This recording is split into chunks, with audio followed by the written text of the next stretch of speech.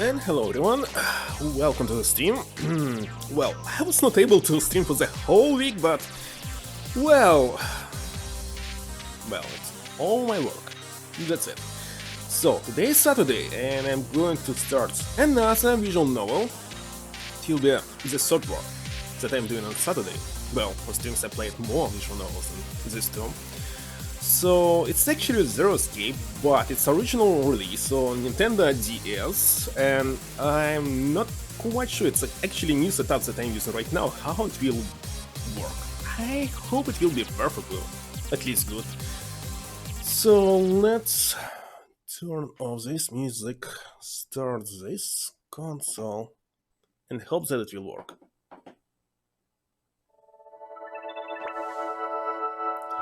Okay, holding select and start to start this in Nintendo DS mode, because this is 3DS game console, not DS. To get a perfect resolution, you need to do several tricks to actually do something like this. And as I noticed, the only way to stream something is to use a modified 3DS. The original one, it's not possible to stream from it. Okay, I need the sound. Let's hope it will work. Yes, sound is here. Okay, let me test it. 1, 2, 3, 4, 5. Testing.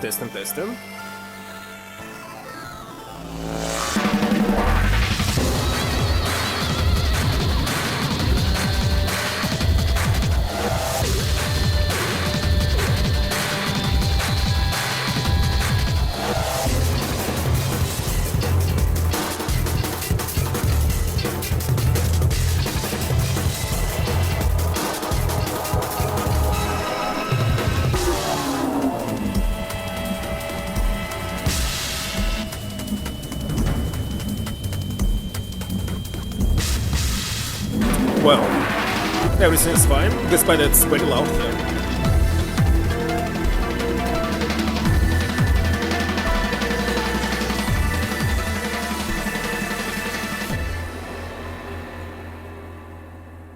Maybe this will be better.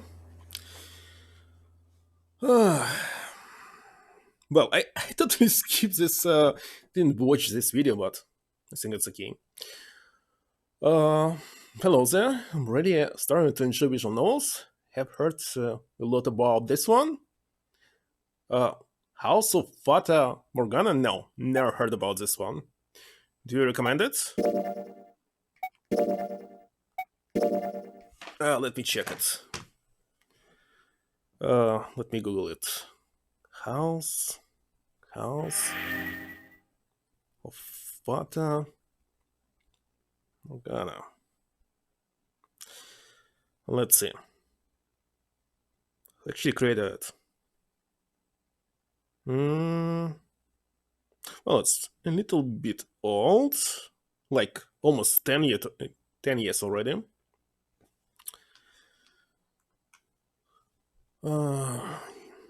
Let's see. No Castle. It was also released on 3DS as well. I've never heard about this. Let's see. Okay, we'll add it to my list, but actually my list is pretty huge. After this one, I'm going to continue with Chaos Head. It's actually the first game in the what was this? Steingate series of the games. Okay, edit. Okay, this one. Don't start this. Actually, every single visual novel, they have different endings, but there's only a single one that is true ending, and every single player must achieve exactly it. I know many people who actually play visual novels getting one single ending and think that's okay. That's all. That's the whole experience, despite that they saw actually 10% of the game. Like the last novel that I played, Everlasting Summer, you must get like 12 different endings before you unlock the only true one which explains simply everything. The same for Zero Escape, despite, by the way, it's not Zero Escape. The first game was called 9 Hours, 9 Persons, 9 Doors, and only after the second game was released on PS Vita and 3DS, it was actually renamed to Zero Escape. So let's see. This game is fiction. All names, characters, and incidents portrayed in this production are pictures. Okay, it will be like 10 hours non-stop reading today, for sure.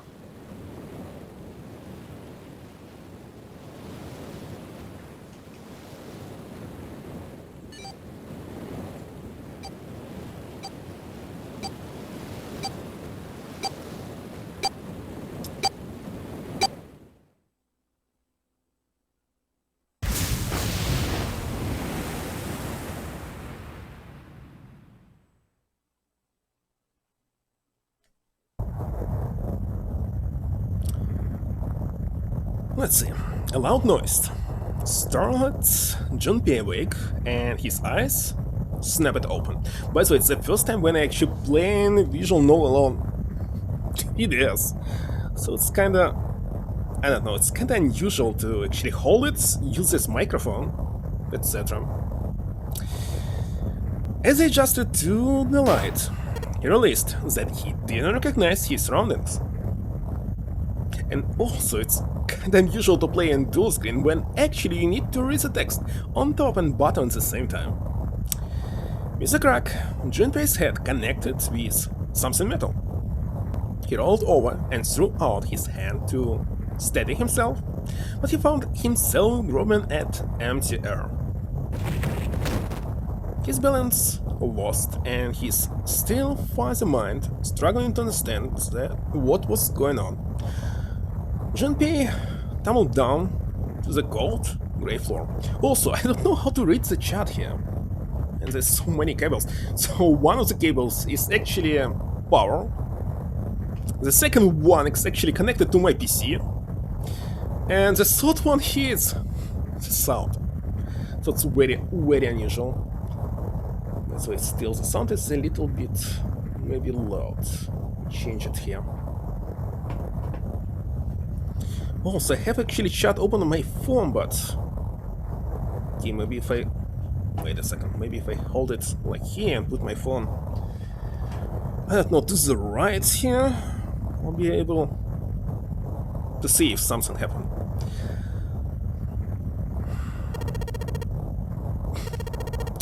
What the hell? By the way, on PC, it was released on PC, but usually I'm playing on the original versions. So on PC, I believe there were voices, right? But the ROM size is just 100 megabytes, so at least there's some music. Junpei glared around the room, still trying to determine where he'd woken up. The fool had shaken the last cobwebs of sleep from his mind, and finally he understood where he'd fallen from. It was a bed.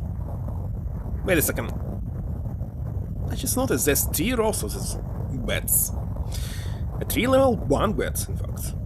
Junpei had fallen apparently from the topmost bunk. His shoulder hurt, his knee hurt, his hip hurt, his entire body hurt. He could feel a bump forming on his forehead, where he'd slammed it against the low ceiling. He wondered if that bump was the reason he felt his vision burn a bit, but that seemed unlikely. At first he saw the tremors that ran through his legs was just another effect of his rude awakening, but as he looked around, he realized it was real. The whole room was shaking. Was it an earthquake? He wondered. It didn't seem likely. It was shaking far too quickly for an earthquake. Then again, Junpei had no idea what it was, if not an earthquake. He tried to tell himself it was important. Jean-Pierre rubbed the growing bump on his head and gingerly climbed to his feet. His balance regained, he finally took his first good look around the room.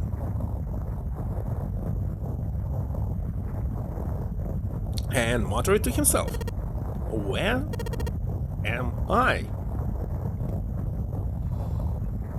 His pain momentarily forgotten in the face of the confusion of his circumstances, Junpei looked around the room once again.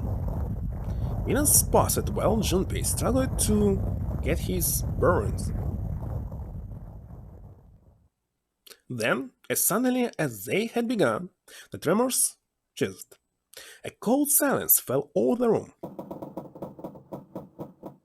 From somewhere far away, Junpei could hear the sound of metal squeaking. He felt his stomach tighten. There were 1,000 things the sound could have been, but none of the things he could think of were good. In an attempt to distract himself, Junpei looked around the room once more. There was a stove that looked more antique than functional. 3-level bunk beds had mattresses that were so thin that they were little more than blankets. On the other side of the room was an identical bed, and set in the wall between the beds was a slightly dirty iron door. The first thing Junpei noticed above the door was the number proudly emblazoned across it. On the surface of the door, in red paint, someone had written 5. 5. What's this 5 mean? I don't know, it doesn't look like 5, but obviously it's 5. Suspicious and still utterly confused, Junpei approached the door slowly. Standing at last in front of the door, Junpei grabbed hold of the L-shaped handle. Seriously, it's called L-shaped, I've never heard about this. A push yielded to no movement, and a pull the same result. A few more tries cemented the truth in Junpei's mind. It wouldn't open. It didn't matter how much he pushed and shoved, the handle wouldn't budge. Next to the door was an odd-looking device that reminded Junpei of a card reader. It didn't take a genius to figure it out that the odd-looking device was keeping the door shut. Junpei knocked hard on the door. "Hey, hello? Is anyone there? Open the door!" There was no response. Junpei threw his left fist into the door and stopped. What the hell is this? He wasn't really sure what else to say. On his left wrist was a bracelet of a sort he'd never seen before. In the center was a large LCD display. It looked like nothing else so much as a watch, but it clearly wasn't that. After all, it showed only a single number. 5. That's the same as the door. True, the numbers were the same, but he had no idea what that might mean. All he knew was that it was strange and new, and he wanted it off. Junpei flipped his hand over as if to remove a watch, but the other side of the bracelet was solid. No buckle, no clasp, nothing. He sighed and flipped the thing back over. There were a number of rivets around the rim of the face, perhaps. He pushed them, but nothing happened. On a watch, there might be deals for adjusting day to time, but on this bracelet, they did nothing. Junpei was at lost. What was he going to do? Growing more desperate, he began to tug at it. However, damn, it's no good. Damn thing won't come off. A steel ring ran from the face around Junpei's wrist and back into the face. He wouldn't be pulling the bracelet off anytime in the near future. What the hell is the deal with this scene? Frustration and desperation began to mix, and the reality of the situation began to dawn fully on Junpei. So much was happening, and none of it made sense. Junpei felt as though he were about to explode. Where am I? And why the hell am I here? Why? Why? What the hell happened to me? It was at that moment that he noticed the window. The window was round, rimmed in wetted brass like a window from an early 20th century ship. What? Wait, am I in a ship? Jean-Pierre walked slowly toward the window. He could see nothing beyond it but thick, impenetrable darkness. Jean-Pierre squinted, trying to see something, anything. It was at that moment. What's that? You gotta be kidding me! What the hell is going on here?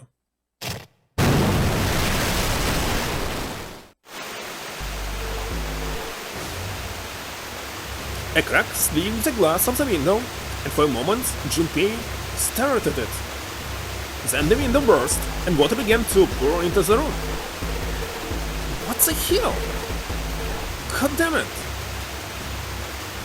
Junpei yelled and spun around. His feet slipping on the water already coming through the window, he ran for the door.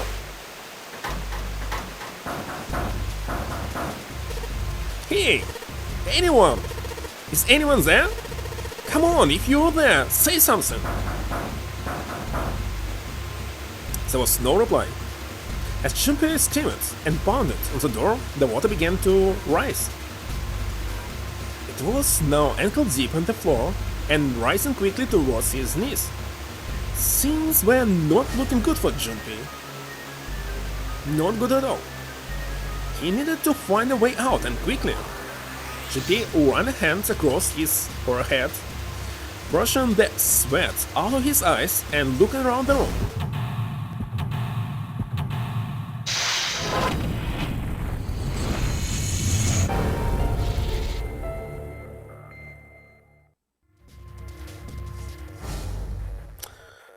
Right, so what do we have? A map on top, room and the lower screen. Operation during escape. During escape, you can move to different parts of the room by touching your bottom screen. Since many areas require very exact selection, we recommend you use the stylus. Seriously don't know. Searching during an escape. During an escape, you can touch the background to search anywhere in the room. Areas you can investigate will be highlighted yellow the moment you touch them. Depending on the nature of the location you touch, you might find an item or a hint. Begin searching by touching places on the bottom screen. How to move? Touch the triangle icon and hello there, banana on the bottom screen. Triangle icon. What? Can't say anything. I can see it. And thank you for the host. It's on 3DS, but the game is from DS, so actually the screen a little bit smaller than 3DS itself. But yeah, I'm playing it on the real game console. I don't think it's possible to stream from DS, but why do I need to try if actually I can play on this one? Okay, and move you to different locations. You can do the same thing by pressing left, right and down on the control part of the game. Bird's eye view. If you want to know where you are, touch cross of the camera icon on the bottom screen. It will show you where you are and what direction you are facing. Saving during escape. Pressing star will allow you to save. Wait a second, why is he explaining this to us? It's all like intuitive, isn't it? purpose of the escape, okay. The purpose of each escape is to get out of the room. How you do that depends on the room. You'll need to search all throughout the room to discover what you'll need to do to get out. Search for hints and items that may help you find a way out. Oh, I must say it's very uncomfortable to sit and hold it in your hands. Maybe. Well, I'll think what to do with this later. So what do we have? We have... okay, R and R is not working. Next is this one. I see. The room is very small. What else? Start. Wait a second. Start is only save. I actually wanted to change the settings to make all the messages like instant. D-Deck. Third class cabin. Third class is very low class, isn't it? Would you like to quit? No. Let's see. What else buttons do we have? Looks like that's it. So we must use the stylus to actually check the screen. Okay. Why not? A bulletin board. Looks like someone put a note on it. So read the note. What? You don't want to read it? Oh, you must click on this note. About items. During an escape, investigating certain parts of the room will allow you to obtain items. Once you obtain an item, you'll be able to go to the item screen. Touching L item on the top left will take you to the item screen. On the item screen, you will be able to investigate, hold, and combine items that you found. If you want to investigate an item you found, touch the icon for that. Okay, it's obvious. Let's go. Search something. So now gets in red and blue. Okay, triangles, right? Something. Triangles, maybe. Okay, I can actually. What can I do it with any button? No, only with by using this touch screen. But it's not touch. Wait a second, I can use a. Yes, I can use my finger actually to do the same. Alright. Search? Nothing. Investigate with an item. Touching an item while on the item screen will select that item. Okay, it's kinda obvious. Skip it. Skip it.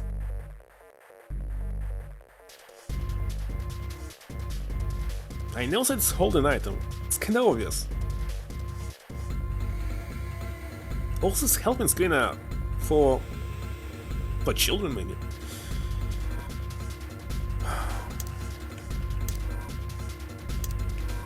Okay, what else? Picture frame. An old picture frame.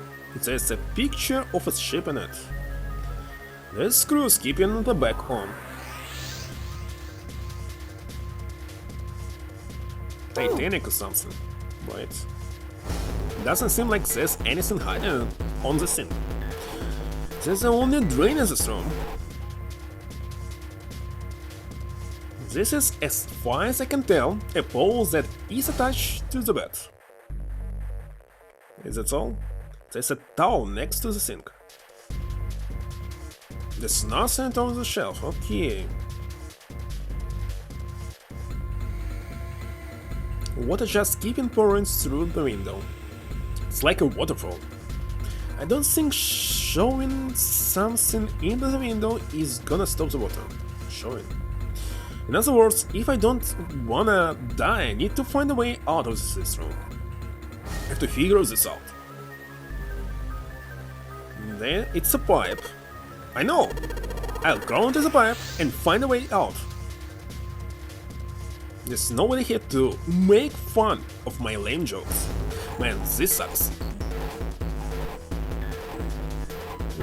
That's a table. What is pouring into it's like a little waterfall. Nothing useful. Okay. So actually just 4 screens. Okay. This is a door to the store.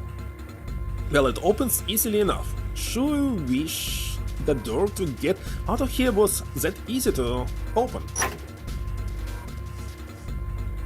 Well, that solves the mystery of whether or not this stove has been used before. What's this? It looks red. Screwdriver. Okay, combine it with picture. Well, the screwdriver got those screws off easily enough. And here's the picture. And we lost screwdriver. Oh, come on, can you rotate it? Actually, I don't like this rotation. Okay. So someone wrote a bunch of numbers and symbols on the back of the picture. Let's go next. Combine items. We already did this. It was so easy. No need to explain. So actually game doesn't check if actually we use this combine or not.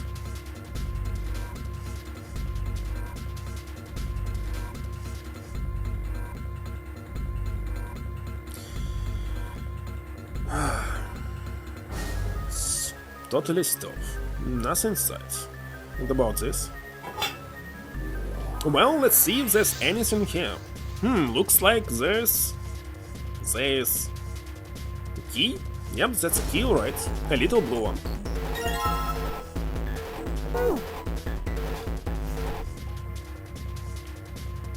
I'm looking at a pot lid. Wait, so let me a little bit change this here.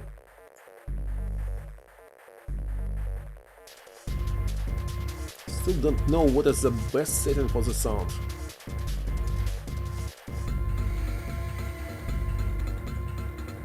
For example, here. Alright, back. I wanted to push.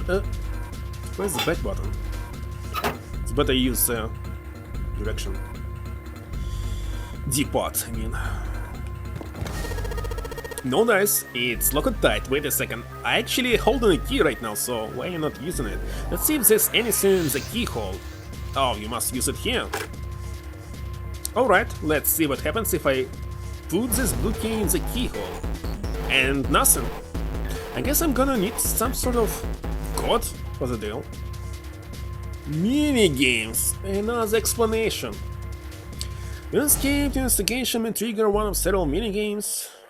Okay, it's kinda obvious. Skip it. This will never end.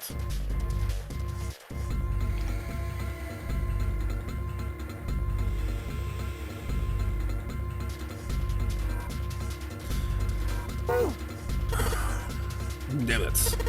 Open, you stupid sim. I don't think it's gonna open if I whack it on the wall a couple of times.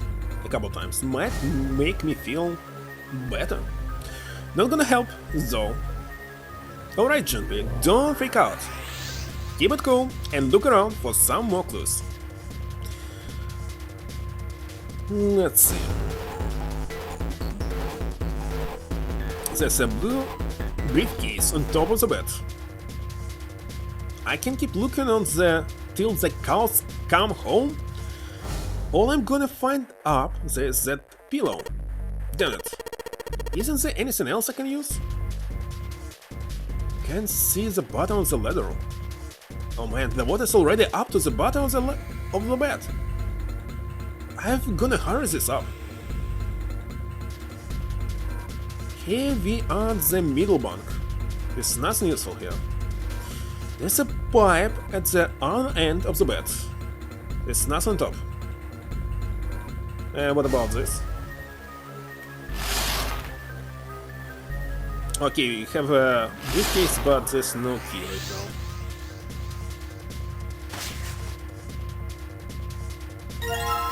Alright, here it is. Junpei grabbed the key and shoved it into his pocket. He intended to leave immediately, but something stopped him. His reflection stared back at him from the mirror, but he had scarcely recognized himself. What's up with my face? His confusion was well justified. His face was drawn and pale, and the dark circles under his eyes made him look as though he was nearly dead. 1 second. Man, what the hell happened to me? How did I end up here? Even as he said it, something in his mind opened and a memory bubbled to the surface. It was the last thing Junpei remembered before waking up in the strange room. It was past midnight when he came home. I really need something like pillow to actually put my hands on it. Junpei shuffled up the stairs and opened the door to the apartment 201.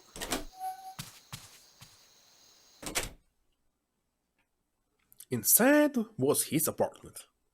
A small one-bedroom affair that ran him about $630 a month. One-bedroom affair. Okay. He moved into it when he entered college, and so far he'd been there for 3 years and 7 months. He stepped inside and turned on the lights. Turned on the lights. Oh gosh. The fluorescent lights on the ceiling blinked and flickered slowly to life, as if waking from a deep slumber. The cold lights illuminated the landscape he'd come home to so many times before. Everything was as he'd left it. The magazines piled up in the corner, the textbooks collecting dust, the CD cases covering the floor, the jeans and t-shirts he'd worn the day before, then tossed onto the floor. There was one thing that didn't belong, however. There was a breeze. Breaths of cold night's air wafted into his apartment, carrying the smells of autumn with them. The white curtain framing his window swayed gently in the wind. Huh? That's weird. Did I leave that open? Junpei walked toward the window, trying to remember if he'd closed it or not before he left. One of the panes was hanging open. He stuck his head out and looked around. Nothing seems out of the ordinary. Junpei shrugged. He must have just left it open earlier. He closed the window. Then it happened.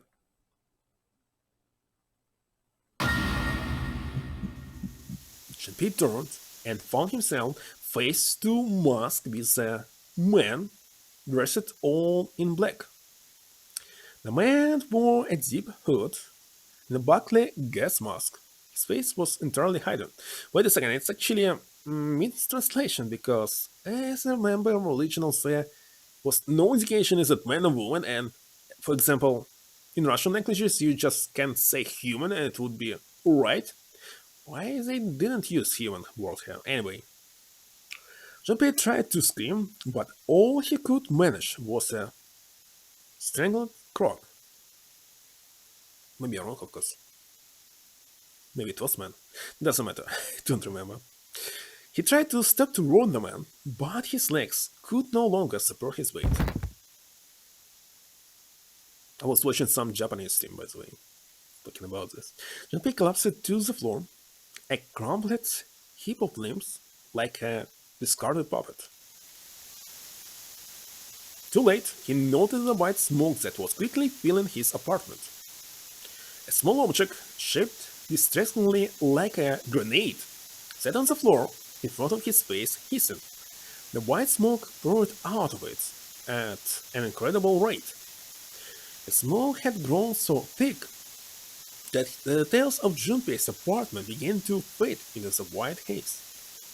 He could feel his mind begin to fade as well. A white haze that was not the smoke creeping into the edge of his vision. By the way, if I open the menu, nothing here. No Satan at all.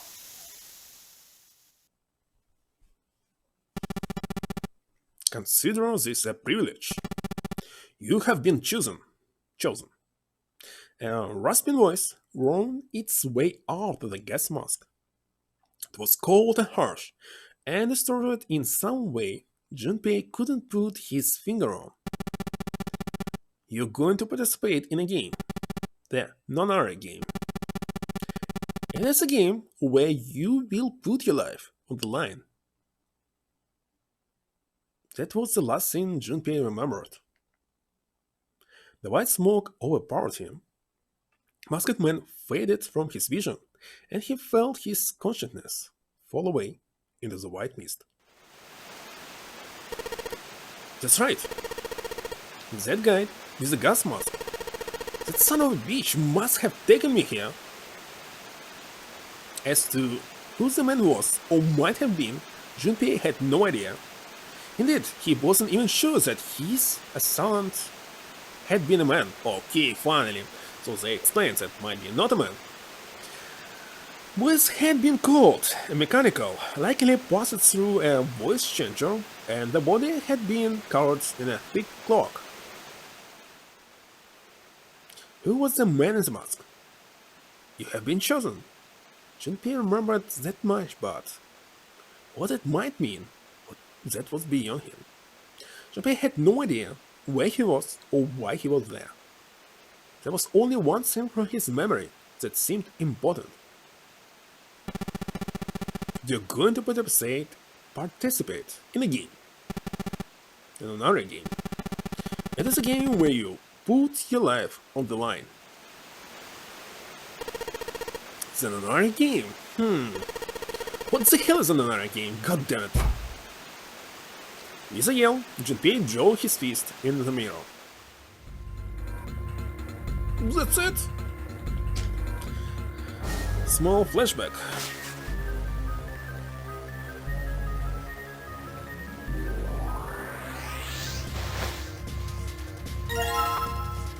Okay, second card. There's nothing else under the pillow. Well, I can reach this bunk. Might as well look through it. Damn, nothing here. All I can see from down here is the underside of the top bunk. It's pretty high up there. So why not to use this? There's a ladder that goes from the floor to the ceiling so that you can get into all three bunks. Well, worst case scenario, I can just climb out there. Yeah, right? Like that's gonna work.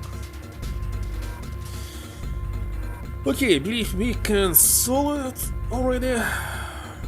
Man, this is pretty pure exclusive bed. Actually wanted to open the inventory. There's barely any space between the bed and the ceiling. I don't think I'd even have enough space to turn over. Well, it's maybe to place some stuff here, not use it, but I'll bet money. This was for poorer passengers, or maybe the ship's crew. Gotta die someday, but I sure as hell don't want it to be here. Okay, let's use L to open the inventory. Okay, so from left to right. It's 0, 0 to 0 to 8 3 0 to 8 3.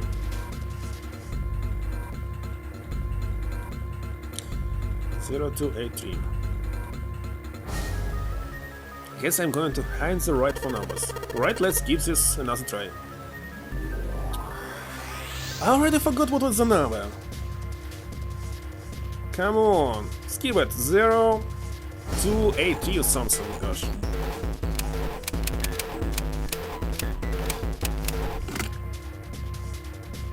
I was wrong. Maybe 0 8 to 3? There's no 8 here. 3 8. Why don't I remember this?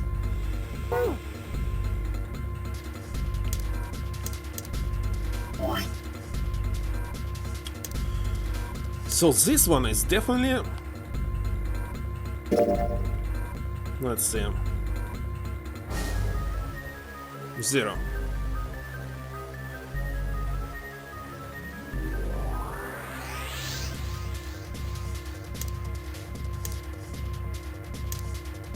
Two.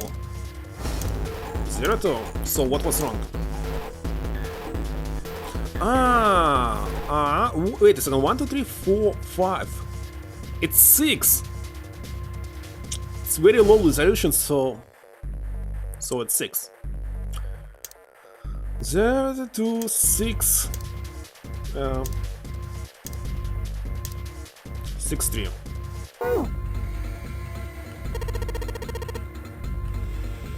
Stop repeating this. Oh gosh.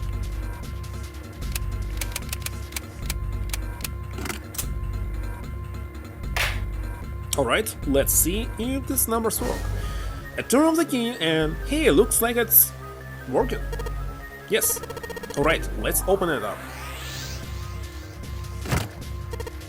Yes. It opened. Looks like there's something here. What is this? A file? File screen? No need to tell, it's like items, just files. This will never end. This tutorial.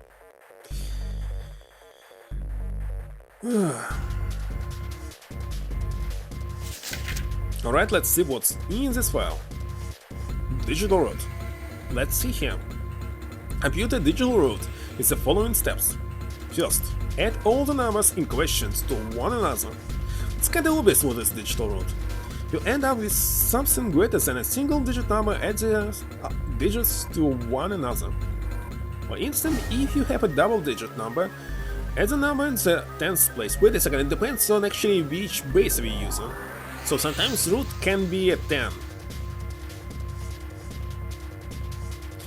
The numbers are ones place.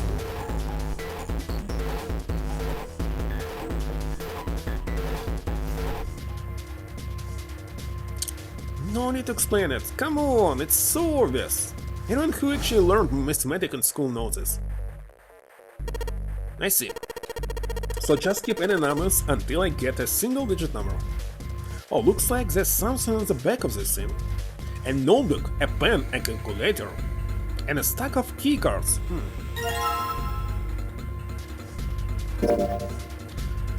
Look like some key cards. There's a number right on each card. 6, 7, 8. Does it mean something?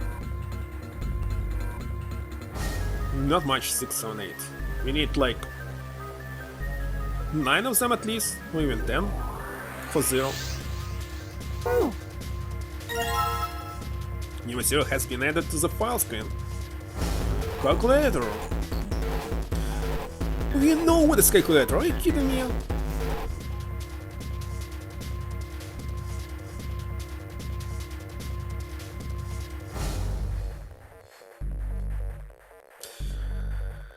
Calculator can also create a digital root. Why do you need this? It's easy to do in your head. Oh, look at this, there's so many tips. Escape tips number 1. Touch on the bottom screen during an escape, search the touched area. Who needs this? Items, mini games, calculation. No need.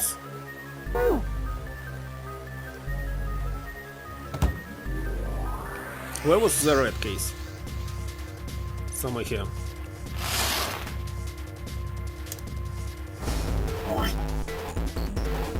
Alright. First number. 7. 7, 4. 7, 4, 8. 7, 4, 8, and 5. 7, 4, 8, and 5.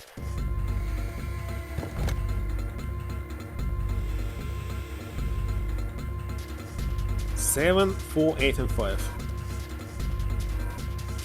Come on, key you need.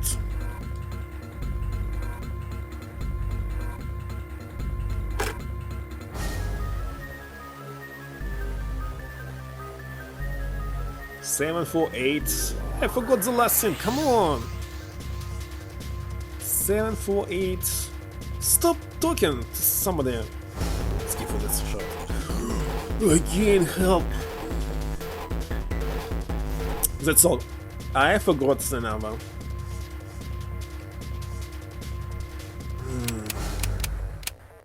Seven, 4, 8, and 5 or something. Finally, gosh, it's horrible. Yes, and look at it. It's opening. Just cards. But we have only 6 cards. Well, okay.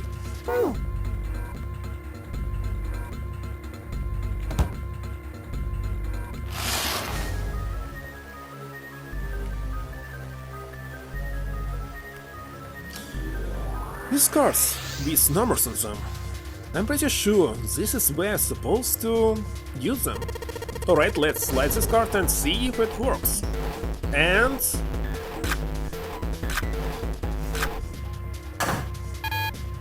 why he used only 3 cards? I don't know. Oh yeah, because we selected only 3 of them. I see. Is it working? Why? Damn it. No, that's right. I still have cards I haven't used. Can I don't know, combine them? Nope. Okay, let's use blue. Damn it, not again. There aren't any more cards in here. I've only got one other hint. Of course, the files. That file said something about a digital route. A digital route. That digital route. What am I supposed to do with this 5 on the door? Do I have to get a digital route of 5? I'm not really sure about this. Oh, whatever, it's worth a shot. Let's see if this works. I'll just slide the cards that give me the digital route of 5 through the reader. Instruction again, oh gosh.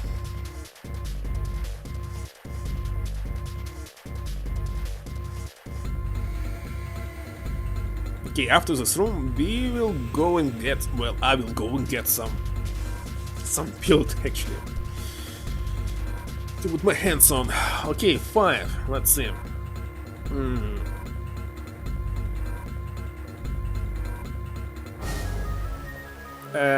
Okay. Let's calculate this. Hello, Husbandowski. 9 hours, 10 person indoors. To number nice number.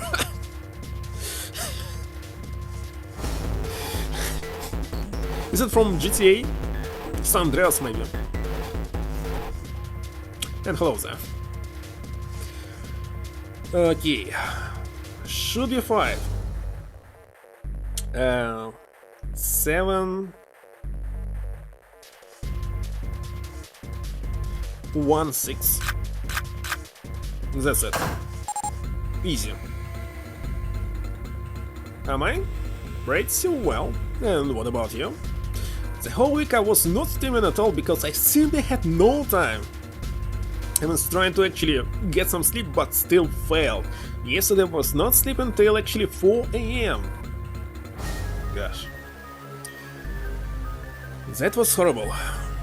Where should I put it? Right here. So today it will be another record because I'm going to play this game until... I don't know until what. Obviously I will not able to finish it in one stream. Alright, I think this is gonna work. There we go. That's a new noise. Did it just unlock? Well, that light was red and now it's blue. No doubt about it. There's nothing keeping me in here now. Time to go. Should I click on the door? It is.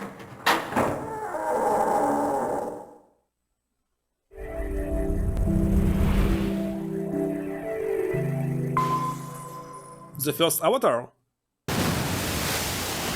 Well, I don't know how many avatars right now. Should be... maybe should be just one? I know that they're actually filming the second one, but I was not paying attention. After seeing the chance that the show has, I understand why people did not like the movie. What? There was a show about Avatar? Wait a second, which Avatar? You mean Cameron's Avatar, or Avatar which is actually a series of animation? I don't remember, never heard about this. So you're talking about Cameron's?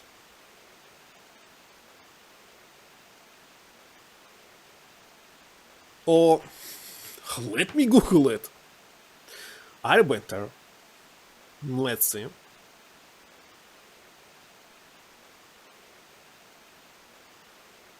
Okay, so it's actually a animation one. I got it. Obviously, movie will be terrible. Obviously. Airbender. Anyway, it was not an anime, that's why I was not watching it at all. I mean, Japanese anime. If it's not Japanese, I'm not watching this. Maybe I'm missing something, but I don't really care.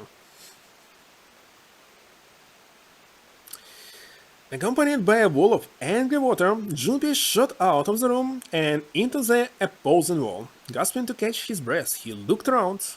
He was in a narrow hallway. The water by the way, many people actually think that Avatar is anime. I don't know why it doesn't even look like. Well, if you check some like steady screenshot, maybe, but when you're looking at animation, it's kinda obvious. The water that had followed him out of the room was rapidly pouring out of the door. It flowed quickly down the hallway and slammed into the foot of the short flight of stairs. Just 5 steps, in fact, and at the top of the short staircase, a door. Another door. Junpei leapt up the stairs, straight for the door. The door burst open and Junpei exploded out of it, only to freeze in his tracks. What other possible response could there have been to what he saw? What the hell? Was it? It does have a unique art style, so maybe that's why. I don't like the art in many other cartoons from when I was growing up. What's this game about? This game is actually a visual novel, so what I'm doing here, I'm just reading the text, and sometimes solving some puzzles. That's it. So, 8 hours straight, or even 10, I'll be just reading non-stop, like every single Saturday. Last Saturday, I just finished Everlasting Summer by reading it out. Well, there were several choices to get into this true ending. Well, here, as well, there's several ending, and you must find the true one, which actually solves the game. Okay, what the hell? His voice trailed off, and all he could do was stare. A polished floor stretched out before him. Ornate staircases. Well, it's a horror game, so they are like reading a horror novel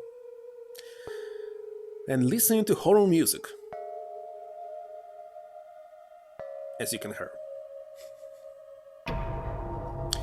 Okay, a polished floor stretched out before him. Ornate staircases rising up from the edges, each one of them equidistant from the others. And as you can see, many words here. I don't even know how to pronounce them. Well, I understand their meaning, but pronunciation, no idea. The stairs and pillars were solid wood, and art, for example, no way, what? No way out. Embellishments and decorations scoured the walls and pillars. It looked like nothing so much at the entrance to a luxurious mansion. It was the early 1900s something. Well, I don't like in English that you see the same actually like words, I mean letters in the word, but you must pronounce them differently. depending on the meaning or something. Kicking rocks. Junpei couldn't help but wonder, was he really in a ship? The water quickly filling the hallway behind him suggested that yes, he was. As he looked, a fresh wave rolled out of the room he'd been in, gathering speed as it moved toward the stairs. Yeah, that's what I thought. This is totally a oh. Wait, what the hell? A wave? Shit, I gotta get out here! Junpei spun around, his wet shoes squeaking in protest on the polished floor, and ran toward the tremendous staircase in front of him. C deck. B deck. It's actually Titanic. You're totally right. Do you know this game? Well, I know it, so I know that it's Titanic. As he ran, he glanced quickly at the plates mounted on the wall, denoting the decks of the ship. He was right, it's Titanic. And it's sinking, so it was iceberg. Well, I suggest that you play this game yourself if you actually like quests and puzzles and tons of text, because the plot here is very interesting. I cannot spell you, is it real one or not? He took the stairs, two at a time, not entirely sure where he would find himself. Just he began to wonder where, in fact, the stairs did lead. Junpei saw another person out of the corner of his eye. I think that in PC version, the PC version of it, it actually has a dub voiceover, so you don't need to read, just listen to it. But I'm not sure about this. Well, voices. Well, soon you'll get some voices, let's see. But in this version there cannot be voices, because flash cartridge is just 100 megabytes, so you can have only music and graphic. He stopped short, nearly tripping over the next stair, and looked. It wasn't just one person he'd seen. On the landing to the left of the stairs there were 4 people staring at him. And on the right side, 3 more. All told, there were 7 of them. Read a few books, but it was because I could... BBC... What? Friends? And they explained a lot of things that I couldn't understand.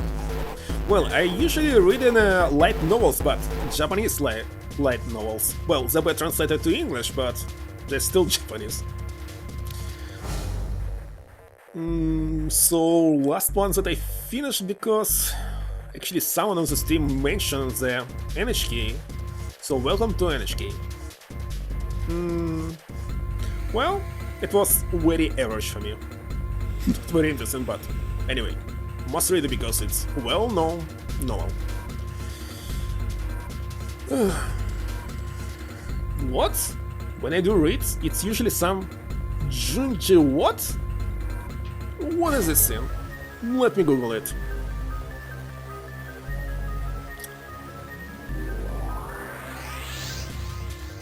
Junji Ito? Oh, you mean manga? Never heard about this one. Never. Very strange. It's very creepy. What do you see? Gosh. Pictures are very strange.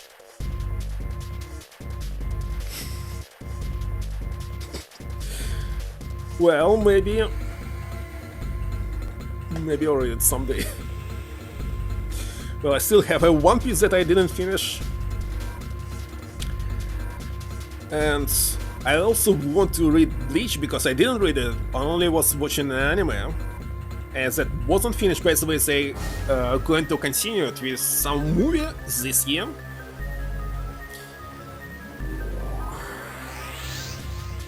Enigma of Amigara? We'll check it out. It looked as though they had been on their way down the stairs. They stopped short when they saw Junpei, their eyes wide. He'd done the same, of course, and now they stood there, staring at one another. Junpei didn't move, one foot placed awkwardly on the next step, in the middle of a stride. Who were these people? Entire interaction lasted only a matter of seconds. The woman spoke to Junpei and time began to move again. Yeah, no voices. I guess there's another one of us now. The woman was dressed, Junpei thought, rather like a dancer. Her clothes covered very little, and her prodigious generally little more. Hey, you, come on! Hurry! With no further ceremony, she ran straight past Junpei and towards the doors behind him. The sudden proximity of a woman with such striking assets left Junpei momentarily stunned. But the other wasted no time and quickly followed the strange woman. The first to pass Junpei was a young man with silver hair. He threw a quick glance in Junpei's direction as he ran, muttering, one of us, huh? Following him was an older man, his face calm and without fear. Soft wrinkles sprouted from his eyes, and he came close enough as he passed for Junpei to see wisps of grey in his hair. His composure and shock of hair struck Junpei as rather like that of an elderly lion. Going up won't do you any good. There are two doors, but neither of them will open. The next to speak was a girl with pink hair and a high voice. Come on! Aren't you coming? You gotta hurry. By the way, this actually pitch and sound when they speak, actually their voices? Funny. A small hand was wrapped around the wrist of another man. His eyes were closed, almost as though he were sleeping. His features were graceful, almost serene, and he was dressed rather elegantly for someone his age. Something about his posture seemed very refined, and Junpei couldn't help feeling he was noble and dignified somehow. He'd certainly never seen one, but this man seems like what Junpei had always imagined a prince would be like. That's 9 of us, then. All of the cards are in hand. What does all of the hands are in hand mean? He wondered. Junpei opened his mouth to ask what the other man had meant, but the girl with pink hair rushed past him and they were gone. He turned just in time to see 2 more people running toward him. One of them had hair like a bird's nest and looked as though a stiff breeze might topple him. And the other was a veritable mountain of a man. The scrawny one said nothing and scuttled past Junpei as though he were running from something. Hey, what the hell you just standing there for?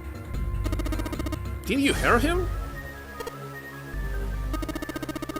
The doors on the A deck are no good. Gotta check the doors on B deck. Got it? Now go! Before he had a chance to respond, the man laid a massive hand on Junpei's shoulder. With no more effort that Junpei would have used to brush aside a fly, the man shoved him out of the way. Thrown off balance by the man and recent events, it took Junpei a few steps to get his bearings. Finally regained his balance and looked up at what the other 7 had been running toward. There were 2 pairs of— wait a second, 7? But they said there were 9, there's 1 missing person. There were 2 pairs of large iron doors set into the wall in front of him. They looked quite sturdy, and each had handles jutting from them. Right across the surface of each door in red paint was a number. The door on the right had a 4, and the door on the left had a 5. They're the same.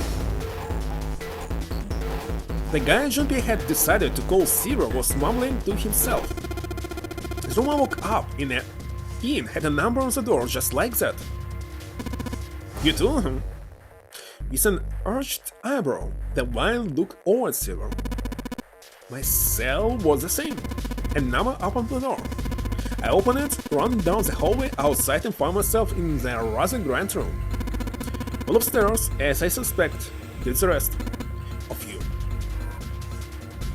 I was as though the floodgates had been opened. They all began to talk at once.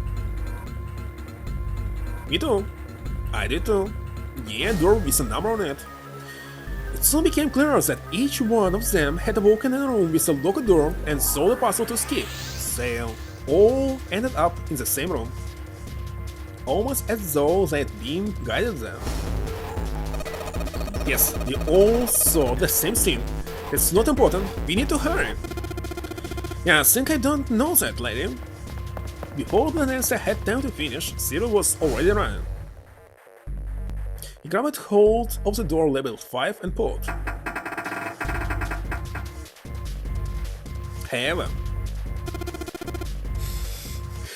who is putting this in the children game?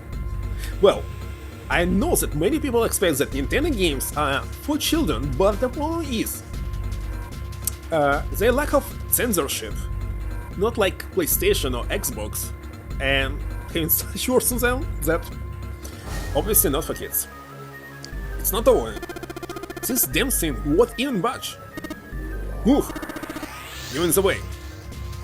The mountain grabbed Zero's shoulder and tossed him aside. His path curved. He took a few steps back, then threw himself at the door. Once. Twice. 3 times. 4 times. The door shook as his body slammed into it, but showed no sign of breaking or opening. The mountain threw himself at the door again. Junpei turned towards the door number 4. Next to the door, on the wall, was a small box. It looked just like the ones that had been seen in his room next to the door. If it was the same thing, this door was likely locked as well. Still, he had to check. Junpei grabbed the handle and threw all of his weight into it.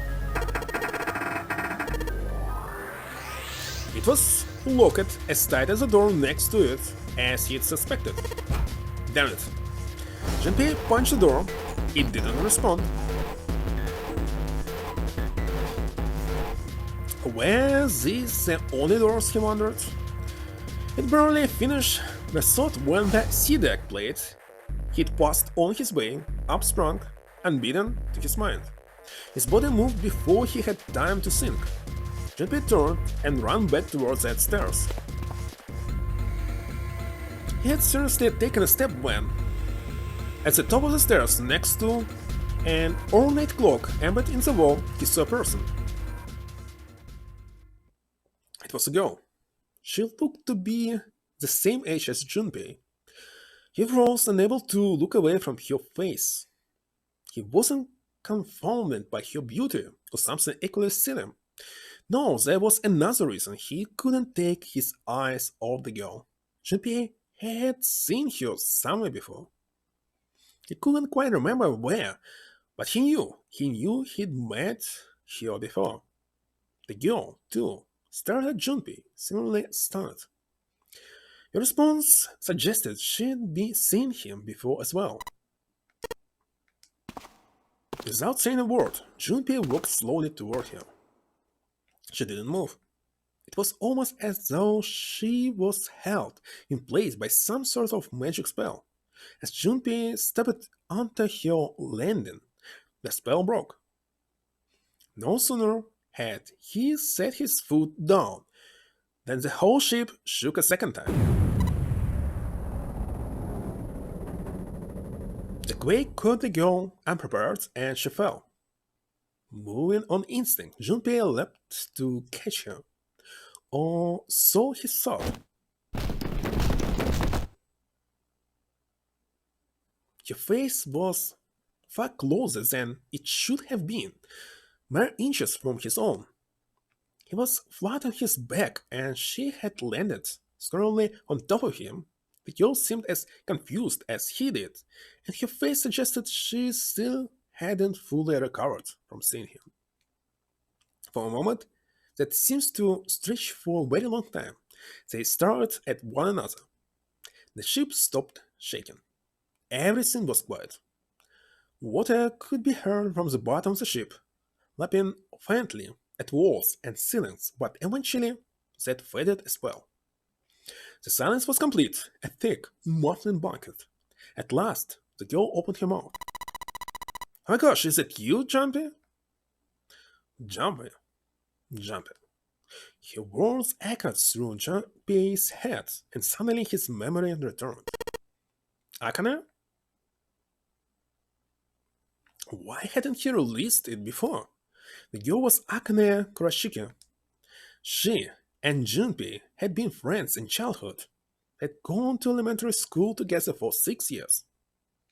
6 years in elementary, okay. But what was she doing on the ship? Her soft eyes were only inches away from his own. He could feel the warmth of her face. Feelings he'd thought long forgotten began to work their way to the surface. He could feel his face heating up. At that moment, a speaker clucked to life, and a cold, inner voice filled the room. Welcome aboard. I welcome you all from the bottom of my heart to this, my vessel. As the voice invasion, the spell between Junpei and Akane was broken, and all hints of burgeoning romance instantly forgotten. They hurriedly untangled themselves from one another and struggled to their feet. Their 7 companions had heard the voice as well, and many of their faces had gone pale. They looked around frantically, desperate to locate the source of the voice. At last they found it. A speaker said in the ceiling, I am Zero, the captain of the ship. I'm also the person who invited you here. The voice was harsh, obscured occasionally by the crackle of static, but Junpei recognized it. How could he have forgotten it? It was the same voice he had heard with the man in the gas mask. Hey asshole, what the hell is this? Come on out here. I wanna get a look at you. What do you mean to do to us? I mean to have you participate in a game. Some of you, I know, are familiar with this game. The Nanari game. It is a game where you will put your life on the line. The Nanari game? What the hell is that? The voice continued, implacable. The rules of the Nanari game can be found upon your persons. They are simple rules. Read them. Nanari game? Hey, there's something in my pocket. Check this out. Zero reached into his pocket and pulled out a small slip of paper. The rest of them reached into their own pockets and pulled out similar slips of paper. Junpei followed suit and dug into the pocket of his pants. He felt the telltale crumble of paper, slightly damp from his earlier ordeal. Hey, I got one too. Then it would seem Zero has seen fit to grace us each with a letter. Would you mind terribly reading it to us, young man? His request had been delivered to Junpei, who, after a short moment of surprise, did as he had been asked. On this ship, you'll find a handful of doors emblazoned with numbers. We will call them numbered doors. The doors in front of you are a pair of the same.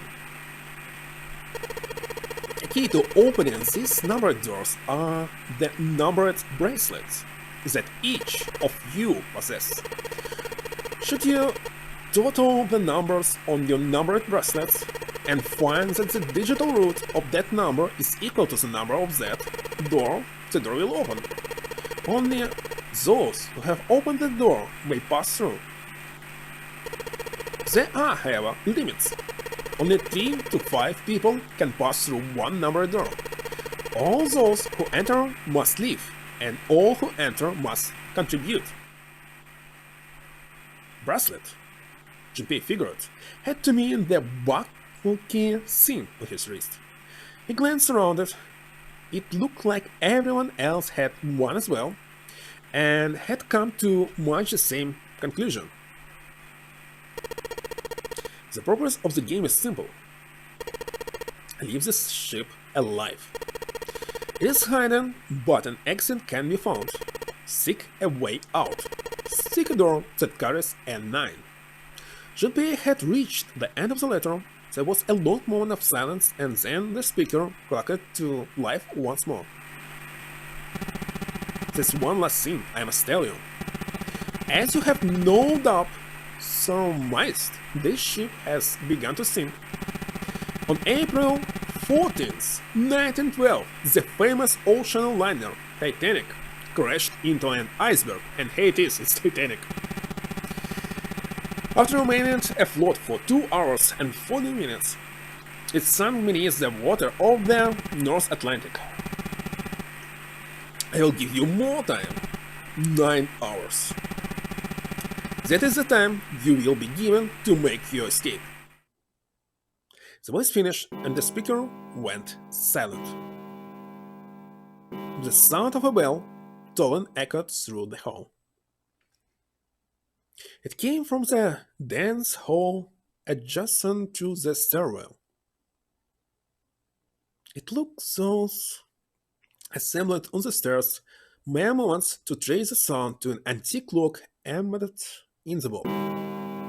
7, 8, 9.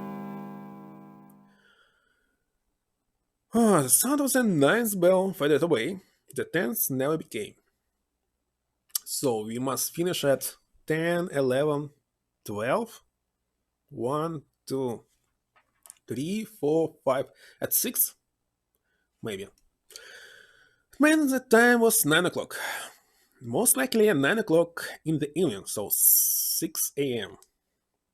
When Junpei had peered out the window of his cell, he'd seen nothing but blackness. It had to be nighttime. If that was the case, wait a second, if there was a water so he was actually under the water, but okay. If that was the case, then they would need to escape by 6 a.m. the following day. Now it is time. Let our game begin. I wish you all the best of luck. The speaker went silent and did not speak again.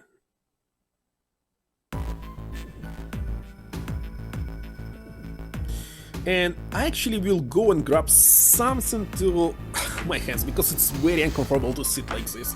Very. So, be right back, I don't know, in 1-2 minutes. Be right back.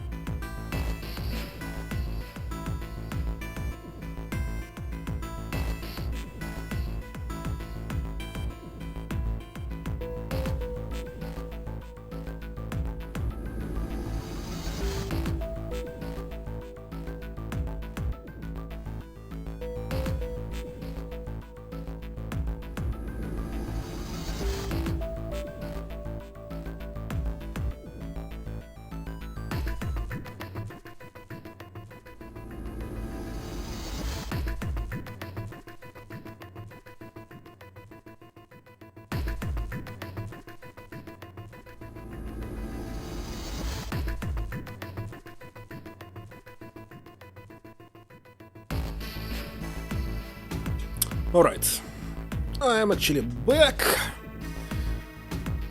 but how to place it? Let's see. So many cables. Let's put it aside.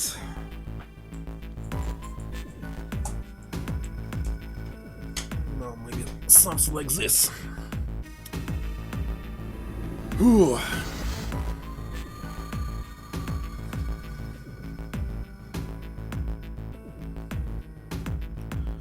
Gosh. It's always a problem to have a long hair, because you must free your hairs to put headsets. Oh gosh, you see this? It's very horrible.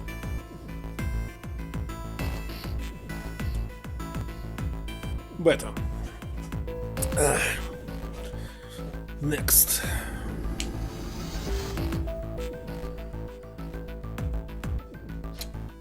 Cables everywhere.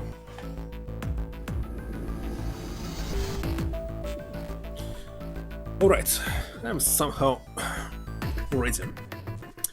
Alright, Zero yelled at the speaker with language coarse enough to embarrass a sailor, but the rest of them, wait a second, they just used a very rude word here in English, without any problem, but now hiding this.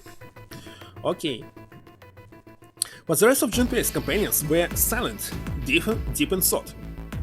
Junpei, too, was consumed by his thoughts.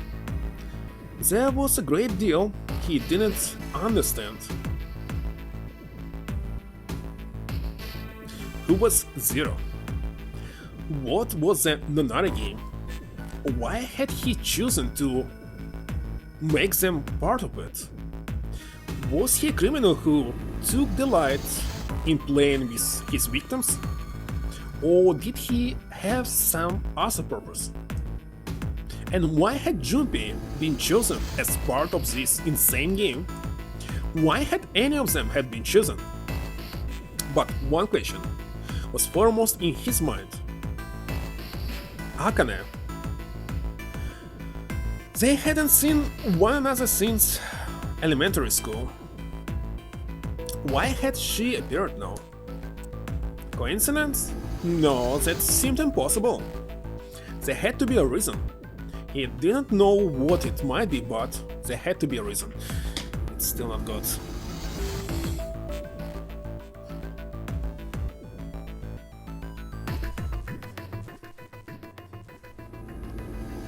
I hope it's better.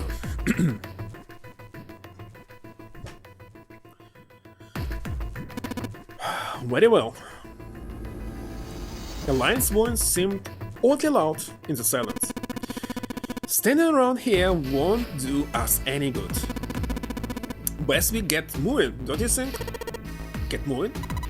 Are you planning to open the numbered doors? Hey, wait! Don't tell me you're actually going to do what this Zero says.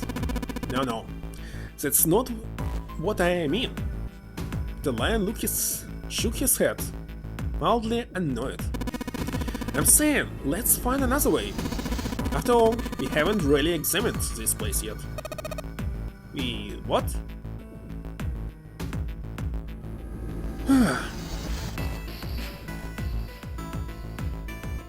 Definitely 9. Hey, they're wasting time. The separate investigation finished. All 9 people returned to where they left one another. As a result of all their work was nothing. They were completely sealed in. The hard work had not gone completely to waste, however. They had learned a number of things as they scoured the parts of the ship they could reach. Seems that they were confined to decks A through C. C-deck was as far down as they would be able to go, however. The reason being the D-deck was completely submerged. Strangely, however, the water had risen no higher than D-deck. The flow seemed to have been stopped somehow, as evidenced by the surface of the water on D-deck, which was as smooth as glass. The prince knelt down and gently drew his hand across it. Perhaps this zero fellow has used some sort of remote control to seal a watertight. A watertight door lore now. He said that our time limit was 9 hours. In other words, this water won't rise for 9 hours. Then you say you won't sink till then? Well, that may be a little too optimistic. No point to wishful thinking. There were 3 metal doors on C deck. A single door stood off to the side, with 2 more on the wall, facing the central staircase. None of them had numbers or verification devices. They were, however, looked like the other doors. No matter how much they pushed and shoved, the doors refused to move. The mountain and the lion threw themselves against them a few times, but to no avail. The door on the back had a keyhole. Just above it was a strange mark in the shape of a circle, surrounding a dot. Is it the sun? Not sure. There were 2 other doors on C deck as well, but it was clear they were elevators, as each had a button next to it with an upside-down triangle. They tried pushing the button. No response. Apparently, there was no power running to the elevators. To the left of the elevator doors was a card reader. The card reader also had a strange mark on it, and this one I don't remember. Actually, it's all the like solar symbols, right? So if I actually Google them, I might find it. Let's see. Wait a second. Solar symbols, right?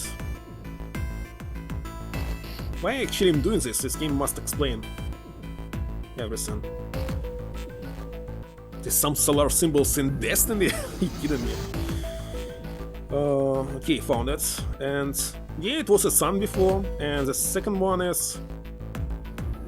Oh, come on, Wiki. It actually has only a sun, but nothing else. Okay. Oh, wait a second, solar symbol. I was checking solar symbol. We must check, how's it called? Celestial symbols, maybe. Next time.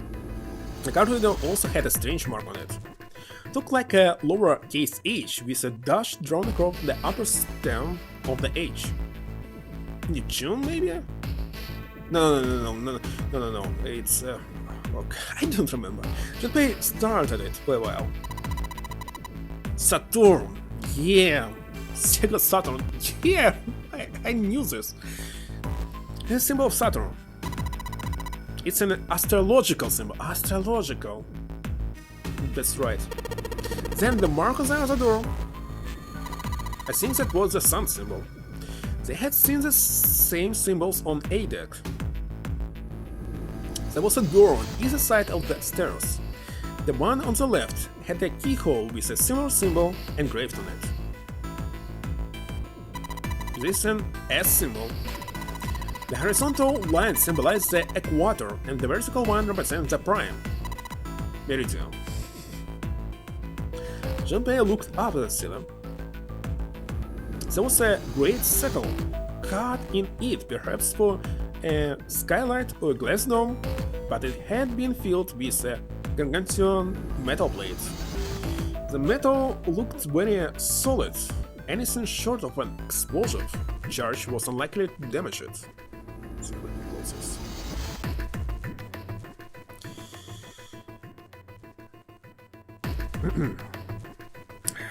There were several windows along with both sides of the ship, or at least there had been. They too were covered with metal plates. In other words,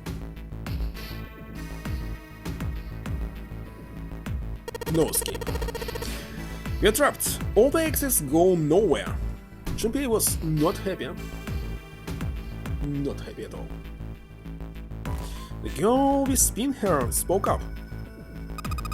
Well, I'm sure they go somewhere. We just can't open them. Then the mountain spoke. We don't know that. For all we know, they just open into walls.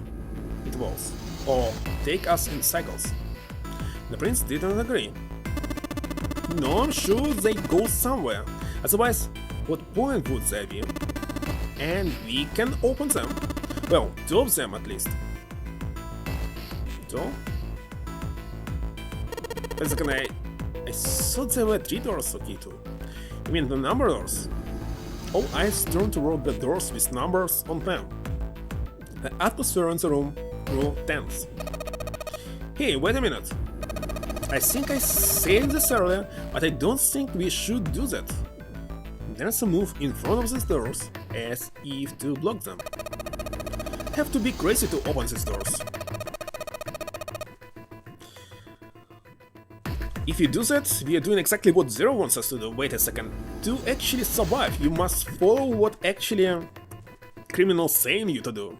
If you're going the opposite way, they might kill you. So what? Suddenly, everyone began to speak at once. I agree. That's a terrible idea. We should keep going. We should stay here. We don't have any other way to open any of these doors. We should just wait. Someone's bound to come find us. We don't have time for that. In 8.5 hours, the ship is going to sink. The clamor of voices made it next to impossible to determine who was saying what. The arguments grew more and more intense until people were shouting and screaming at one another. Junpei had remained silent, but at last he could take no more. Hey, shut up! They fell silent and all eyes turned to Junpei. He felt each terror burning into him, but he refused to flinch. Before you try and decide where we are going to go, there's something else we ought to do. What's that? We need to exchange information. We don't know anything about each other. I want to know who you guys are. Who you are, where you came from, why you ended up here. Don't tell me you aren't curious too. They were silent. Some of them looked the other way, or bit their lip, or crossed their arms and stared at the ceiling. But one of them spoke up. It was Akane. I agree. I think Junpei is right. Junpei? Oh, I'm sorry, I'm talking about him. I just called him Junpei, his name is Junpei. She pointed towards Junpei. We're childhood friends. We went to the same elementary school. Wait, stop! Don't tell us stuff we didn't ask you about.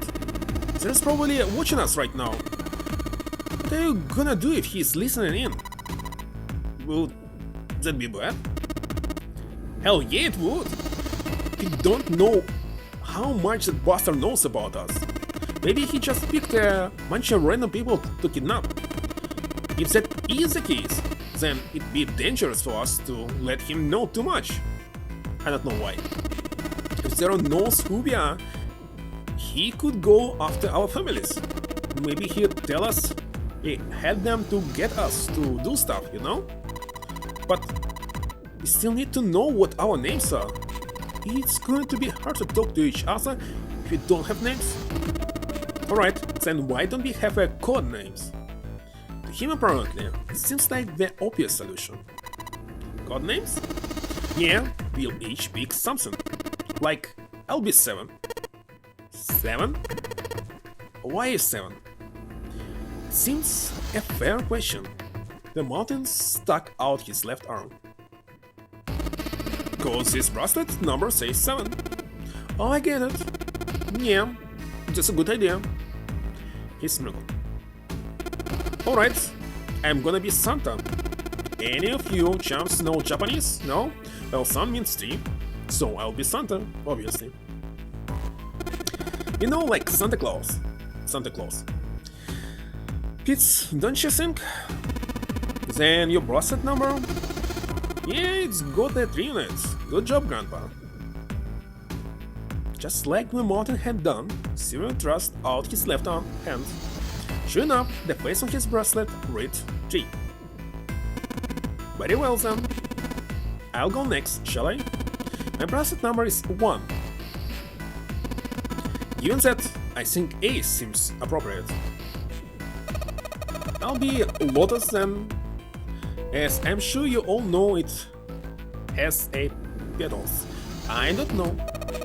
Which means of course that my bracelet number is 8. I would appreciate it if you would call me Snake. My bracelet number is 2. Since Ace has chosen cards and I choose dice, Snake Eyes, curly, bitches, never heard about this. That actually 2 dots at Snake Eyes. Which is particularly relevant, given that I am blind. Blind? Really? It kept his eyes closed during the entire ordeal, which had suggested something strange, but to hear it said so casually was something of a surprise. Everyone seems a little nervous at the prince's proclamation, but no one seemed to know how to react to it. There was one person, however, who didn't seem to be surprised in the least. The girl with pink hair. I want to be Clover. You know, like a four-leaf clover. Good luck, right? Looking almost bored, she held out her left hand. The face of her bracelet showed the number 4. They'd come around to Jumpy. He held out his bracelet. Alright, my number 5, so my code name is gonna be... Why have one? It's not like there's any point to it now. The nurse cut him off in mid-sentence. I mean, you all know your name already. You're Jumpy. They all nodded. Akane stepped forward nervously. Then you should all call me by my name too. Because I mean, it doesn't seem fair to Jumpy. You're thinking it's not cool for you to hide your name after you told us his. Akane fidgeted awkwardly. Jumpy decided he had to do something. What's your bracelet number? It's 6. She hesitated for a moment and held out her left hand.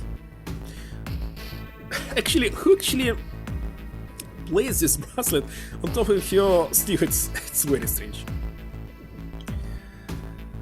As she had claimed, the bracelet's face showed a 6. Jumpy looked at it for a moment and thought, alright then, why don't we call you June? June? Yeah, you know it, the 6 months of the year.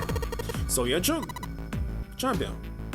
Akane nicked her hands and looked up at Jumpy unsettled. He smiled back at her assuringly. Are you good with that? She thought about it for a few more minutes, then seemed to come to a decision and gave Jumpy a small nod. The name decided, Jumpy ran over them quickly in his head. 1 was Ace. 2 was Snake. 3 was Santa. 4 was Clover. 5 was Jumpy's number. Akane was 6 and Jumpy had given her the code name of June. 7 was 7 and 8 was Lotus. That meant that 8 of them, including Jumpy, had revealed their bracelet numbers, but there was still one person left. He was a man with glasses and hair like a bird's nest. He hadn't said anything since they'd met on the stairs, and he didn't look like the sort of person who was inclined to conversation. His skin was pale, his breathing was heavy, and he was soaked with nervous sweat. His behavior seemed very suspicious, or perhaps simply emotionally unstable. It was difficult to tell. But whatever was the case, it seemed clear that he had only fingertips worth of a grip on his sanity. The girl with pink hair, Clover, walked up to him slowly. She put her hands on her hips and eyed him suspiciously. What number are you? He didn't answer. His bloodshot eyes switched from person to person and his breath came in hot pants. Hey, I'm talking to you! The man licked his dry lips with a shaking tongue and spoke with a voice like old paper. What is the voice of old paper? I have no idea. Isn't it obvious? There's 9 people here. And you know who numbers 1 through 8 are. I'm the only one left. So you're 9? Yeah. He extended a trembling arm. Yeah, the bracelet did indeed say 9. Clover looked at it contemptuously. What's your code name? Code name? What do you want us to call you? We all made up names, you should too. I don't need one. Why not? Because I am not going to stay here with you. He took a shuddering breath and exhaled. Clover looked at him with something very like disgust. You got some sort of plan? I do.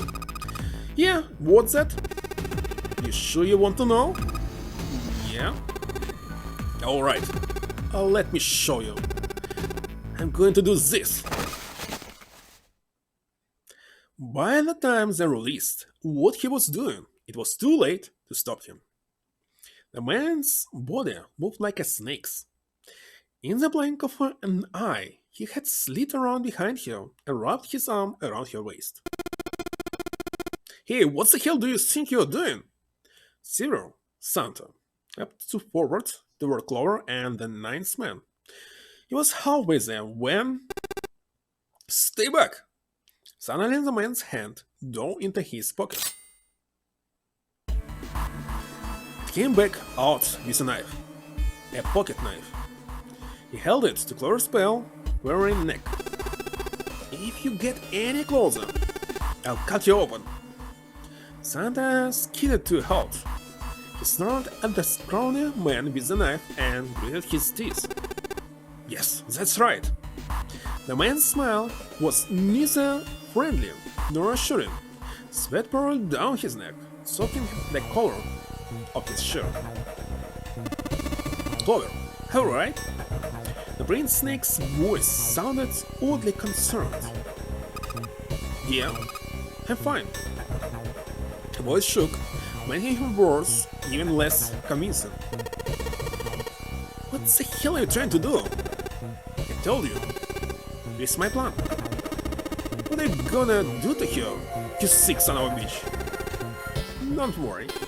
I'm not going to do anything to her. If she just does what I tell her to, I'll let her go. He started to move backwards, slowly, keeping his grip on Clover. Keeping their distance. Junpei and the others followed. Eventually, the man reached the wall. He gave a start as his back touched it, then glanced around quickly and spoke. Verify. Huh? The left. Look on your left. Do you see the device on the wall? Place your hand on the scanner panel, the round part. What if I don't? The man's nostrils flared and he looked like he was about to choke. Are you an idiot? What do you think? I could slit your throat right now. I'll kill you if I have to. All I need is your bracelet. Just do it! Do it now! He pressed the knife against Clover's neck hard. Slowly. She stretched her left hand out toward the device. Hello, rich cat. Yes. The original. It's not Zero Escape. The original was 9 hours, 9 person, 9 doors. Zero Escape didn't exist before the second game. But you're totally right. Her back was to it, and she had to feel around for a moment before she found the circle panel. And not like Foxy, I'm going to get every single ending. I'll fully finish this game for 100%. Very cold electronic noise, and on the display above her hand, an asterisk appeared. So, that's how it works, Junpei thought to himself. By placing one's pulse on what the ninth man had called the scanner panel, the user's bracelet number would be entered into the device. Should you total the numbers on your numbering bracelet and find that the digital root of that number is equal to the number of that door, the door will open. Junpei shifted his eyes to the door itself. The number on it was 5. The ninth man seems to know a little more about the device operation than he should. How had he known exactly what to do? Wait a second, what was your... okay. Good, you're done. Next. His bloodshot eyes crept from person to person until, finally, they stopped on the lion, Ace. You, right? You're the one with the number 1 bracelet, right? Yes, I am, so... Then you next.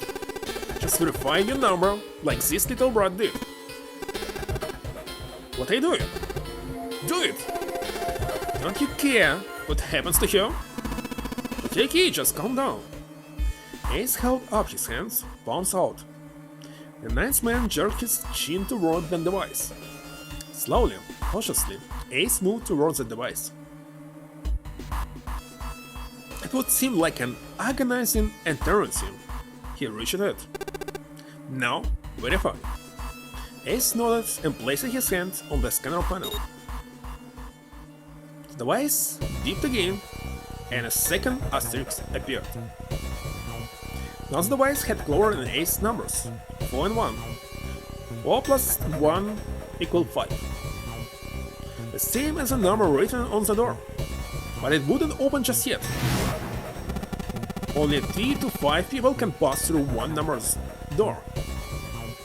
Nor near at least one more person. Who would that be? Wait a second. It was not Zer's voice, it was actually Junpei's who actually reads the text, right? Get back. His voice shook, but the knives he held to Clover's throat made his words a comment. Ace took 2 then 3 steps back. No, farther! More than that! Go all the way back! Slowly Ace did what he was told. The ninth man's lips curled into a cruel, twisted smile. It was when Junpei understood his plan. Clover's 4 and Ace 1 added to the ninth man 9. Oh gosh, obviously it's equal 5. In other words,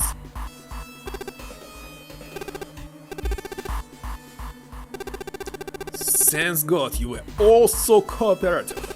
No one can get out of this nightmare. He pressed his own hand against the scanner panel. A third asterisk appeared on the screen. He dropped his hand to the lever on the side of the device and pulled. An animation. The door opened with a heavy metallic groan. He let go of Clover. Wait! Junpei leapt towards the nice man, but he wasn't fast enough. The man shoved Clover. He hobbled through the night with the door. Okay, have a good one, guys. I'm going off ahead now. Well then, goodbye. He raised his hands and waved, a twisted smirk on his face. Then, he was gone.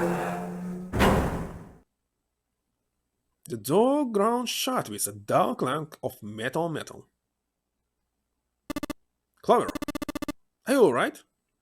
Snake ran to Clover's side as she lay on the floor. Yeah, I'm fine. She climbed unsteadily to her feet and once there, leaned heavily on Snake's shoulder for support. Junpei ran to the door. The others followed him. Several pairs of hands grabbed hold of the handles and pulled. They grunted and strained, but... Shit. It won't budge. That was when Lotus, the dancer, spoke. Her voice was quiet. Do you have something? Like what? Like some sort of beating? Jean-Pierre pressed his ear against the cold metal of the door. The others did the same.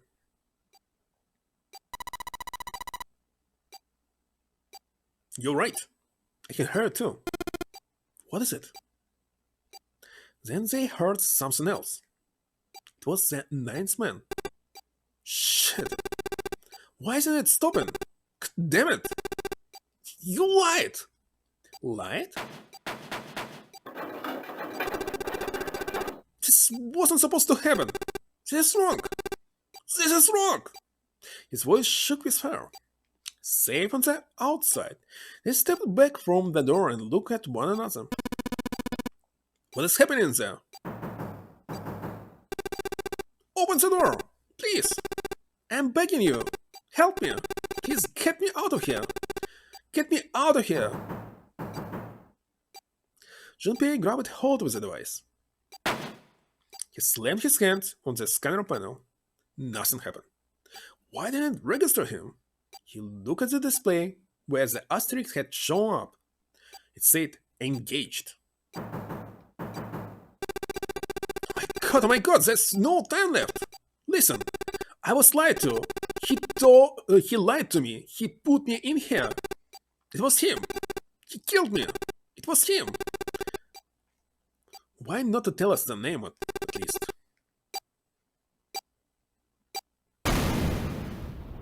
Stupid idiot.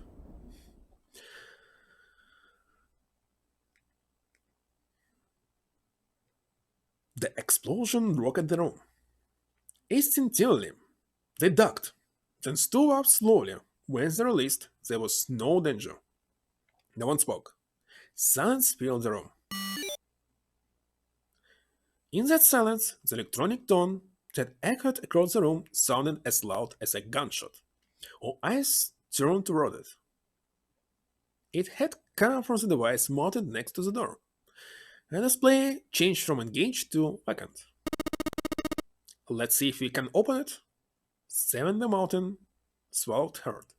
Jean-Pierre nodded and placed his hand on the scanner panel. A red asterisk appeared on the LCD screen. The device had registered Jean-Pierre's bracelet number 5. He was not enough, however. At least 2 more people were needed. Jean-Pierre asked. Which pair? I must decide. Must be 9 then. Ace and Lotus. Snake and 7.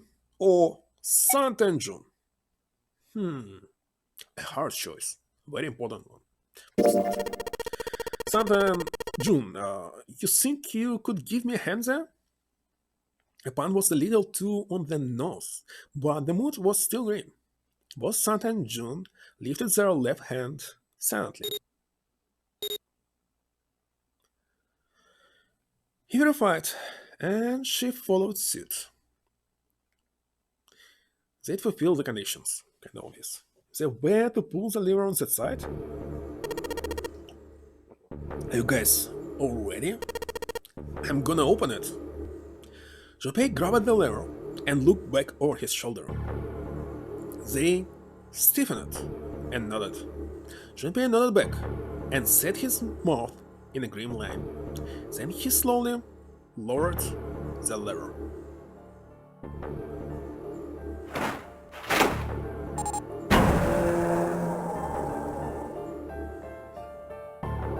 There was a metallic groan, and the door slid open.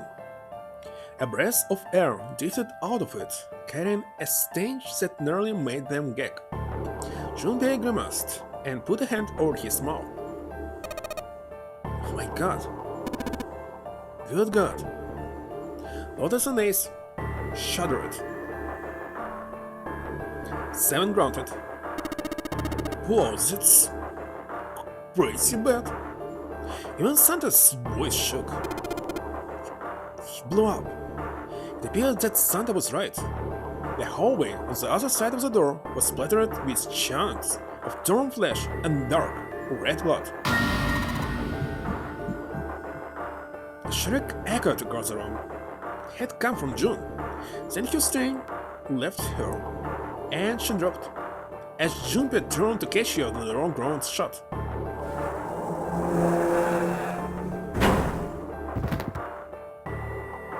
He must go through the door number 5 and grab his bracelet, by the way. She crumpled to the floor.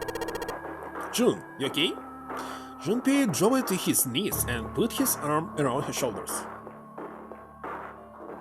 That was when he noticed. Her whole body was feverish. She was radiating intense heat. What the hell? Where did this fever come from? Jun didn't answer. Her face looked like wax and her whole body began to shake. Hello, Foxy. You seen this game?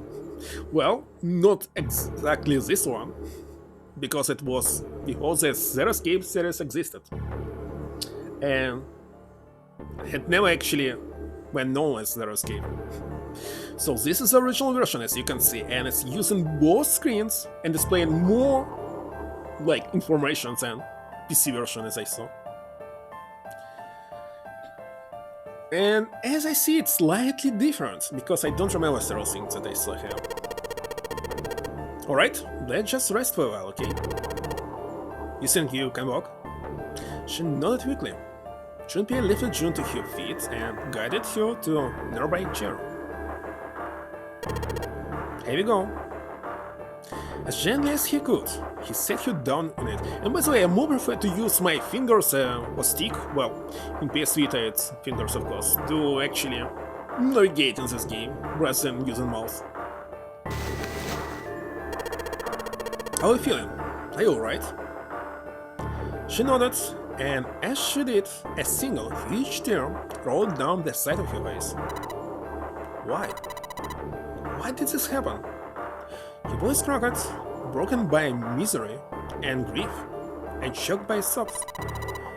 Why did this happen? Junpei spun around. Do any of you know what the heck is going on here? Who's there? What's this another game? Come on, anybody? Anything? What the hell is going on? What are we doing here? No one spoke. So I don't know if you're going to play the last game, but of course I will. So maybe in March I'll finish it with every single ending, of course. All the game must be completed with 100%, no matter what. Ace, Snake, Santa, Clover, Seven and Lotus. They simply stood here, 7 pairs of downcast eyes and 7 green lines of foam mouth. Because you actually miss so many texts in it. At least 10 hours for each game. Jun's body shook with silent sobs. They slowed as the minutes ticked by, and eventually they stopped.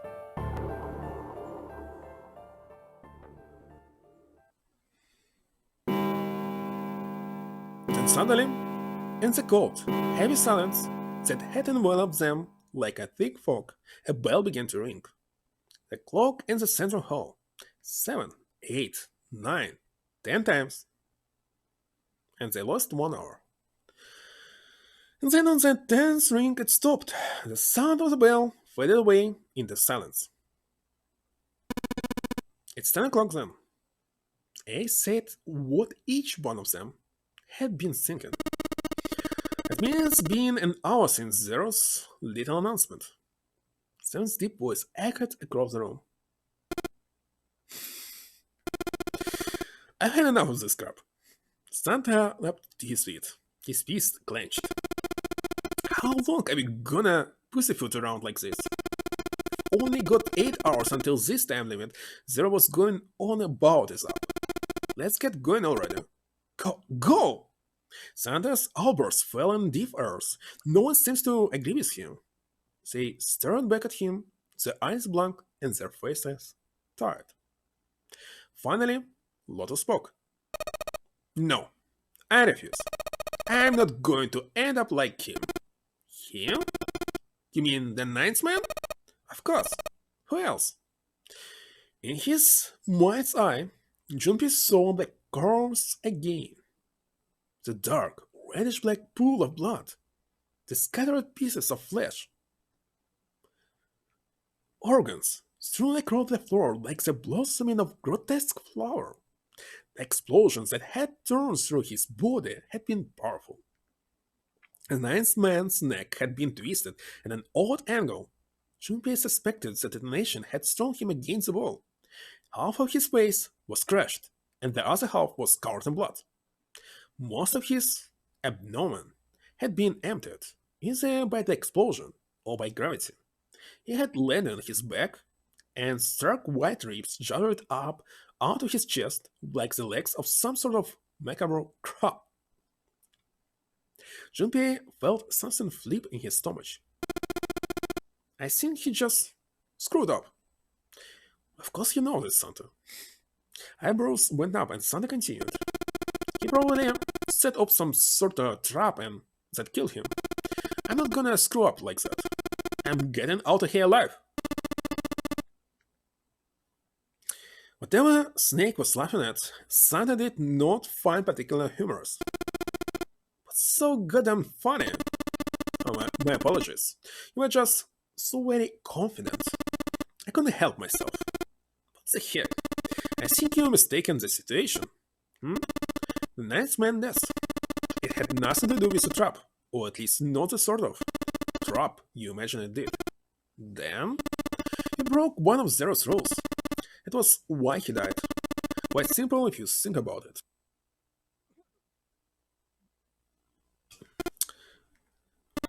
You still don't?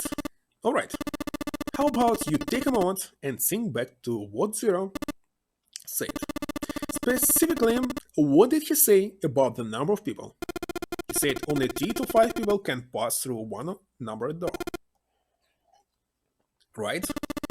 And after that, you've forgotten the relevant part. What did Zero say? Santa furrowed his brow in thought. Junpei thought back. Zero said that only 2 people can go through, that everyone who verified had to go, or more than 6 people can go, of course this one. All those who enter must leave, and all who enter must contribute. Right? I think it was something like that. Whatever it was, it means that groups of less than 3 or more than 5 can't go through. That is correct. A gold star for you, Junpei. Snake inclined his head toward Junpei. The ninth man, however, broke the rule. He tried to pass through a numbered door by himself. That was why he was executed. Then Zero's watching us from somewhere? Making sure we don't break any rules? I'm not so sure of that. Why not? Because this execution system is entirely automatic. You didn't notice? There's no need for him to monitor us. What do you mean? Snake looked at Seven with what could only be described as pity and sighed. Very well. I see it must be me who tells you. I have waited for long enough, I suppose. I had hoped Zero might spare me the trouble, but that seems incredibly unlikely. He couldn't see them, of course, but perhaps Snake sensed the confused eyes upon him. When Ace spoke, he gave words to everyone else's thoughts. Do you know something? Well, I know a great many things, but yes. What is it you know? Here. Snake removed a card from the pocket of his jacket. With a flourish, he presented it to Ace, who took a close look at it and spoke. Come on now, what's the point of giving me this? Give me that. Santa snatched the card from Ace, but his expression of disgust quickly turned to one of confusion. Huh? The hell is this? Seven tugged it out of Santa's hands. I see. The card went from Seven to Lotus, from Lotus to June, and finally to Junpei. He looked at it and understood. This is Braille. Braille, the written language of the blind. The card was covered with small embossed bumps. Junpei could recognize it, but he certainly couldn't read it. Sorry guys, I can't read it. Junpei handed the card back to Snake, who nodded at him with a small smirk. Okay, that was fun. What's so important about this card? I found it in my pocket. I can only assume it is a message from Zero. From Zero? A message? What does it say? Suddenly everyone was crowding around the Snake, without them, desperate to hear what the message said. Santa especially looked as if he were about to grab hold of Snake and shake the answer from him. Snake raised his hand. Calm down now. No need to panic. You don't need to force me, I'll read it. Junpei swallowed hard and waited for him to start. He was not the only one. Presently, Snake began to read, his voice calm. His fingers glided over the tiny bumps as he spoke. Bracelet number 2. Since you are not blessed with sight, I shall bless you, and honor you with information. I shall tell you of the function of the red, of the dead, and of the bracelet. The red is a recognition device. It will verify your number. Beside every numbered door, you'll find a red. The dead is a deactivation device. It does exactly what it says. Once you have passed through the numbered door, you must use the dead to stop the detonation in your bracelet. Perhaps you're wondering, what does this detonation detonate? I'm afraid this may be something of a surprise. I have placed a small ball, a bomb, inside of you and the people whom you are about to meet. You swallowed it while you were unconscious. I have no doubt that by the time you reach the snow, the bomb will have passed your stomach and found its way to your small intestine. In other words, you will be unable to get it. Suggest you do not try. As I mentioned before, the bracelet on your left hand contains a detonator. Think of it as a remote fuse or a timer for the bomb in your body. There's only one condition which will cause it to detonate. The condition is that you enter a numbered door.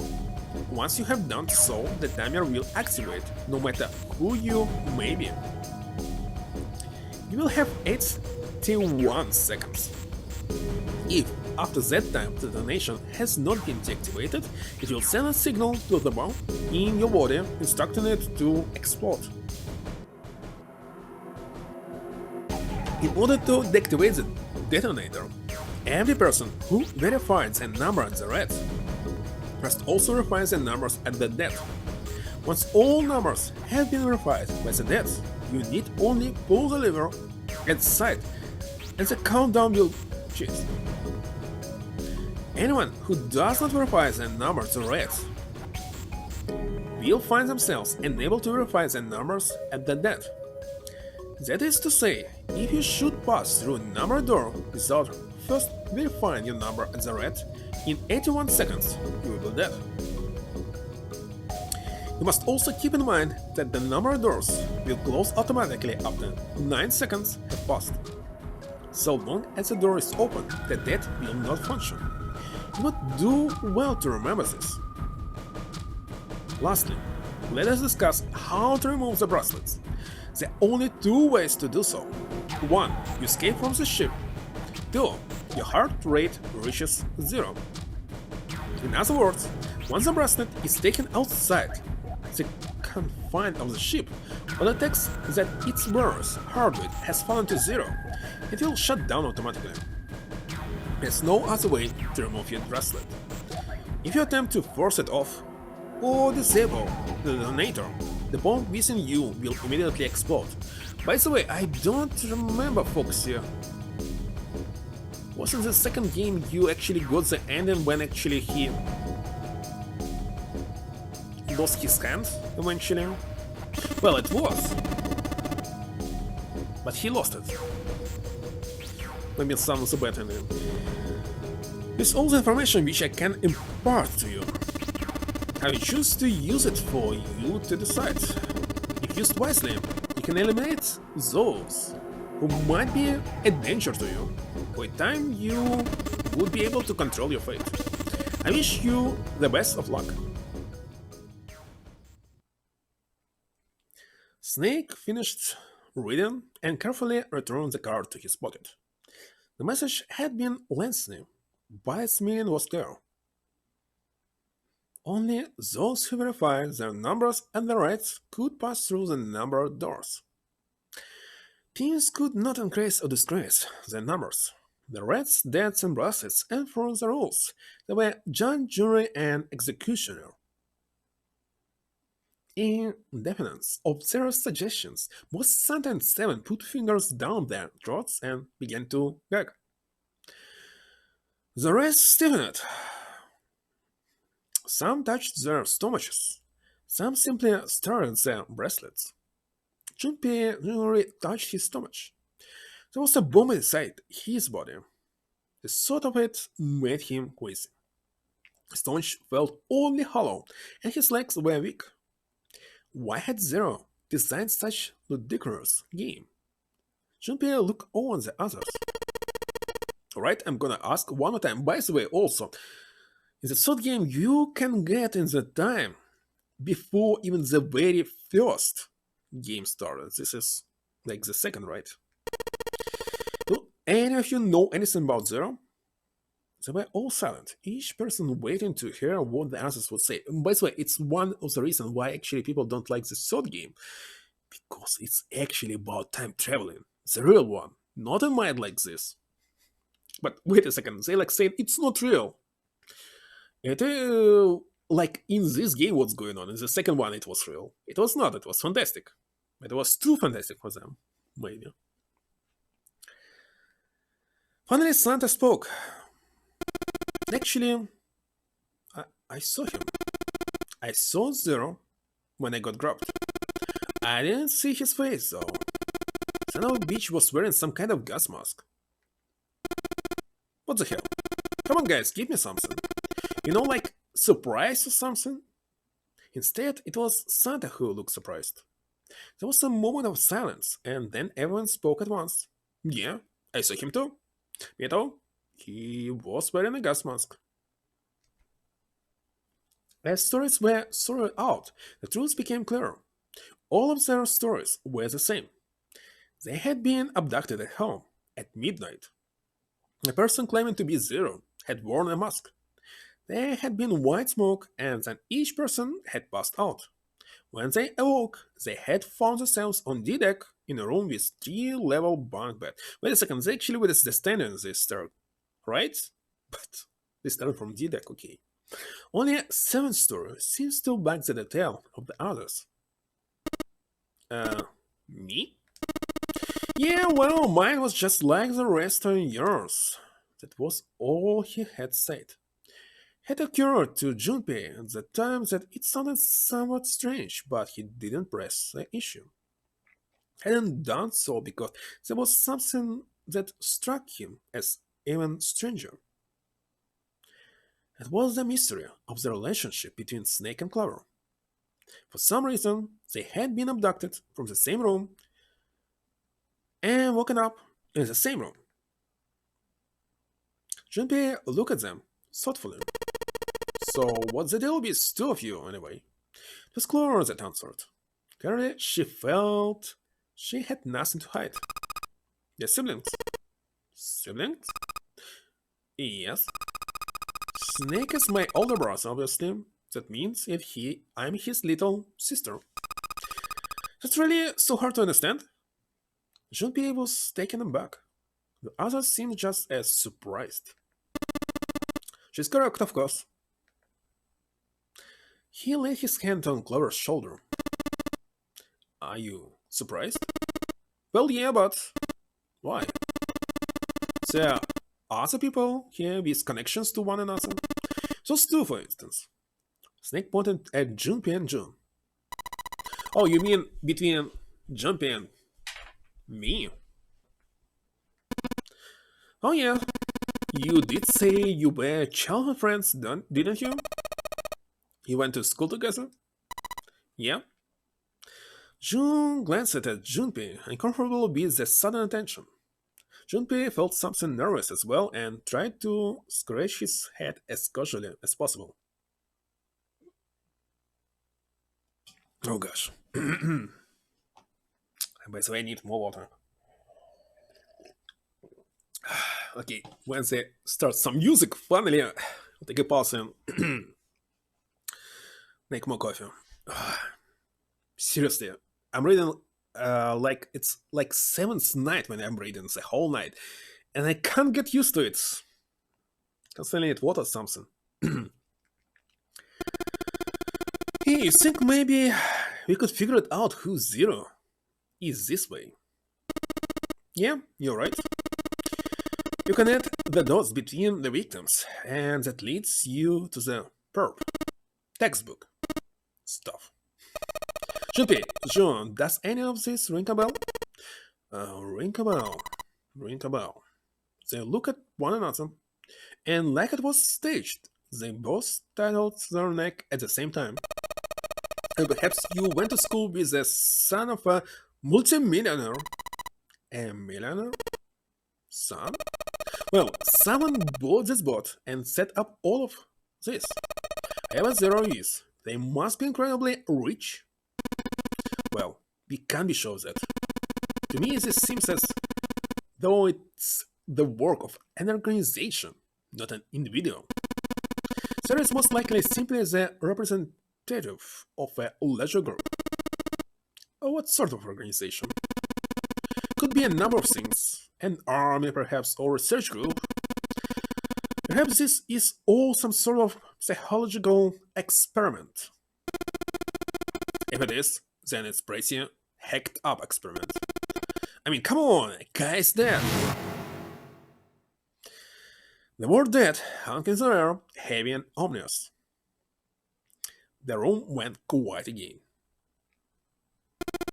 I don't know who the hell this Zero asshole is, but I know for sure he's gotta be pretty hacked up in the head to do all this. If this was one guy, then he's got some serious issues. Even with the specter of death hanging over them, the discussions continue for some time. In the end, however, they learned nothing. Just wasting the time. By the time they finish, 1.5, okay, 1 hour and a half of their 9 hours were gone. All they had to show for it was impatience. Man, look, we only got 7.5 hours left, okay? 7.5, of course. You really sure you want to just sit around? No one's willing to argue with this time. Very well then. There's only one way for us to proceed. Sure not gonna be fun running around knowing we gotta jump when Zero says jump. Well, it's stupid to just sit around here doing nothing.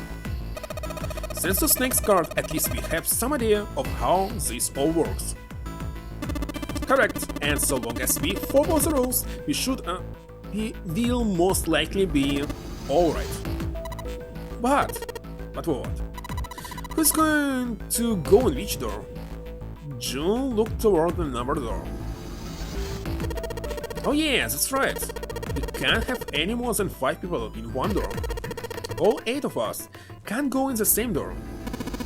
Then it would seem we will have to split up. Wait! Lotus looked terrified. I'm telling you now, there's no way in hell that I'm going into door number 5. Come now, don't be selfish. Call me whatever the hell you want, I'm not going in there. If I'm going to have to walk through all that blood, then I'd rather stay here.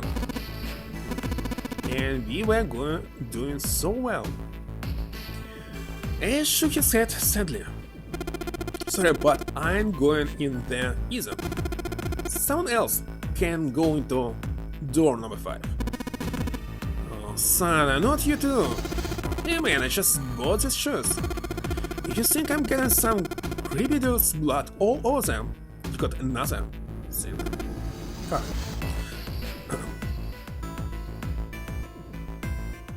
No, I am going to grab some water. Be right back.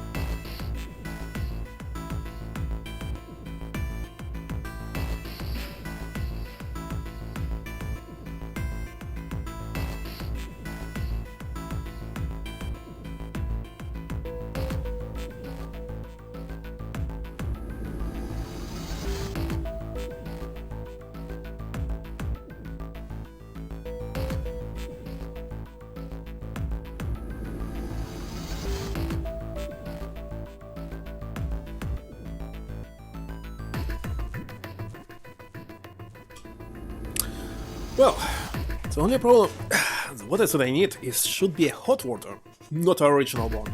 I mean, room temperature. Alright,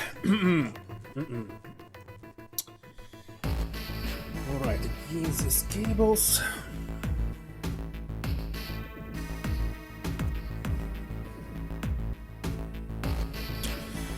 I don't like to put these headsets on. Oh gosh, again this. It's really a problem. Yeah, it is. Hello, anybody around? Just return back.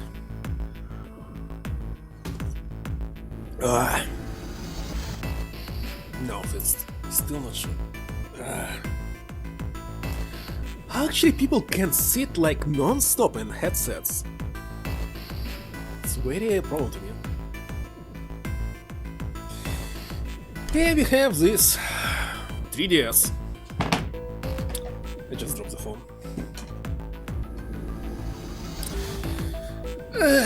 Let's continue reading.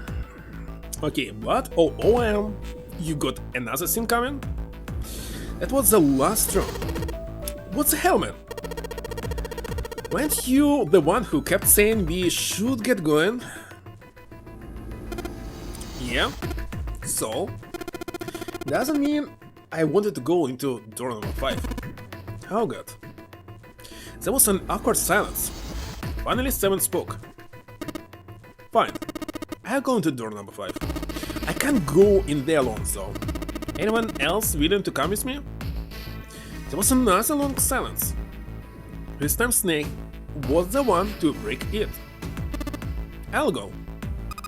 Oh, what? Don't worry, you'll be fine. We may part now, but I'm certain we'll meet again later. How do you know that? Because I do. It's not an answer.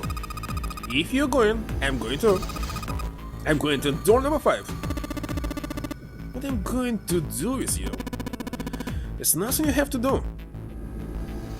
A step forward. If I join you, the problem is solved, correct? 7 is 7 and Snake is 2. And if you add Clover's 4 and my 1, the digital route will be 5. Oh, it works perfectly. The 4 of us can go into door number 5. Wait, what about the other 4? What's their digital route gonna be? Junpei did a quick mental calculation. Mental!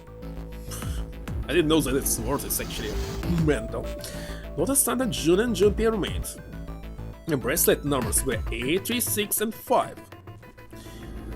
What would the digital route be? Oh, we must answer. Let's count. 5 and 3, 8, 6, and 7, 3. It would be T. That meant there was no way they could pass through door number 4. Wait. No, that wasn't right. No, something didn't seem right. Junpei ran the numbers again.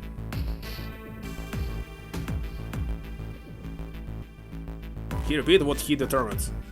What? It's 4. Add up our 4 bracelets number and the initial route is 4. Then we can go into door 4? Wait a second, I calculated wrong? I don't care. Yeah. What's... That worked out well.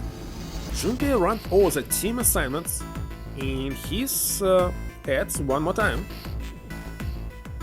4 people would go into door 5. 7, Snake, Clover, and Ace. 4 people would go into door 4. Lotus, Santa, Jun, and Junpei. Junpei had to ask himself if the teams were what he really wanted. Beyond door 5 was what remained of the 9th man. He never wanted to see that scene game, but something in him said it would be unwise not to examine the corpse even a little closer. Of course, if he went through door number 5, he wouldn't be going with Lotus and Sato. True, it would be possible for him to bring Jun with him through door 5, but that would mean she would have to see the horrific carnage that waited there. Junpei didn't want that. Junpei was torn. Should he stay silent and go through door number 4? Or should he stop them all and insist on door number 5? As he turned his options over and over in his mind, Ace spoke up. Alright then, it seems we have reached a conclusion. Shall we go? He began to walk toward door number 5. Clover and Snake followed, with 7 a short distance behind. Junpei, which door do you want to go through? And this is a very important decision.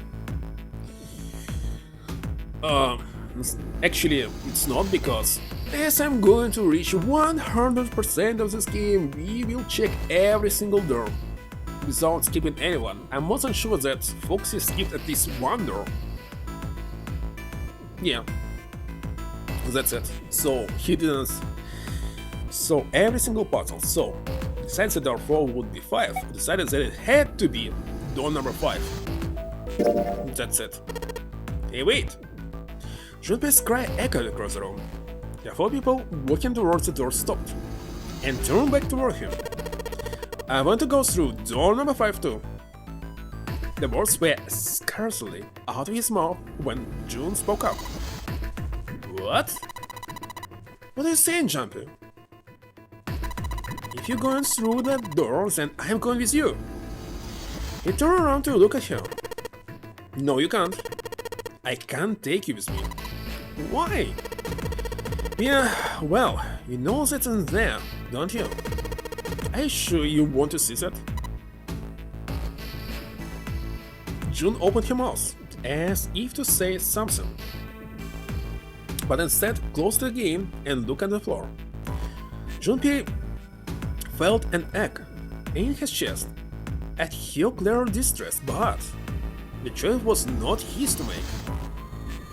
There was nothing else he could do. Junpei turned away from June, doing his best to silence his turbulent emotions. Please, let me go into door number 5. Seven scratched his head and looked at the young man. Man, I'll be right back where we started, you know that? Junpei's bracelet number is 5, right? If we are going to add Junpei, then we must subtract 5 from the rest of us. Snake turned to Ace. Ace, please, take good care of Clover.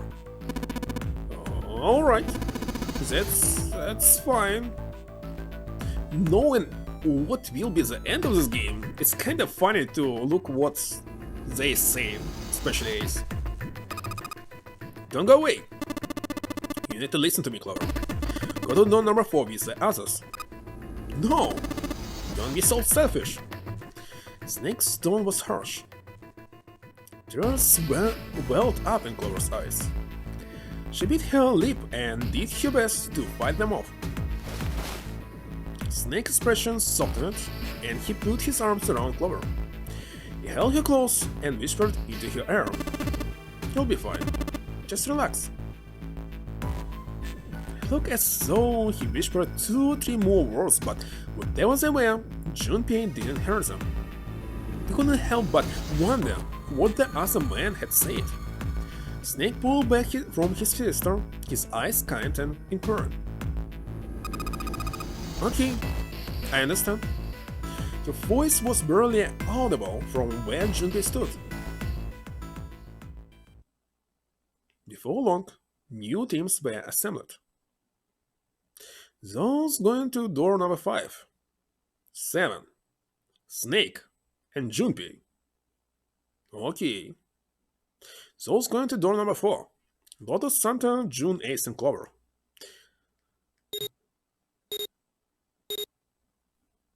Seven, Snake, and Junpei scanned their numbered bracelets in quick succession. The screen of their red showed 3 asterisks. Alright then, let's go. Junpei glanced around one last time, his hand resting on the lever of the red. Okay, please be careful. Concern was written plainly across her face. Junpei looked her in the eye and gave what he hoped was a reassuring nod. He pulled the lever.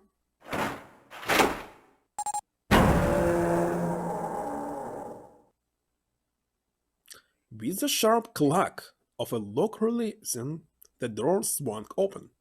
Ahead of them, in the small hallway, were the pitiful remains of the 9th man. For a moment, Junpei froze. Try as he might, his eyes would not leave the corpse, and his feet would not leave the floor. 7, too, seemed paralyzed. Snake, on the other hand, seemed unconcerned.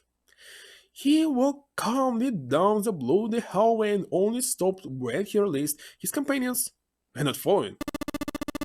Do you intend to kill me? I assume you haven't forgotten the door only remains open for 9 seconds, have you? He hadn't been even bothered to turn around. His head was at most slightly cocked toward one shoulder. Junpei and Seven looked at one another, nodded, and threw themselves through the door. As they did, a cold tone sounded from the left wrist of all 3 men. Seven and Junpei looked down at their bracelets. On both of them, and on Snake's a red skull, had flickered to life. To live. The donation had begun its countdown. It had scarcely preceded this information when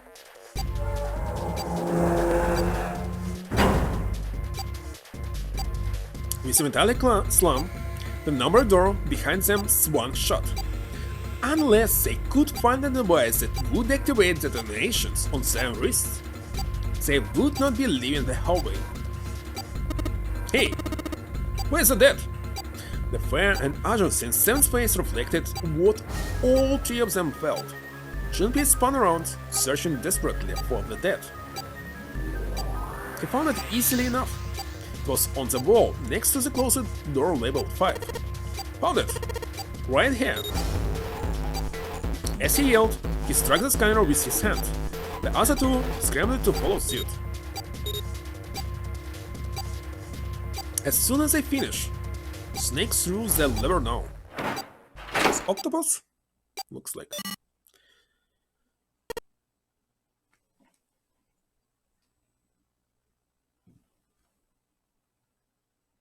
Don't tell me that I actually heard myself, my voice from the phone, but anyway. Phew. Well, it looks like it stopped. As he spoke, Junpei wiped the sweat from his forehead with a trembling hand. Goddamn thing's gonna give me a heart attack. Muscles stood out in Seven's neck, and the corners of his mouth were twitching. Junpei, are you alright? Are you guys okay? They could hear anxious voices, muffled by distinct from the other side of the door. Yeah, you're fine. The detonators have been activated. It heard relief sighs, and even through the door, the three men could feel the tension disperse. Alright, we are moving on. Be careful, okay? Okay. Sure thing.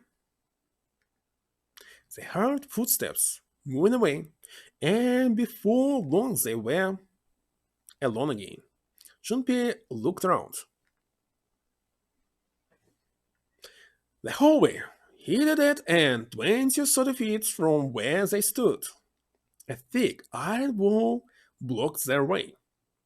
Try as they might to force it, the wall refused to move. To the left, however, was a wooden door that looked positively inviting by comparison. First class. The middle of it was a placard that read first class. Okay, and what was this 5-3? First class cabin, huh? Well, it seems like it.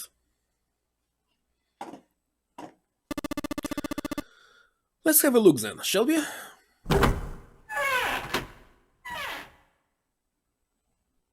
Without hesitation, Snake opened the door and stepped inside. Seven followed closely behind him.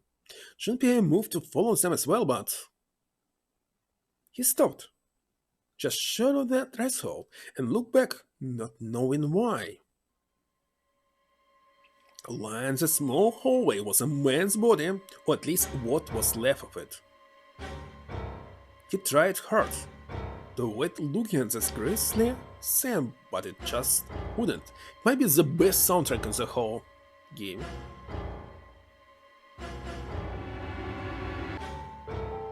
Well, I really like it.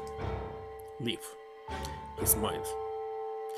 What had once been a man, internal organs now look like so much vomit, as though something had showed up and spit out the better part of his torso. Especially this part, it's very nice.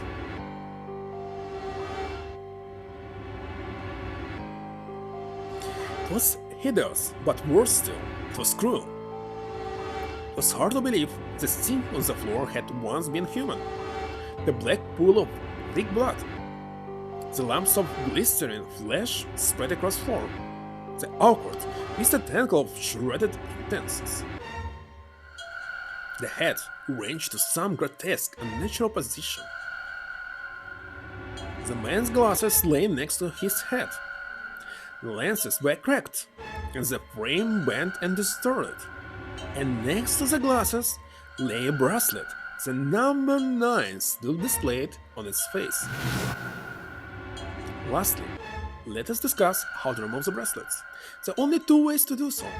1. You escape from the ship. 2. Your heart rate reaches 0.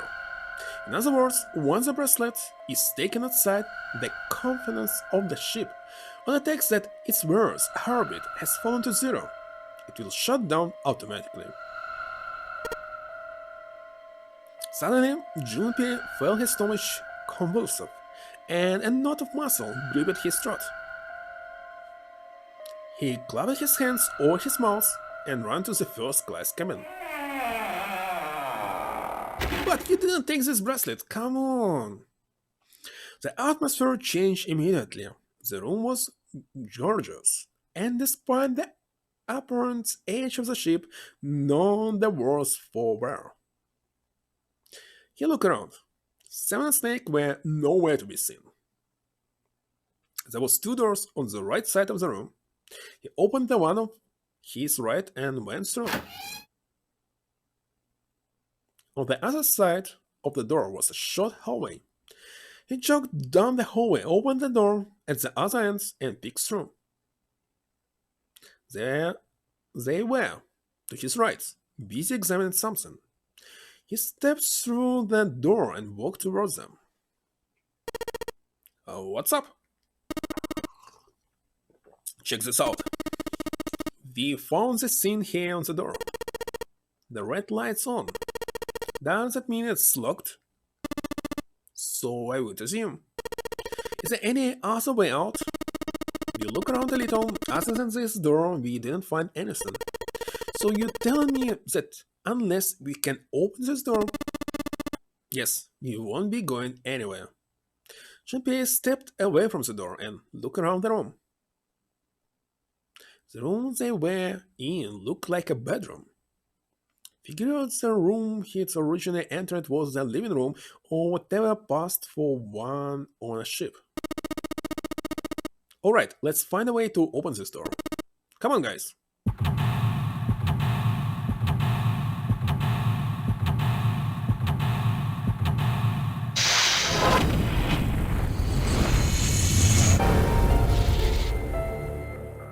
And if someone thinks that I know how to escape this one, I must say, I don't know, I played this game when the second game was released and it was 10 years ago?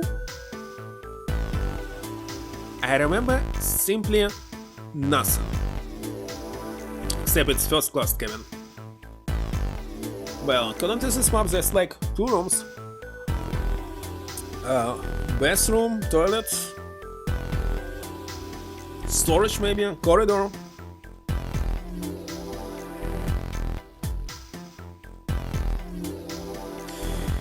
Well, putting out the sticker. And let's examine. Table. A white desk. Feels kinda fancy. And that's all? You're not going to try to open it? There's something like number. It's a small round chair. Looks like it probably goes to the vanity. What is this device? So this is the looking scene. It's flashing red. That's usually not a good sign. Is it a microphone?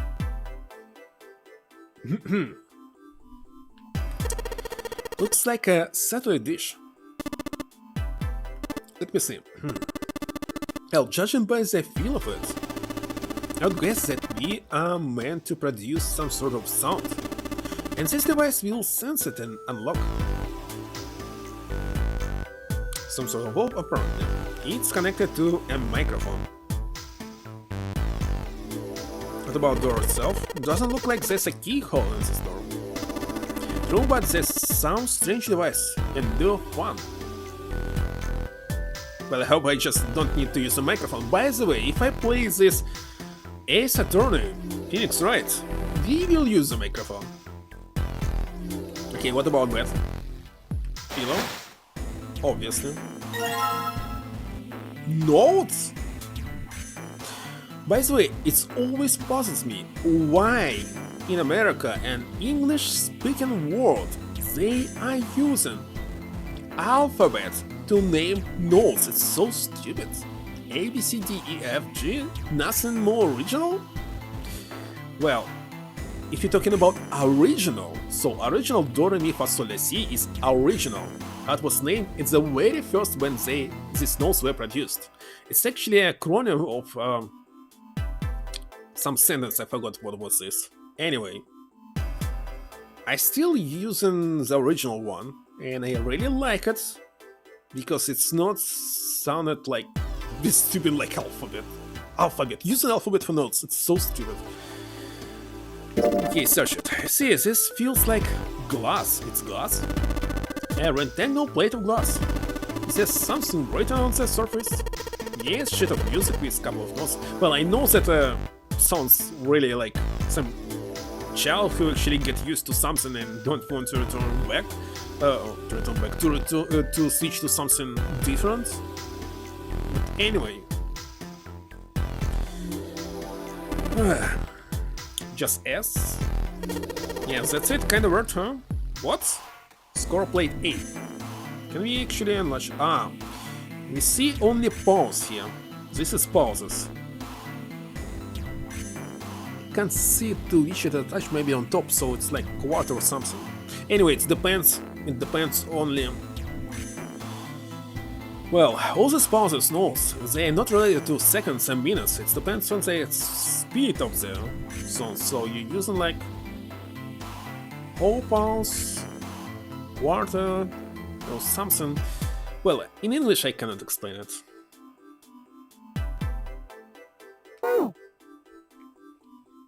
My English is not actually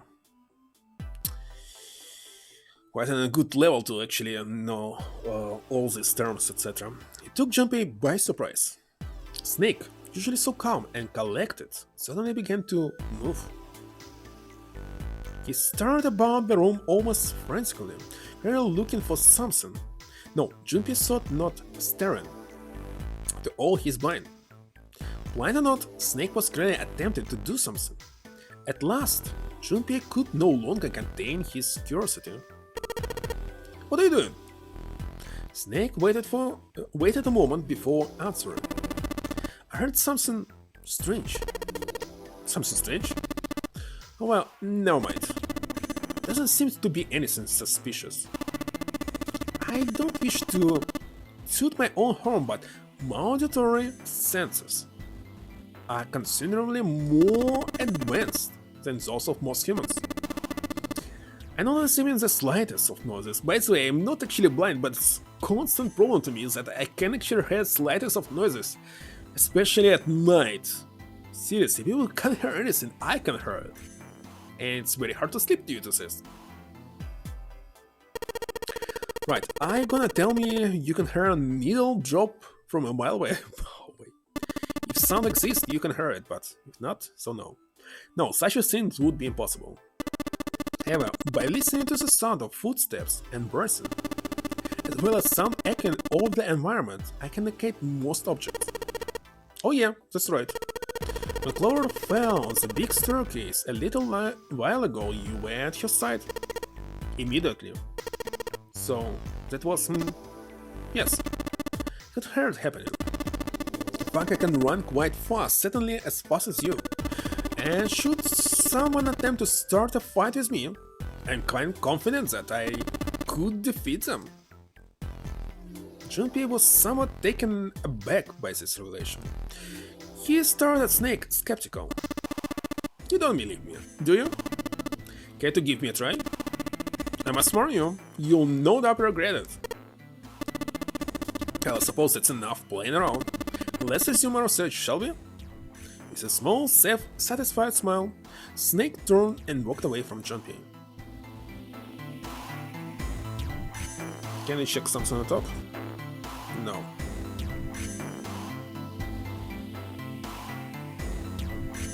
So there's only 3 sides. Okay, let's check this. But it's totally a table with a mirror. And yes, you know that sort of thing is known as vanity. Were you aware of that, Junpei? because vanity also refers to self-love, conceit, and narcissism. As such, you could say that every day when woman looks into one of these, she's staring at her own conceit and narcissism. Doesn't that strike you as terribly sad? I don't know. And I think vanity. There's nothing in the drawer. Yep, totally empty. Okay, piano with a ship? What's this? This isn't a score. Is this a map of the ship? A map? There's a map of the ship here? Yeah. So I imagine it will prove very helpful. You'd be best hold on the HMP. Okay. It's now possible to use the map screen.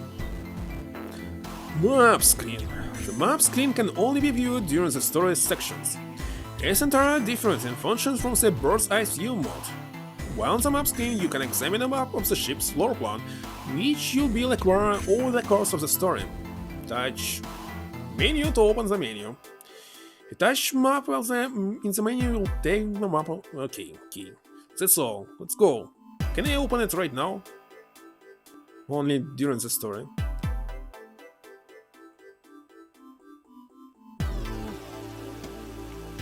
Looks like not here. What about the files? Hello there. Yeah, definitely one of the best visual novels. Especially that it actually has some action inside it. Usually novels have just text and text alone. Okay, I believe it's not possible to open them up here. Kinda sad. Piano keyboard. What is Snake doing? He can't play, can he? Pretty long whites. It's actually in the piano must be like around 88 keys maximum. Let's see. 1, 2, 3, 4, 5, 6, 7, 8 by 7. Yeah, maybe 88. You cannot see the full keyboard. This piano says something I missed with the keys. I mean, it's out of tune or something? No, not that it's properly tuned, just... Well, the sound is currently purposefully different. The C key, at least... Seriously, this puzzles me. C key, why C? Actually, it's starting from Do. Every piano started from Do, Re, Mi, Fa, Sol, La, Si, so C is the first key. Why it's not A? Why it's C? Who actually decided to start it not from the beginning? Okay, the C key doesn't yield to C, but rather different Do entirely. Same goes for the D keys, so it's Re. They play some other note. Why do you think it's like that? Isn't it painfully obvious? Zero modified it in some way. This piano, you see, is part of one of the puzzles Zero has set for us. Perhaps if we play the keys in the correct order, something will happen. In other words, we need to play a song on the piano. I believe so. Can I play this piano right now? These keys are all messed up. Oh yeah, that's right, I got that score played earlier. So what, I cannot play it? Kinda sad.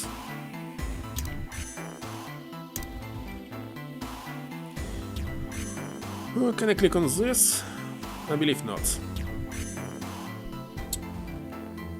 The music stand. Well, might as well put this glass plate on it. Is something wrong? It's kinda hard to see the notes. Maybe put something under them. A background for the notes. But seriously, I cannot click on this? Oh, I can, in window. There's an iron plate nailed to it.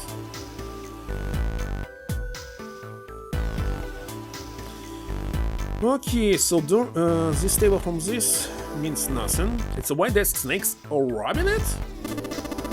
This is high quality desk. Teak or perhaps mahogany? Whoa, how can you tell? I have my ways. Let's check, I don't know, the right door.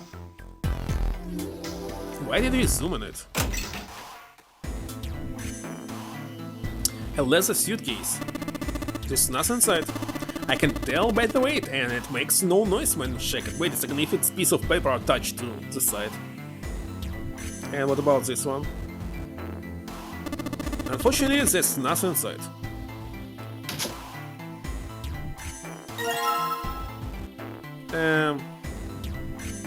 There's still no knots, only pauses. No, there's knots. It's so-called C knots, right?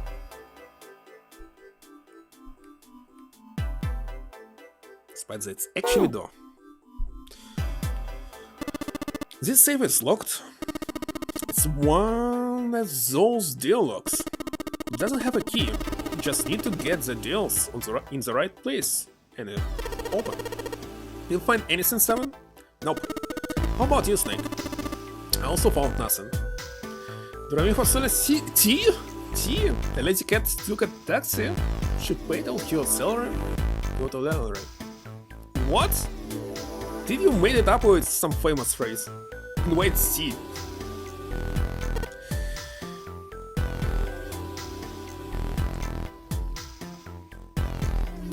Alright, so there's nothing else. Back. Yeah.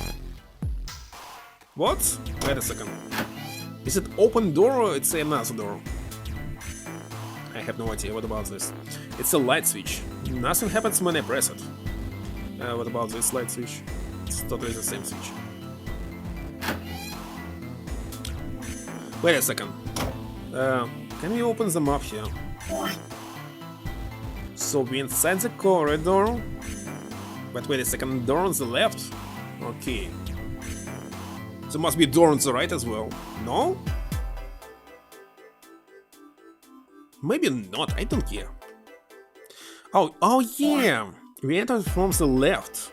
So there's another one. Okay. Not a problem. Well, the sink's clean. Any water? Nothing coming out.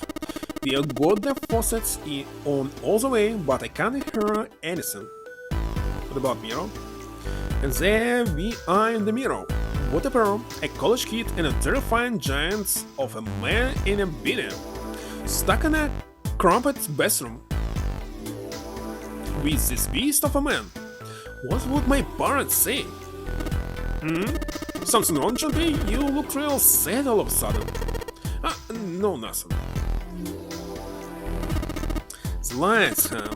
No, doesn't look like there's anything hidden there. About this. Testing. Hey, it's great to see you all here. I just flew in from New York and boy, my arms tired. Yes, thank you. I'll be here all week. Try the wheel. It's not a Mick. 7. Mike. It's just a shower head. Oh, what? What the hell? What did he do? It's actually water here. The bathtub is full of water. Is there ash or something in the water? This looks kinda gray. Let's just pull the plug. No, hold on. Maybe I do not use it for something? Use it for something?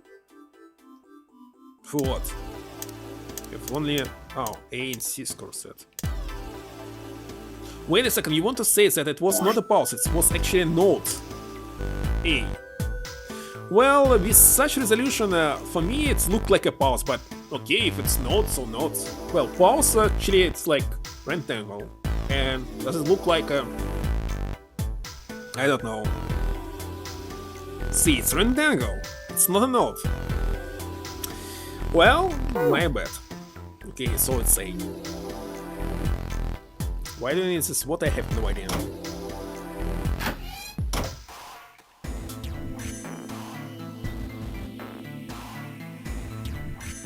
Which door did I use? Okay, let's check right one. Okay, kinda confusing.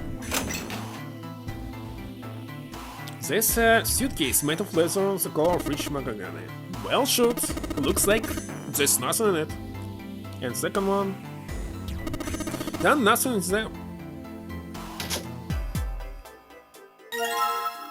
G. Okay. Ways. I get it, you're gonna use this ways, right? It's pretty clever, Junpei. You just gotta fill this scene with water. What? What are you talking about? Oh man, you don't get it? Just grab that waste and take a look around. You'll figure it out soon enough. Why do you need water? I don't know. There was once a waste on this table. Okay, let's got the water.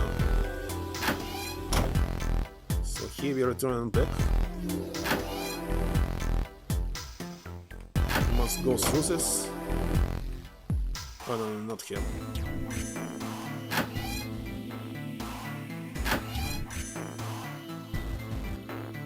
Nice. There's some toilet paper on the wall there. Nothing that looks suspicious. But seriously, having a toilet without a faucet is stupid. Because if for some reason you need and you actually must use water, where should you go? To another room. Why? It's a toilet. Nothing seems to be anything in the toilet or the tank. That's it. The vessel full of gross, cloudy water. Yeah. If you fill the waste up, then we can toss it. Huh? Not really sure what he's saying. Whatever. Just get this waste full of water. Okay. I have no idea why we need this.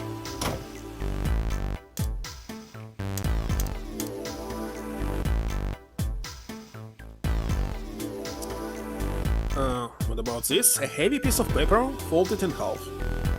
Has the letters S, C, O, R, and E on the front of it. Score. Score. That must be a musical score.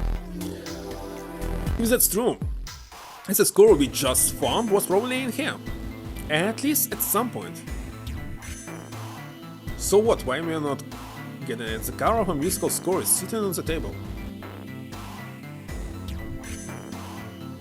Ah, it's like a packaged paper for it. I don't know. Alright, time to put this fire out. About time, buddy, let's do it. Here we go. Good job. Another success. That fire didn't stand a chance. Alright, I'll just pull this out now. Don't wanna get burned, so let's pull down the sleeves.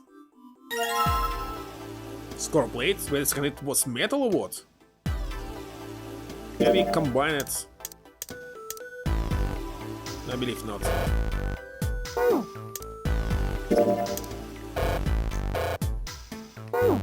yeah. As Junpei tucked the plate into his pocket, 7 cried out and stumbled. His balance lost. He threw out a hand and caught the wall in time to steady himself and avoid the floor, but his face was flushed and he looked startled. Hey, 7, what the hell was that? Are you alright? Yeah, I'm fine. Just felt a little dizzy, that's all. 7 rubbed a couple of fingers across his brow and then shook his head as if to clear it. What's the hell wrong with me? Just memory loss. Now I'm getting dizzy for no reason. Memory? Loss? Junpei couldn't hide the surprise in his voice. 7, for his part, seemed unconcerned. Right? Guess I haven't told you, have I? Told the rest of them, but that must have been before you showed up. Well, the long and short of it is that I don't remember Jack from before I woke up here. Didn't realize I hadn't told you. Oh, wait a minute. You're talking about amnesia, right? Yeah, I guess so. Well, why are you in amnesia? What happened to you? If I knew that, I wouldn't really be one, would I? Oh yeah, I guess that's true. Junpei paused for a moment and stared at 7. Are you telling the truth? Well, you look pretty calm for somebody who doesn't remember anything. You really got amnesia. Shouldn't you be like upset or confused or something? Well, sure, I mean, I was pretty confused when I woke up down on D-Desk, but that was a while ago.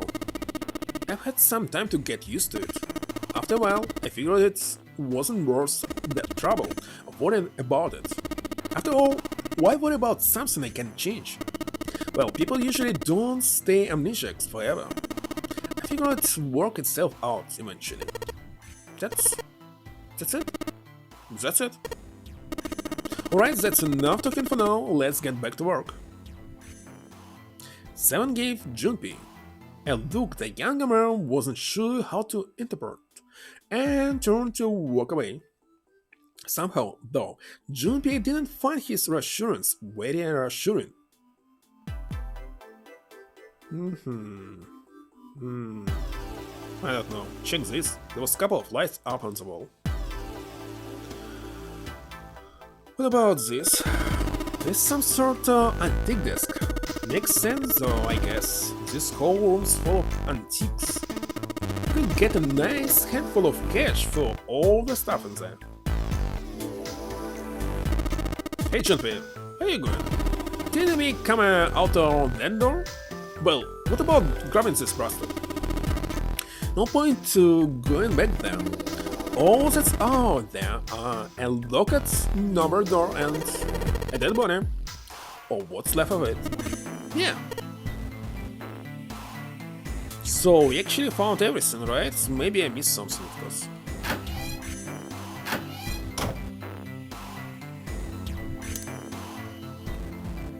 The music stand. Might as well put the music I found on it. I'll put the ceramic plate. Oh, it was ceramic at the bottom. The glass plates on too. Wait a minute. What's wrong?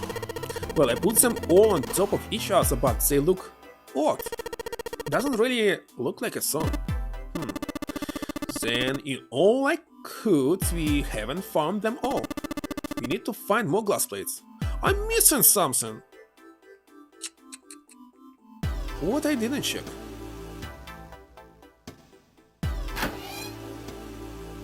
Toilet.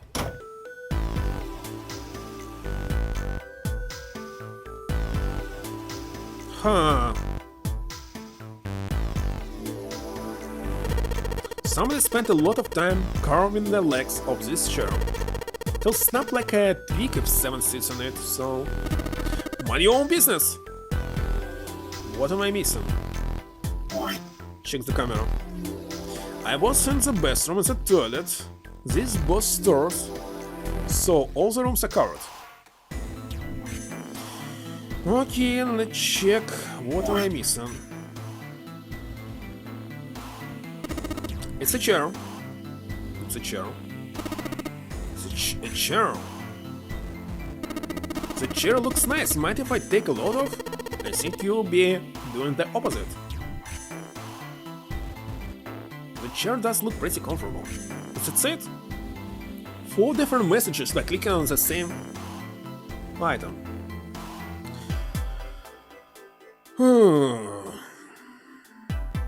Okay, I don't know this. This couch looks just big enough for 3 people. Looks perfect for me. What? Perfect for an elegant gentleman like myself. The couch looks a lot more elegant. Hey, is this something you haven't seen? Never mind. Must already go with 7 though. Okay. Expensive looking chairs in over here. I don't know, some panel? Check this one more time. There's an iron range in front of the fireplace. There was a fire here a bit ago, but it's off now. Nah.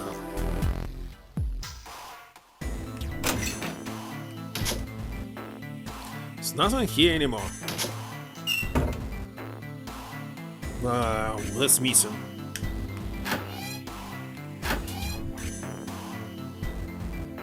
Nothing strange going on here. What about inside it? I don't know. Junpei, look! There's a hand coming out of the toilet. What? Just a joke here, dude. Not funny, man. I'm too old for this shit. Continuance is a problem many older men struggle with, but there's a help. Hand. In this room, there's nothing in the toilet bowl or the tank.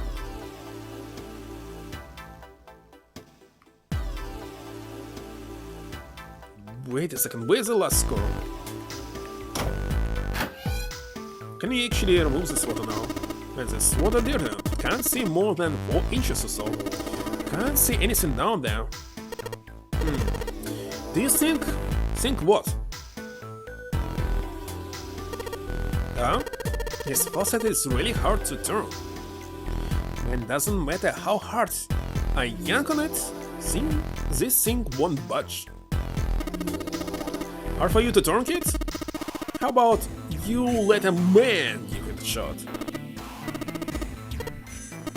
Damn it, nothing. Might as well be a damn rock. Looks like something holding that knob in place. Well, if you can't do it, 7, guess we might as well give up. Can we actually... There's a plug on the end of this chain. Alright, why don't we just drain this water? Yeah, good plan. Finally. Alright. Where's that thing? A good tuck ought to be enough to get it out. Huh? As I thought. D-plate. Maybe that's enough.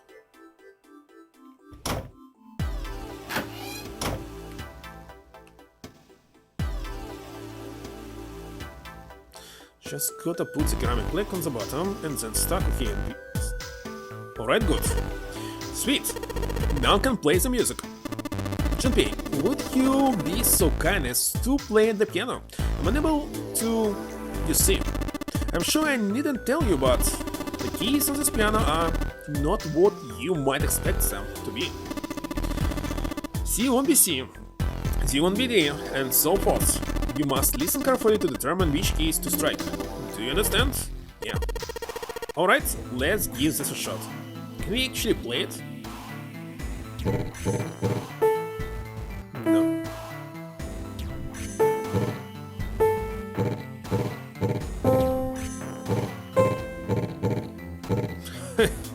Nothing you can play on it.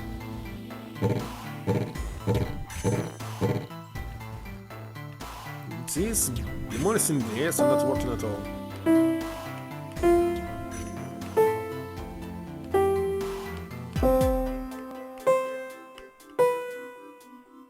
Okay, I see.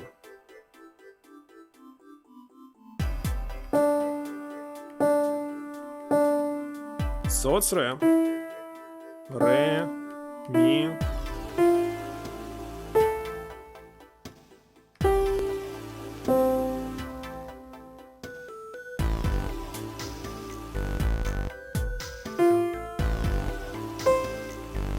Wait a second, I just want to listen to it, so it's...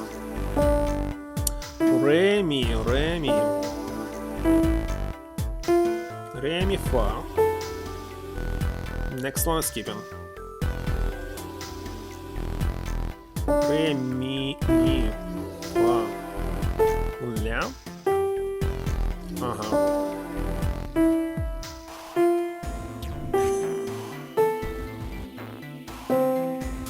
Ah, it's done.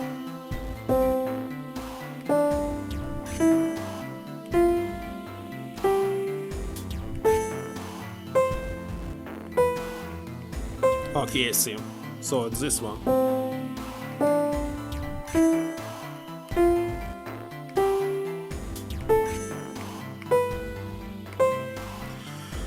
Octava. Okay, so it's starting from Re. Mi.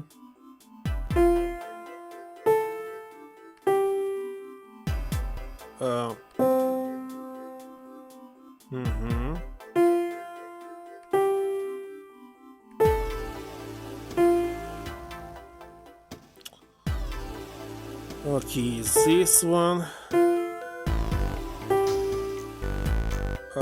Wait a second, it sounds like a oh, school bell.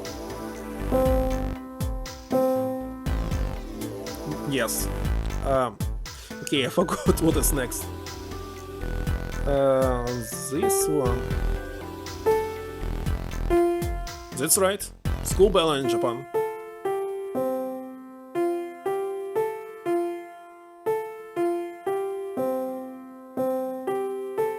Very easy puzzle.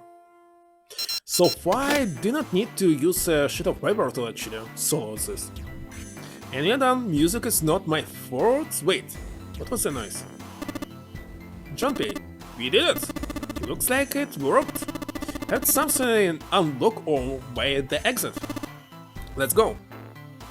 Good one. Stand. Go. Be seated. Well, I guess he hasn't forgotten that.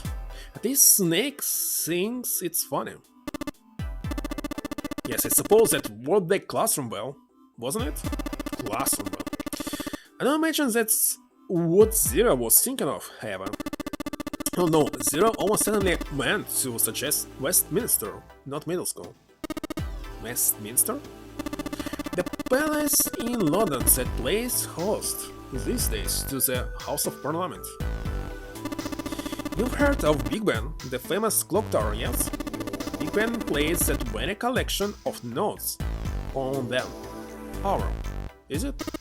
Never heard about it. London, the capital of England, huh?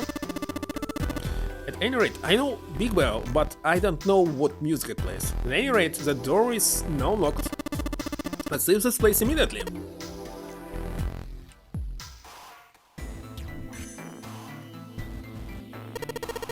Yeah, the sign went now. I would imagine that means it is now unlocked. Then what the hell are we sitting around here for? Let's get out of here. Alright, let's go. That was it. Second room is done. Very easy. Oh, by the way, so far I didn't save. We must save in this game. Oh yeah, we can check the map of the ship now. It's really a map. Touch the colored area on the bottom screen to display an enlarged version of the room map. Oh gosh, nice.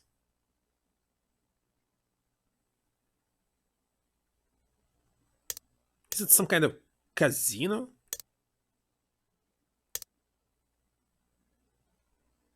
I don't even remember this.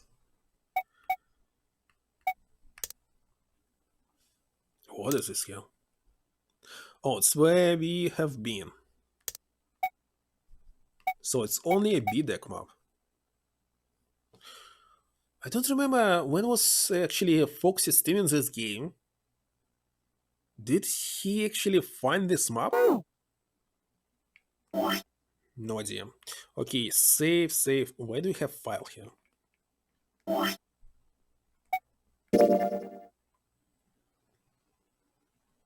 Help saving this working.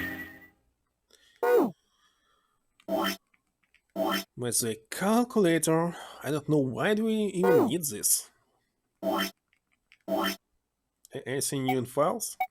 Nothing. Wait a second, why do I need to use search? Oh, just read it. Okay.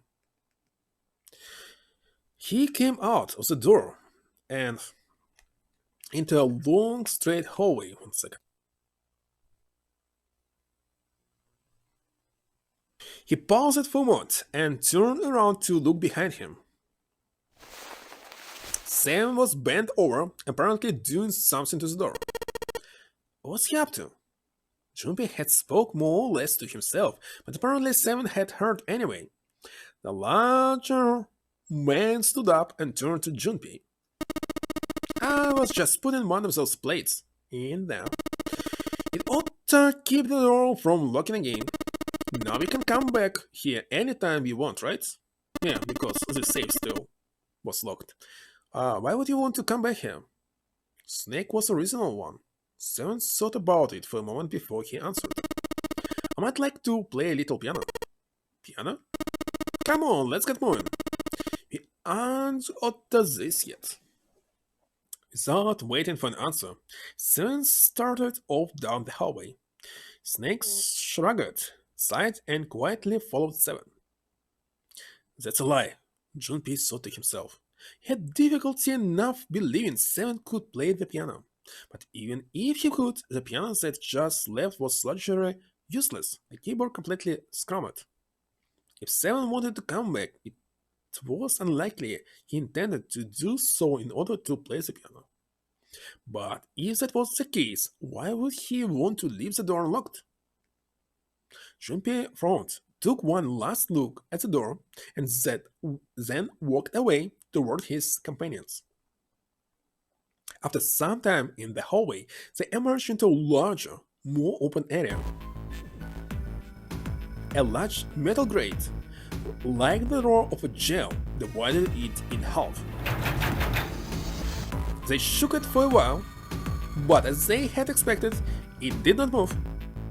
Behind the grate were two elevators. From so far away, however, it was difficult to tell if they were still operating. On the left side of the grate was a door. Unfortunately, however, it was locked and refused to open. Junpei took a moment to examine the left side of the door. Next to the wall was a set of stairs leading downward. Standing guard at the top of the stairway was a large iron gate. Verboten as it was, the gate seems to be the sort that could be opened, unlike the metal grate that dissected the room. Miss Like Junpei hoped he might be able to get it open. Now it's Venus, the female symbol. Female symbol? This? Or is this modern genres or something? He wasn't quite sure what to make of it. Snake naturally was somewhat more sure. Oh, the Venus symbol I mentioned. Obviously Venus one. Do you recall the similar symbols near the large central stairway? They reference many of the solar bodies. Sun, Saturn, Earth. So as you can see, that one is likely not the moon symbol, but a Venus symbol. So I assume, while they had been discussing the symbols Junpei now released, Seven had slipped away. His absence now felt. Snake and Junpei turned to look for their missing companion there. Seven had left them to head down the hallway extending to the right of the stairs. Junpei grabbed Snake to lead him in the right direction, and they both headed off after Seven. Before long, the three of them stood in front of a door. It was a French door. This is French door. Why? Junpei tested the door and released that, unlike so many others that they had encountered, it was unlocked. Even so, he was afraid it would suddenly lock itself. Junpei threw the door open.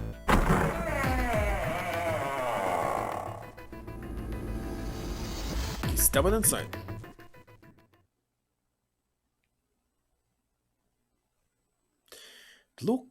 It took only a moment for Junpei to take in his new surroundings. Is this some kind of casino? Sure looks like one. Before Junpei could comment further, a noise from behind made him turn around. Snake was shaking the door that just come through. As Seven and Junpei watched, he threw up his hand in frustration and then kicked the door for good measure. It looked as though they were once again locked in. There was no reason to panic, however. Even if the door had been left open, there was nowhere for them to go back there. They would have to find another way out. Alright guys, let's speed up and search this room. Come on, no darling, let's go. Quickly now. Spurred to action by Seven Swords, Junpei and Snake began to examine the room. Immediately another one? Okay.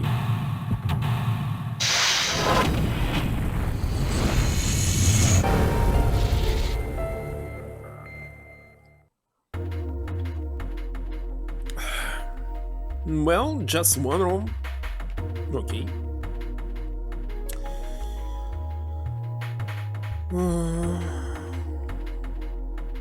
Okay, 4 screens. Let's go. That's a weird looking scene floating in there. Okay, that's weird looking.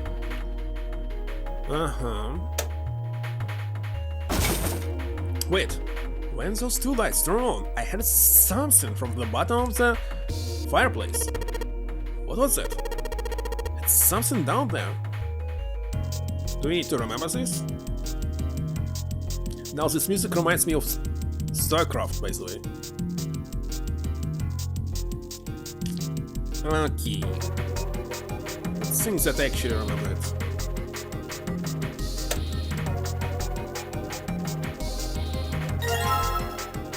Casino coins. It's a whole bunch of coins stuffed into this terror's bag. Look at all these coins. Perhaps these coins will allow us to convince the machines to move. Firewood. Nothing else. What about this? Fireplace. There's some firewood here, but nothing else. The door is shut tight. Won't open. This chair goes to the poker table. It feels really soft.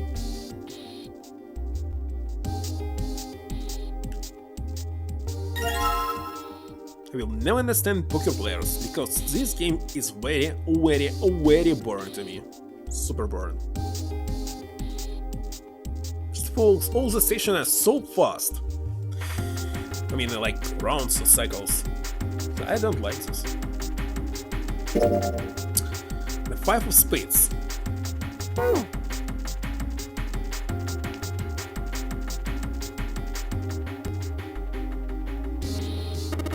That's a lot of expensive glasses. Even cheap drinks taste great out of glasses like this. Junpei, I found this on the counter. Feels like a playing card. Okay. So you're looking for cards. And they're pretty well polished. Alright.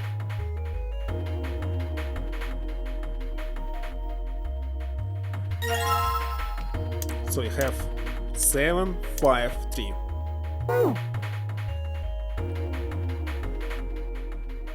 Suddenly 7 began to speak.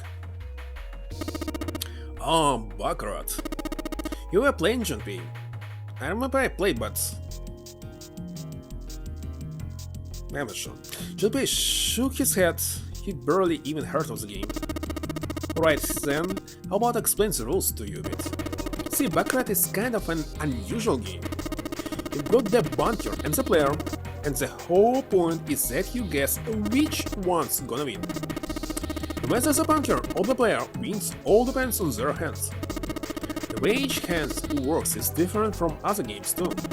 See, you take the number from the ones place after you add up the value of all your cards. Whoever gets the number closest to 9 wins. If the number is smaller than your opponent's, you lose. And that's it. That's explanation, got it? Well, actually, there's a lot of more to it, strategy, details, that sort of stuff. But what I just told you, some of the core game up pretty well.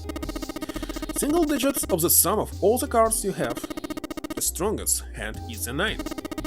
And the weakest hand is a 0. You just ignore the numbers in the 10 spot. Do you get it?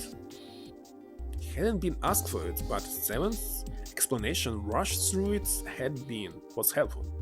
Also, he had only half understood most of it. Junpei now felt as though he had some grasp of how victory was won in Baccarat. However, Junpei had no way of knowing if the puzzle in the Baccarat table in front of them made use of those rules, and if it did, in what way. No problem, he told himself he would simply have to try everything he could think of. Feeling more confident, if only slightly, Junpei approached the Baccarat table. But do you have enough cards? And what is this card? I can see the playing card behind the thick glass case. It's the 8 of spades. So we just need to put 9, 7, 5, 3. So it will be 6.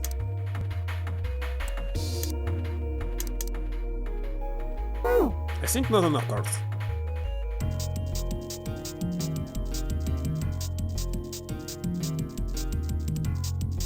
There's 4 chairs surrounding the square table. Check out that stained glass. How beautiful. What? Huh? Stained glass is colored pieces of glass placed together in a frame. As I've said many times before, I need only touch it to know. I can at least discern the basic structure. So what? Stained glass is recessed into the wall. All I can see in there is lighting and fixtures, so probably means that the stained glass doesn't look outside.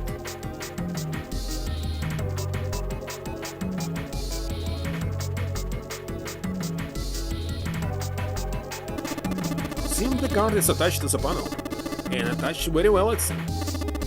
If you don't mind, what sort of card is this? It's plain card, the ace of spades in fact. So we need to add 8. I don't have 8.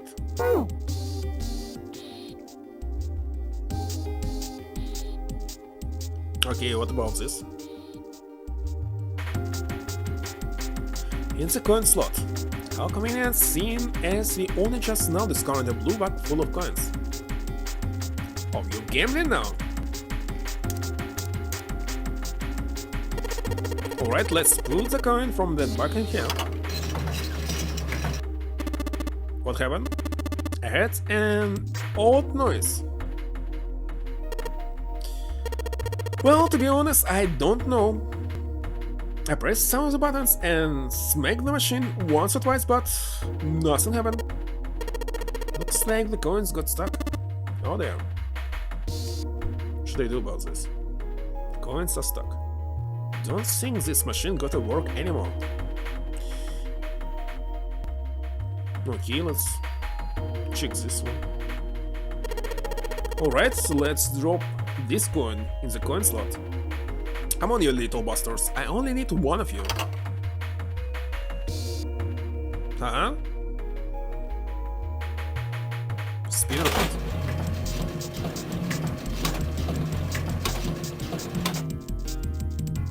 And so what?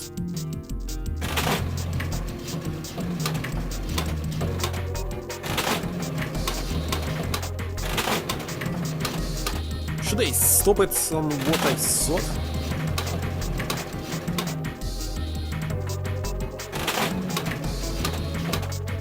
What are you even doing? Ah, yeah, we must stop in a specific way. So this one. That's it. 777, yes, 777. And I think I heard something. I'm looking at there. The price of GPA. It appeared to be unlocked now. As something akin to a drawer in the bottom part of this machine, yes?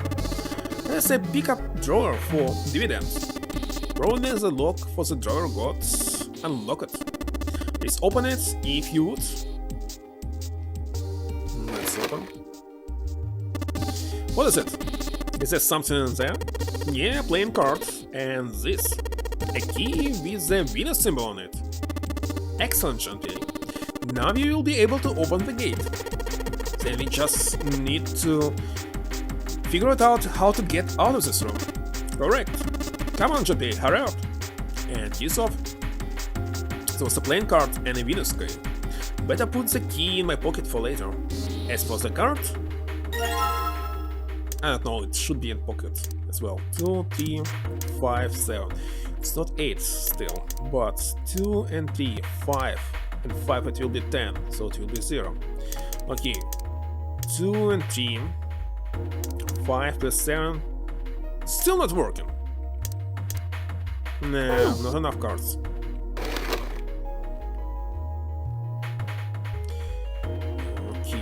Let's put here maybe coins. Wait a second, I'm out of coins now. But wait a second, it's not enough cards still. What am I missing? Let's check, I don't know. Not this. Still the same. What is this? A playing carton game. Okay, 4. 2, 3, 4, 5, 7. Let's think. We must get, well, at least 9. 3 is 2, 5 and 4, 9. Okay, let's try to solve this puzzle.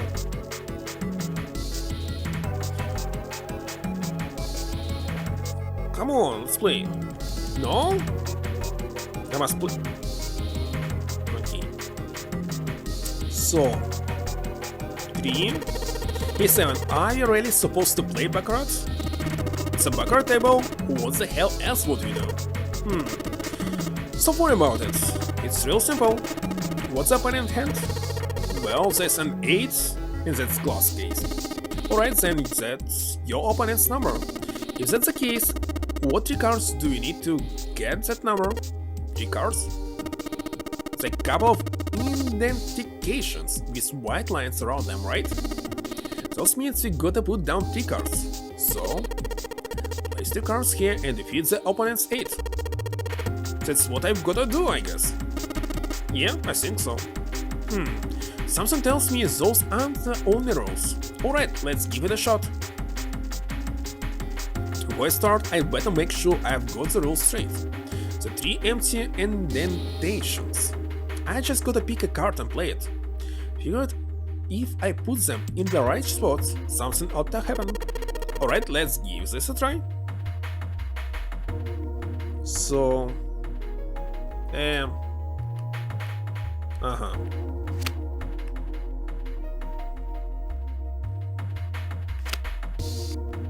the last one is 2, isn't it? Alright, if I just put down these 3 cards... Yes, open for me. Great. You did it, Junpei. You think it's telling us to take the 8 card? Come on, let's grab it. Alright, let's take this card. Do you need to take this? The 3 cards I put down are stuck to the table? How's it possible? Won't be going anywhere anytime soon. Is it magnetic cards?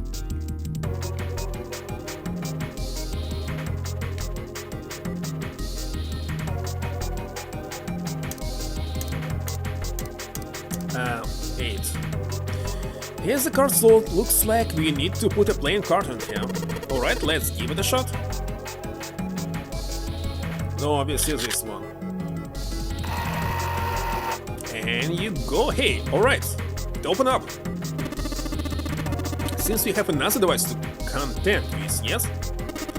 The 3 slots in this one. 3 slots. Let's see. 3 slots for cards. And there's a 9 right below them. So this probably means we gotta make 9 with the 3 cards we put in the slots, right? Just like what we did over at the baccarat table. Alright, let's give it a shot. But I have not enough cards. Okay, 7 plus 5.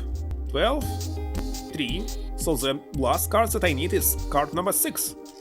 Where is it? No idea.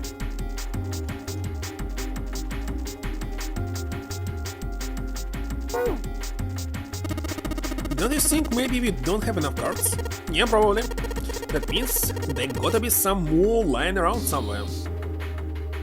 Just need to find it out. Where can it be?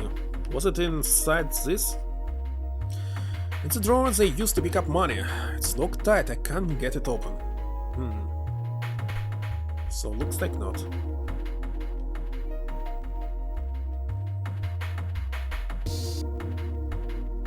What am I missing? Some table?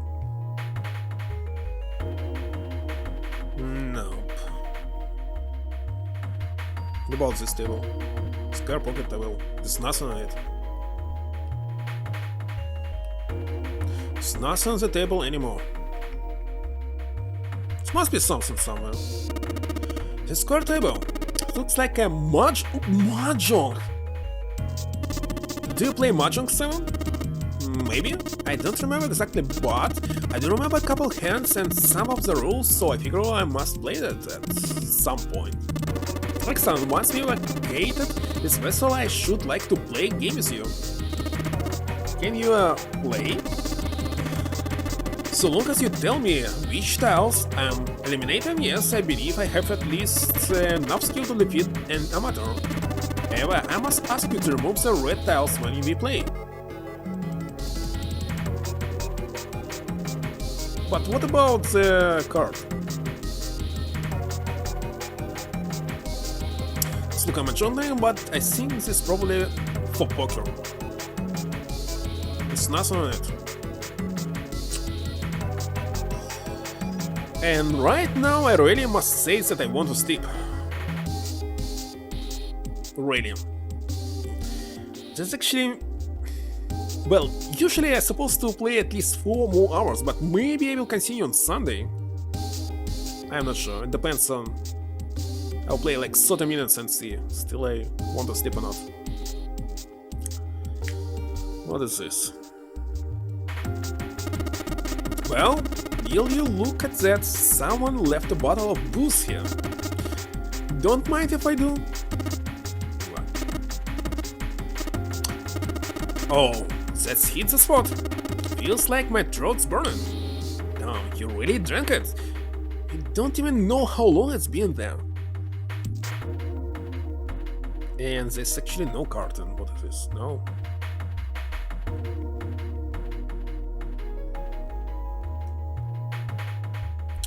I have no idea where's the card.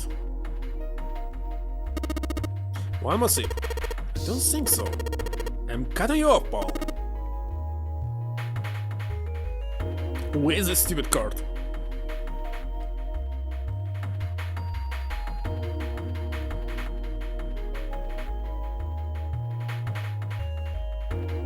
Did I miss something here, maybe?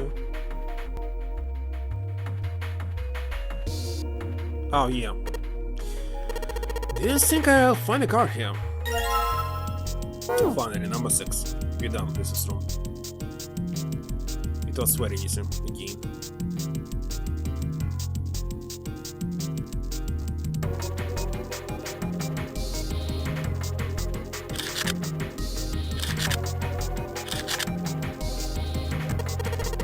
Alright, so I put all the cards we had left into the slots.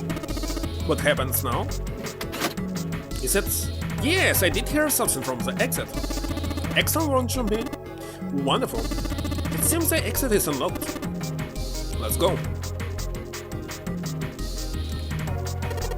Alright, let's go. That's it. Another room down.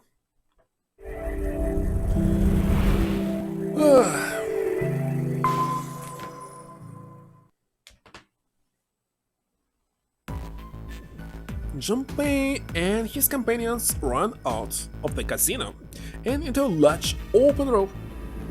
A room in fact that they had been in once before. There was little to surprise them there. They already knew what the next step had to be. The iron gate still stood in place, locked tight, blocking the stairway. In the center of the gate was a keyhole engraved with the Venus symbol. This time, however, Junpei had the Venus key in his pocket. Wasting no time, he pulled it out and showed it into the keyhole. He turned it. With the distinctive sound of metal on metal, he felt the lock click open. Alright, let's get this thing open. No problem, let me help with this one. Junpei grabbed the handle on the left side and Seven took the handle on the right. On Junpei's signal, they both pushed and the gate cracked open.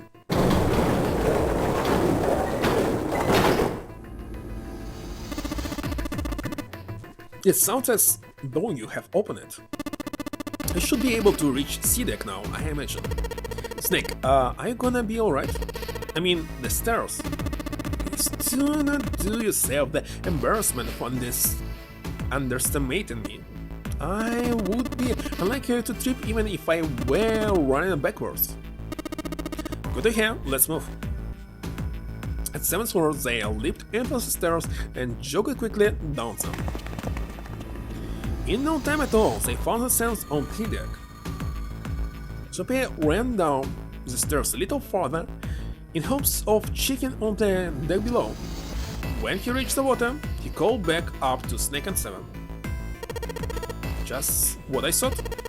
The deck is completely underwater. Nobody tried to swim here, I don't know. Snake doesn't... You mean Solid Snake? Obviously. Just lying at the bottom of the central staircase. The surface of the water below them was flat, like a mirror. That it had not changed too greatly since they last seen it was a great relief. Or maybe Naked Snake? There were at least two different snakes. Well, second was like Big Boss. Junpei quickly retracted his steps and headed back to C deck. In front of the stairs were a pair of elevators. They appeared to be identical to the ones from the upper floor. Between them, attached to the wall, was another card reader. This one, I don't care. And next to that was another strange symbol. Hey, check it out! It's a symbol for lotus? What? See, it's got the woman symbol and then it's got devil horns, right? Yeah, I see it, no two ways about it. That was a pretty good one, kid. 7,000 Junpei's hair, in what he likely thought to be a friendly manner, Junpei furrowed his neck wide break, even though it was clear 7 had kept his strange in check. Thankfully, Snake interrupted. After Junpei's observation, he had gone over to examine the card reader. There's a Mercury symbol.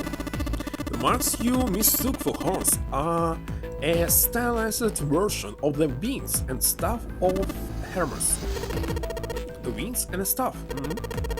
So, she beats you with a staff until you die and go to heaven? Sounds like a lotus, alright. 7 shook. Junpei's head even more vigorously, and that younger man began to feel as though his brain was being jostled about inside of his skull. He began to feel rather ill. Sailor Moon! Sailor Mercury! Unless we can activate this device, I doubt the elevator will function. In other words, we gotta find a key card with a Mercury symbol on it. So I would assume.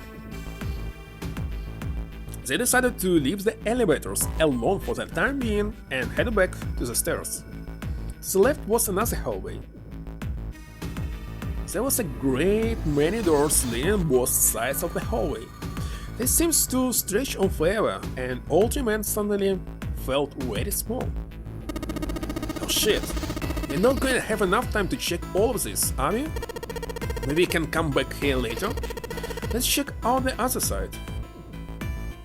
They turned around and went back the way they had come.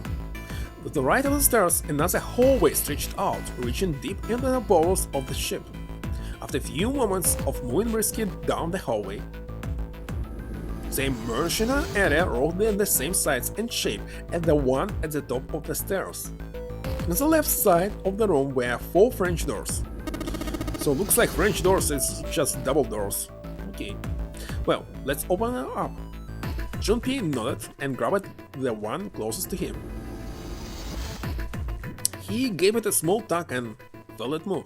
It was unlocked. Thrilled to have found another unlocked door, he threw it open.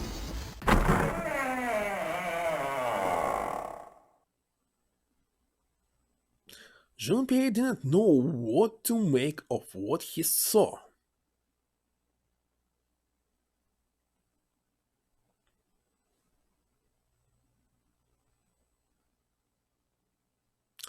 He simply stood, unable to speak. Seven's eyes opened wide and his mouth gaped. After a few long moments, Seven at last managed to speak. Hey, what is this place?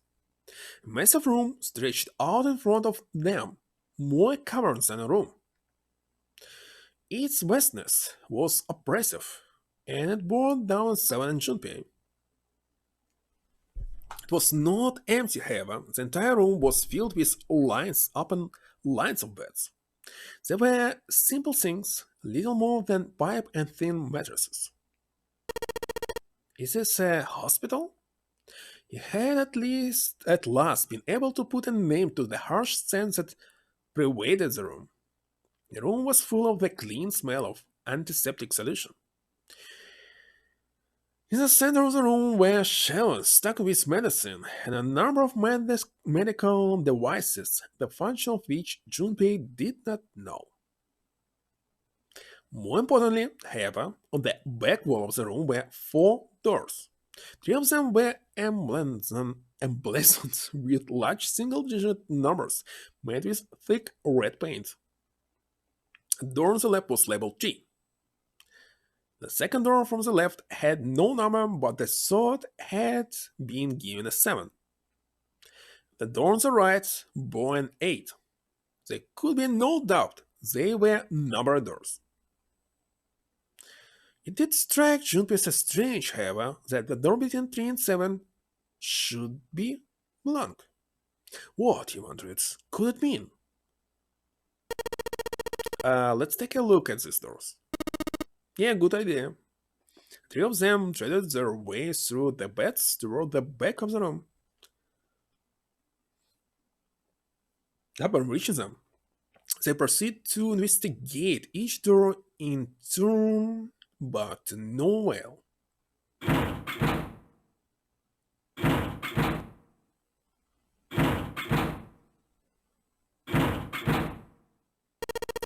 Yep, locked just like I thought. Naturally. After all, there are rules to the nonary game, and to allow these doors to open easily would violate those rules. Unless we can authenticate ourselves with the red, the numbered doors will. Wow, wow, check this out. Suddenly, Seven spoke up, interrupting Snake. Look at the red. There's nothing in it. Huh? Don't you remember the red back at the main staircase? There wasn't anyone in it. It said vacant on the little screen, remember? Oh yeah, you're right. But this one, there's nothing, right? You think it's broken? Only one way to find out?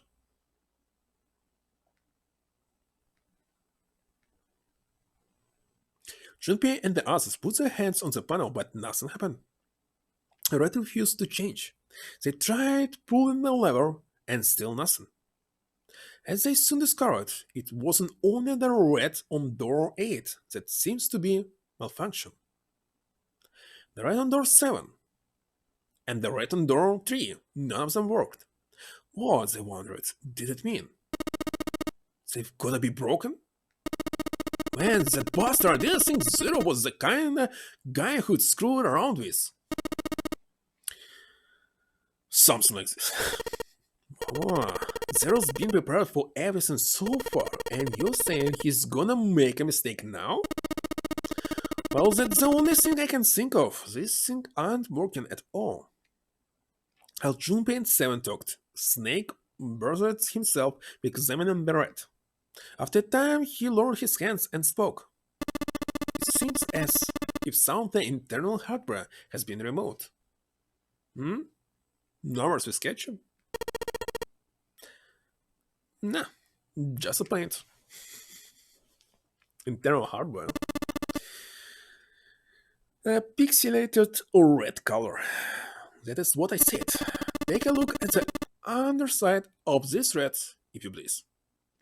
Junpei obligated and bent over to look at the underside of the device. A long, thin slit ran along the bottom of it. As he looked harder, or at least it was more of a slot than a slit, and that it was clearly meant to accommodate some manner of electrical device. It's necessary to read it. The other two read were the same. Something had clearly been removed from all three of them. I get it. So the reds aren't working because somebody pulled out their guts. So I assume. But why? And who? I mean, it doesn't really make sense. I have no idea. Why on earth would I know something like that? Just then, they heard the sound of a door opening. The three of them turned and saw Akane. Oh no, Junpei saw it. Jun. She stopped short, surprised to see them, and was waiting nearly bowled over by the rest of her companions, who were coming through the doors behind her. Ace, Santa Clover, and Lotus all burst out the door, each of them as surprised as the last to see Junpei, Snake, and Seven. Junpei and Seven were, for the moment, at a loss for words. What are you guys doing? Why are you... After a moment of silence and surprise, everyone suddenly began to talk, desperate to exchange information. They talked about the rooms they'd been through and how they ended up in the same place. Of course, none of it was very useful information, but it hardly mattered.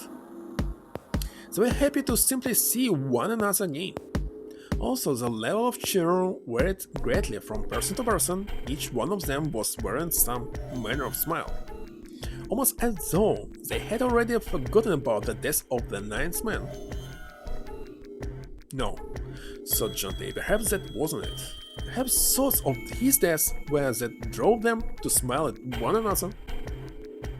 Not in a morbid or hateful way, no, the ninth man had died, but they were still alive, and that was something to be happy about. Sort of simple, uncomplicated joy. Junpei thought the joy of being alive. Still alive. He felt sorry for the ninth man, but more than anything, Junpei was just happy to be alive.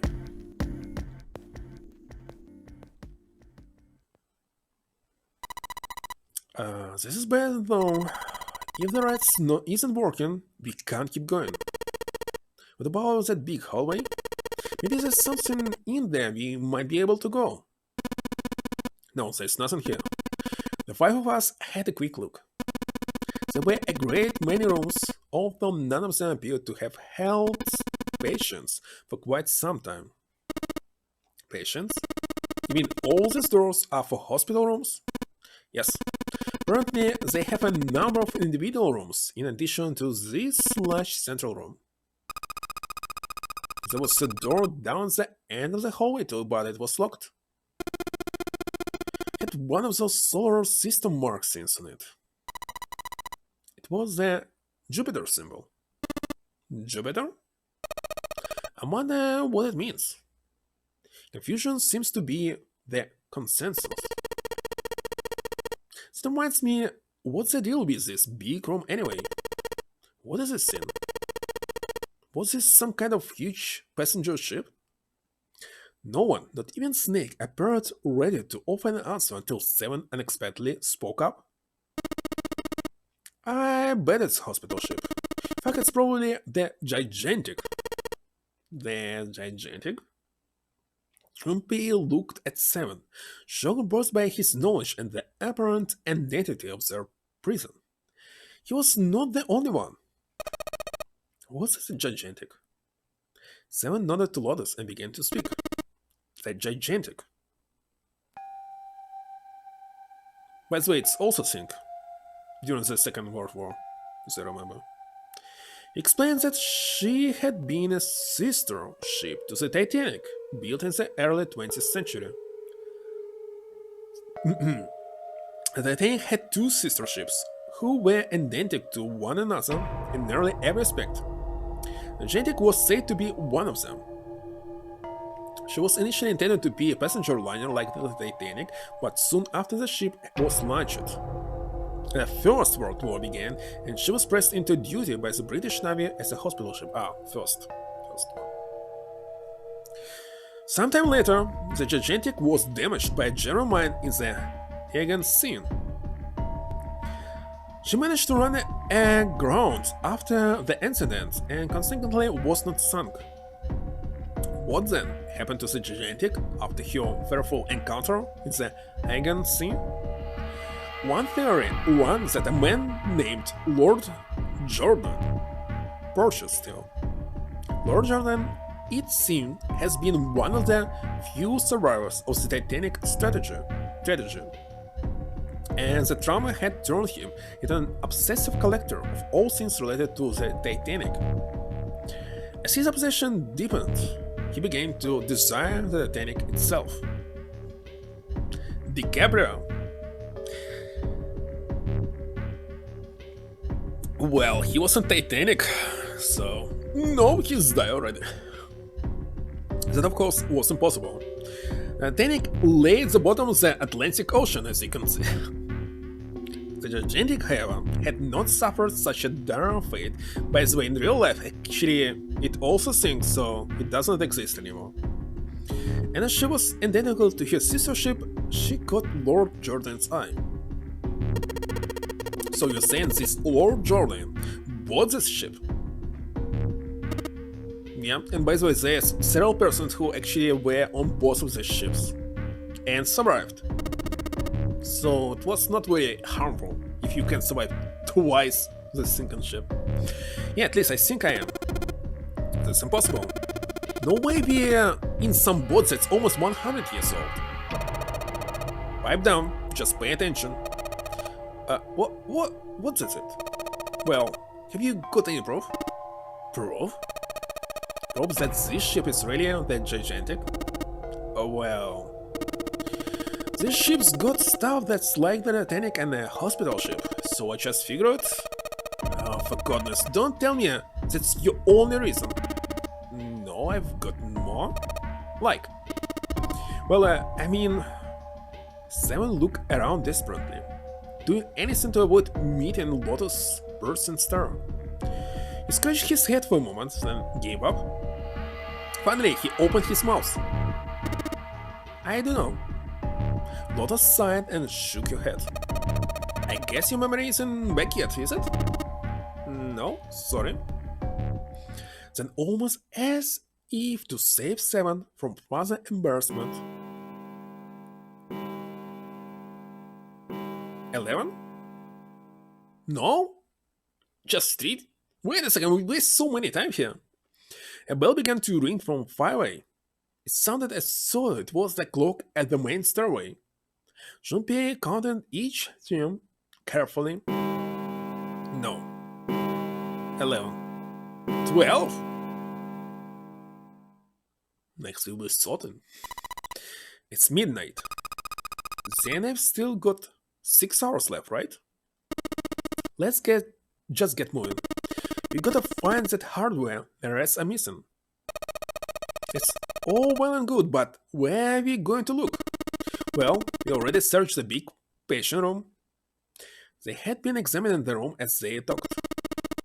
But we haven't found anything, right? Well, there's only one thing left to do. Just one? Well, not just one.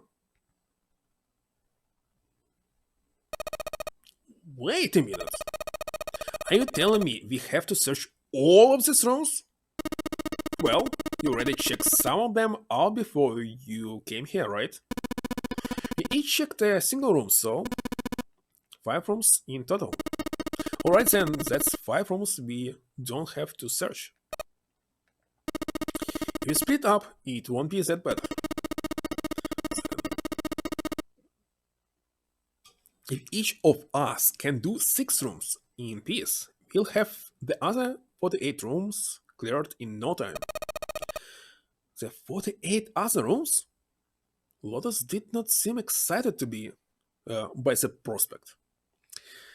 7 fidgets nervously before responding. Maybe?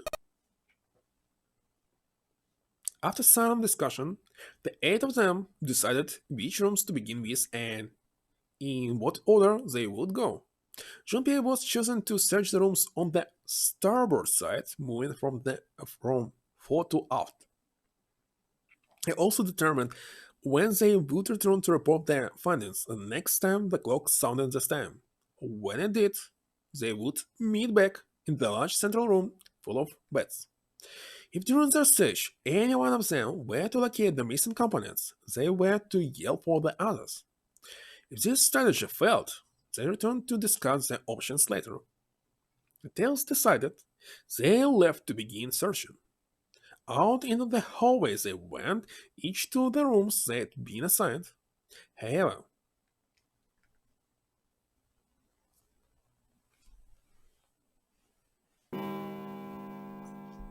1 hour later, from far away, Jean-Pierre heard the bell ring.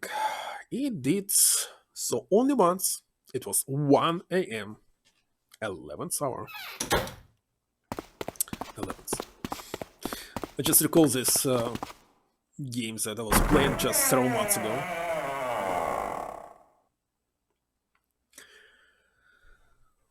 7 games, 11th hour, and Sotin's doll. Maybe something else will be released soon. He jogged through the entrance of the large hospital room to find 6 of the others already there. A Santa Clover June 7 Lotus had gathered in front of door number 8. Perhaps, to be accurate, they had gathered in front of the red next to door number 8. Had one of them found the missing piece? What happened, guys? It was Jun who answered him. Jumpy, look! She was pointing at the red. He pushed through the others until he stood in front of it. Immediately, he knew that she had meant. The display on the front of the red read vacant. Junpei sighed. Come on, guys, who was it? I thought we were supposed to yell if we found it. Well, Junpei wondered why she was hesitating. The others looked as confused as June, but kept their mouths shut. What the hell? What is up with you guys? They all knew something he didn't, and Junpei wasn't about to leave things that way.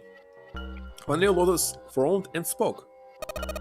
Well, that's the thing, we don't know. You don't know? When I got back, it was already like this. There was no one else here. That means I was the first one back, but the missing parts were already back in the bread. Jean-Pierre looked at the bottom of the red again, just to make sure. A slot that had been opened when the bottom was now covered with metal. Clearly, whatever has been missing had been returned. What about the other two? They're the same? Junpei quickly examined the other 2 boxes.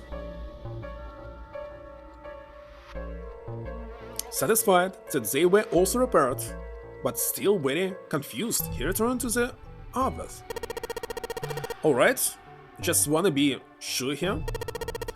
Nobody has any idea what the hell happened here, right? Ace and June nodded silently. Seven raised his hands as if to say, not me, and Santa just shrugged. Holy Clover! Thought her head and did nothing. Huh? Wait a minute. That was when he noticed. Where's Snake?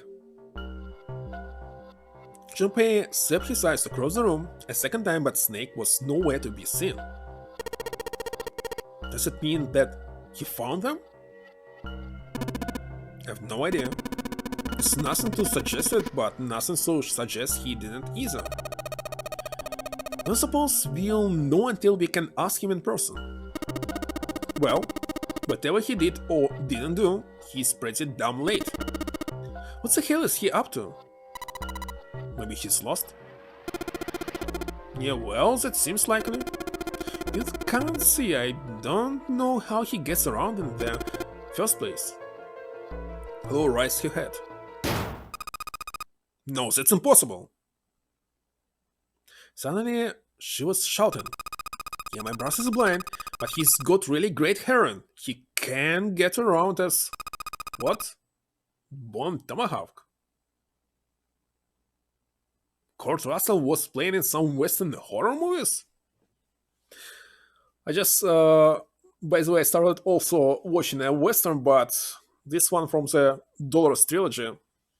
So far, I saw only the last movie, and I actually started to watching the first one, but I didn't finish it. It's pretty long for me. People who were abducted by cannibalistic Indian clan? I actually really doubt that such clan existed in real life. It sounds very interesting. So, do you recommend it? Might will check it someday. And hello here, Degtyaryov, right? Uh, he can get around as well as anyone who can see. So he couldn't get lost. That's impossible. Clover had started to shake and the knuckles of her hands had gone white. She spun around, but before she did, Junpei noticed tears welling up in her eyes. "I'm gonna go look for him." The words were barely out of her mouth when she began to run. "Hey! Hold on, Clever, wait!" Junpei cried out to her, but he was too slow. She kept going, and before anyone else could react, she was gone. Damn it. What should we do now? Well, the rat is working now. No, we are not leaving two people behind.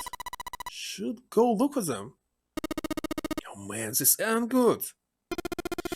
Oh yes, what an excellent idea. We just wasted a bunch of time looking for some piece of electronic junk. Now let's waste some more by looking for a couple of idiots. So remain here if you feel you must, but there's no time. Only 5 hours left. Junpei and the others nodded to one another and took off at a run. In front of the stairs that lead to B deck, they decided to split up. They quickly assigned search areas and went their separate ways. Soon only two of them were left. The two were Junpei and Jun, who had been a few steps behind the others. Alright, we should go to... Yes, let's go. But where should we start? Let's see. Casino, the first class cabin, the hallway with all the rooms, or back to the large hospital room. Does it really matter? Back? Let's go back to the large hospital room. Huh? Why would we go back? Well, I mean, we might have just missed him, you know? Maybe he really was just late. I hadn't thought of that. Okay, let's go. I turn and run down the hallway to the right. On their way to the large hospital room, Junpei and Jun noticed Santa standing next to the number 3 door. Junpei paused. What should Junpei do? Talk to him. Walk away without saying anything. No, let's talk to him. Junpei and Jun walk up to Santa. What are you doing? So you can't tell? I'm checking out the rat. Why is there something bothering you? What? It's not bothering you? Huh? The guts of this rat. Why wouldn't you wonder who the hell put it back in here? Yes, that's true. Well, I'm curious too, but who do you think did it? Santa's eyes narrowed as he looked at June. She shook her head. I don't know. Well, what about you, Junpei? Who do you think fixed this scene for us? Wait a second. Snake. Lotus. Zero. Someone other than the 8 of them?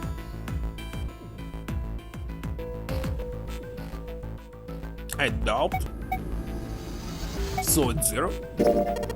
I think it was probably 0. Why?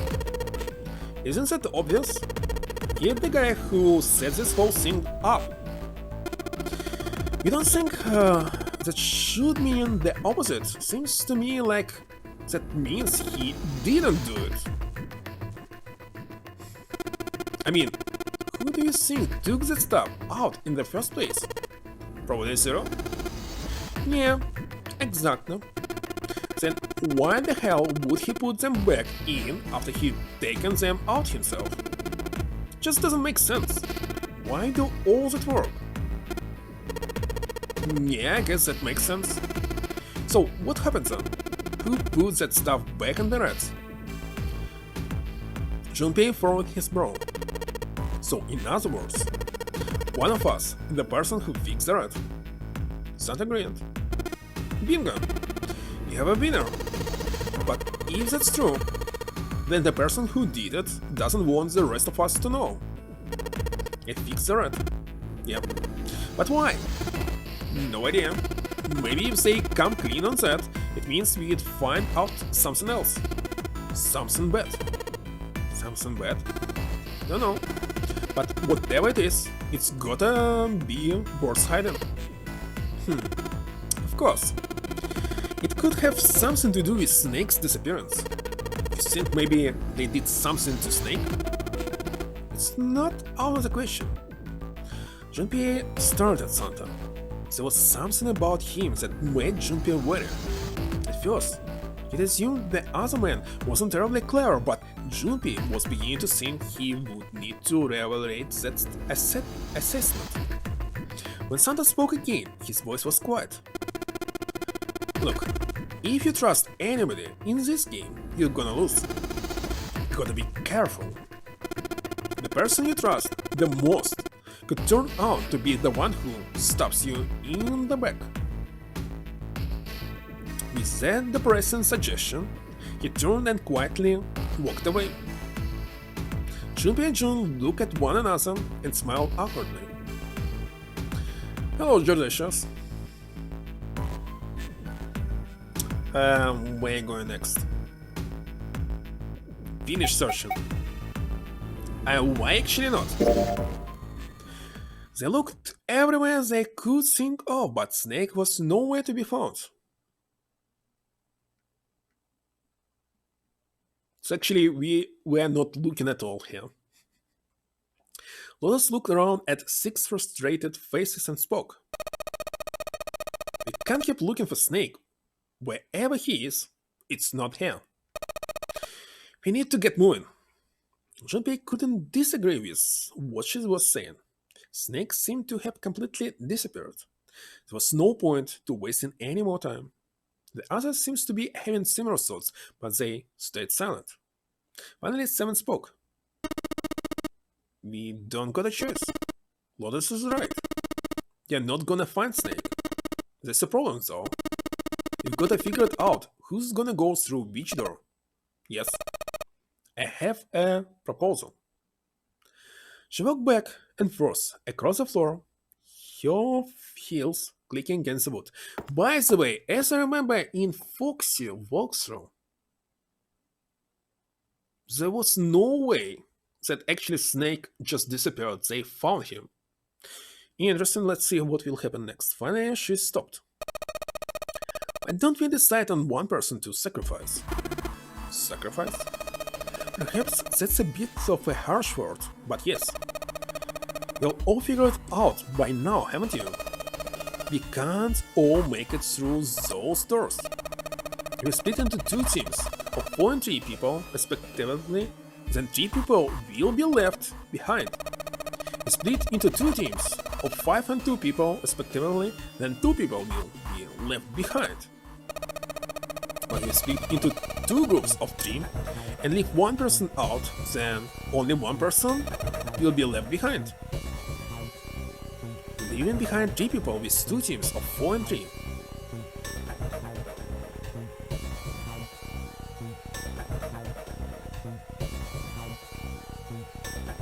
I don't know, not sure.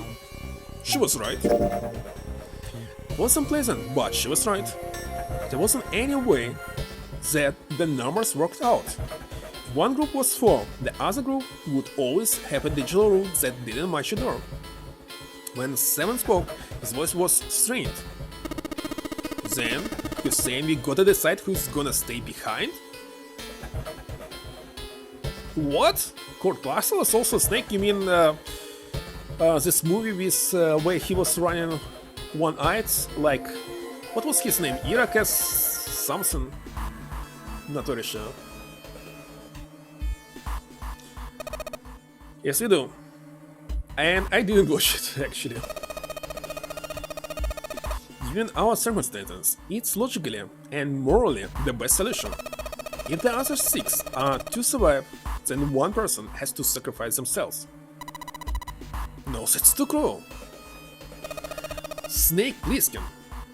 Okay, so what was the second one? Anyway, it was in Metal Gear as well. Maybe he named himself like Irakes Plissken. Because he decided to avoid something. I'm not sure. What's so cruel about it? To just sacrifice someone like that? Then, what's your plan? Maybe we should sacrifice 2 people instead of just 1. It's not what I meant. We shouldn't sacrifice anyone.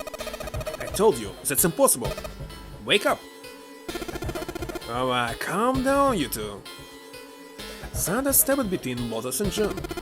Look, what Lotus is trying to say is that you should aim to bring the greatest amount of happiness to the greatest amount of people, right?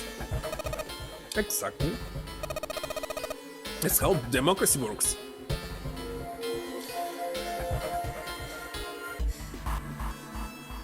That's rare. I always play the original version if it's possible, of course.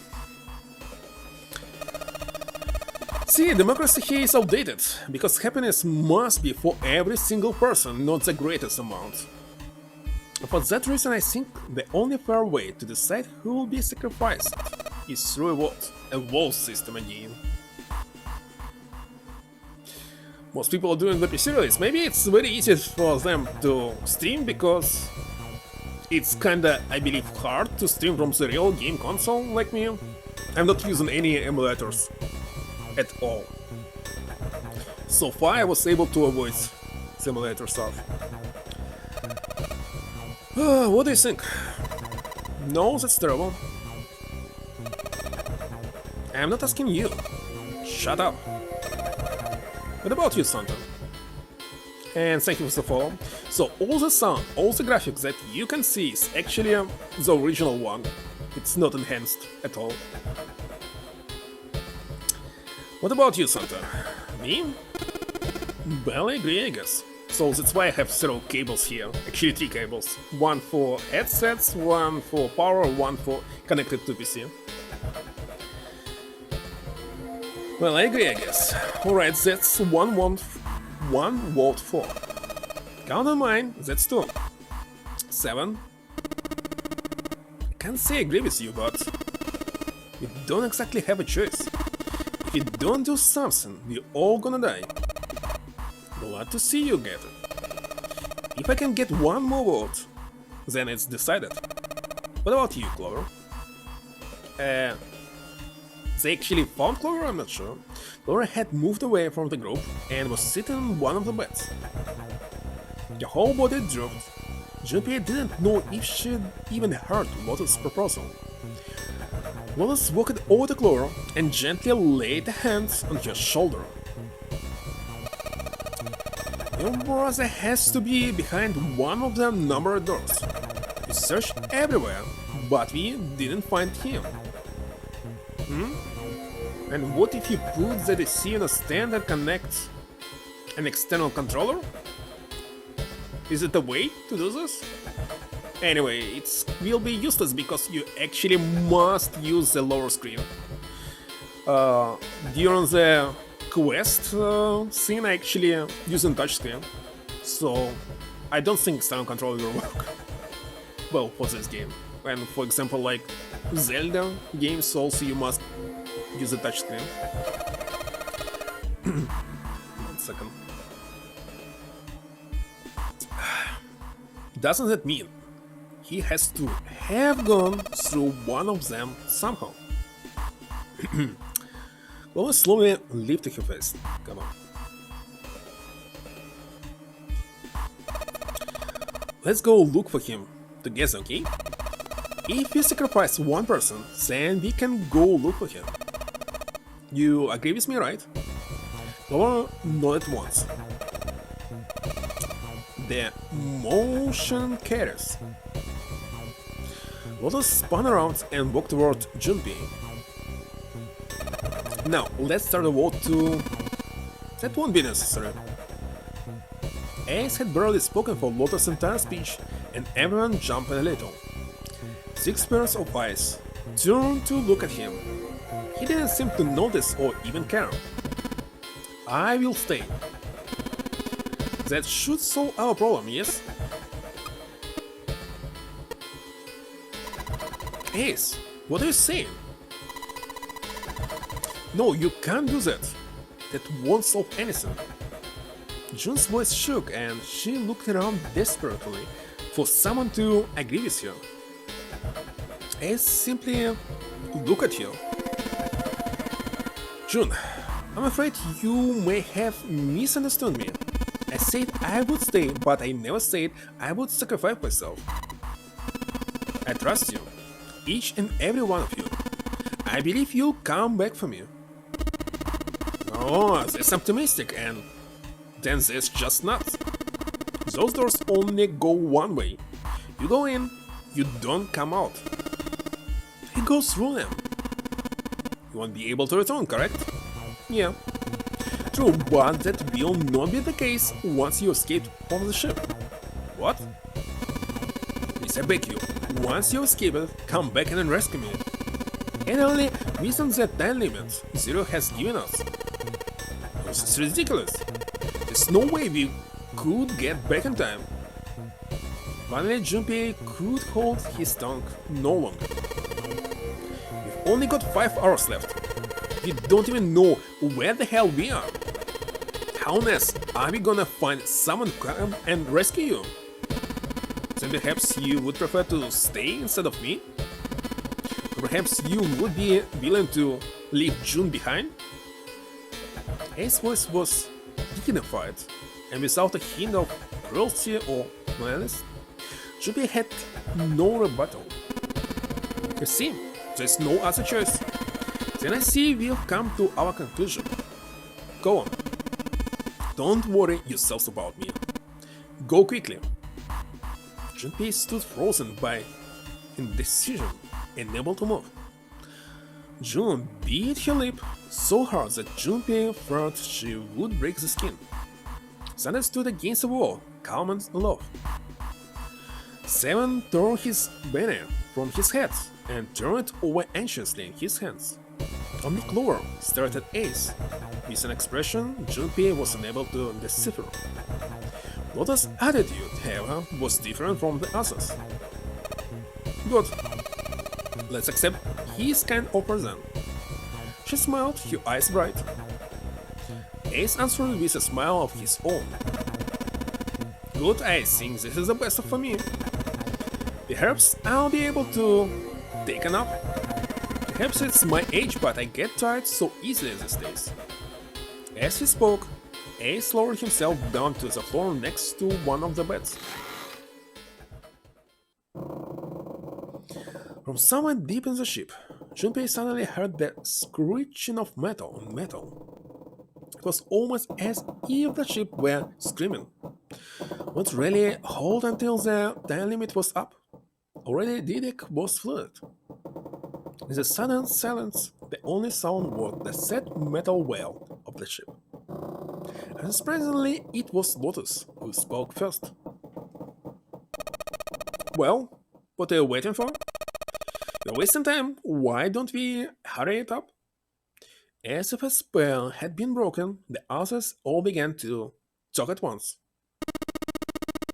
You're right, we should get going. That's all we can do right now. 7. Seriously, honestly, I was getting kinda sick of listening to you guys talk. You too, Santa? I have to find my brother. Wait, all of you? 1 a.m.? Well, you're at the East Coast. Alright, see you. So next time when I'll be playing it will be next Saturday, playing visual novels only every single Saturday. That's it. See you next time, bye. Wait, all of you, let's just calm down and think about this.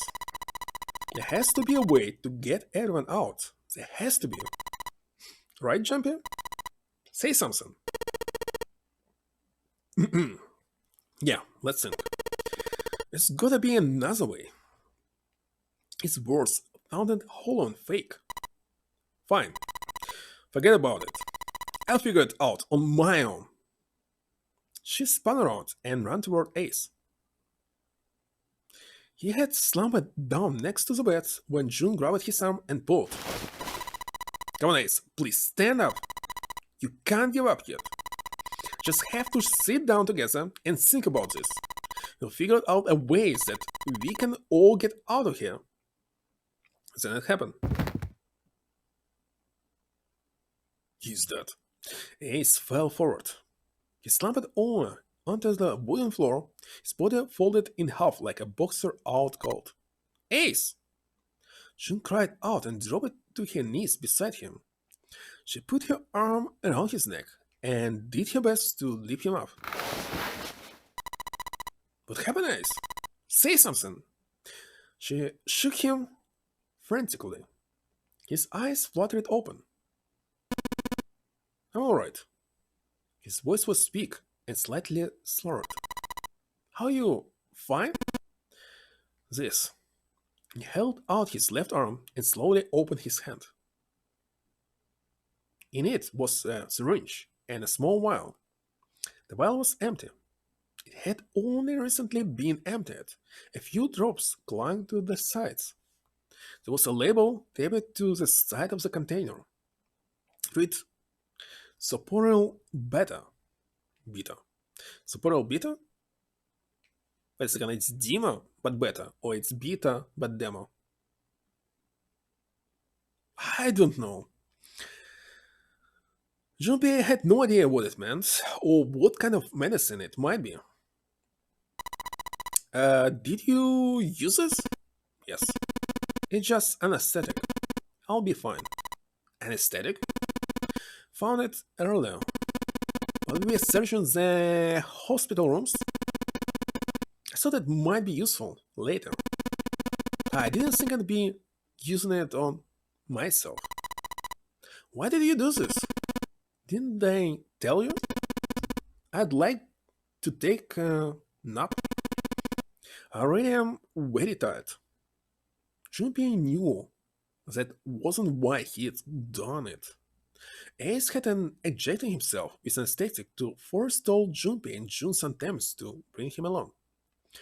If he couldn't move, there was nothing they could do. He had injected himself so that they would be forced to leave him behind. Ace, is there something you want to say? I'd just like to sleep a little. Could you keep it down? No. Don't, Ace. Don't fall asleep. I feel warm. So comfortable.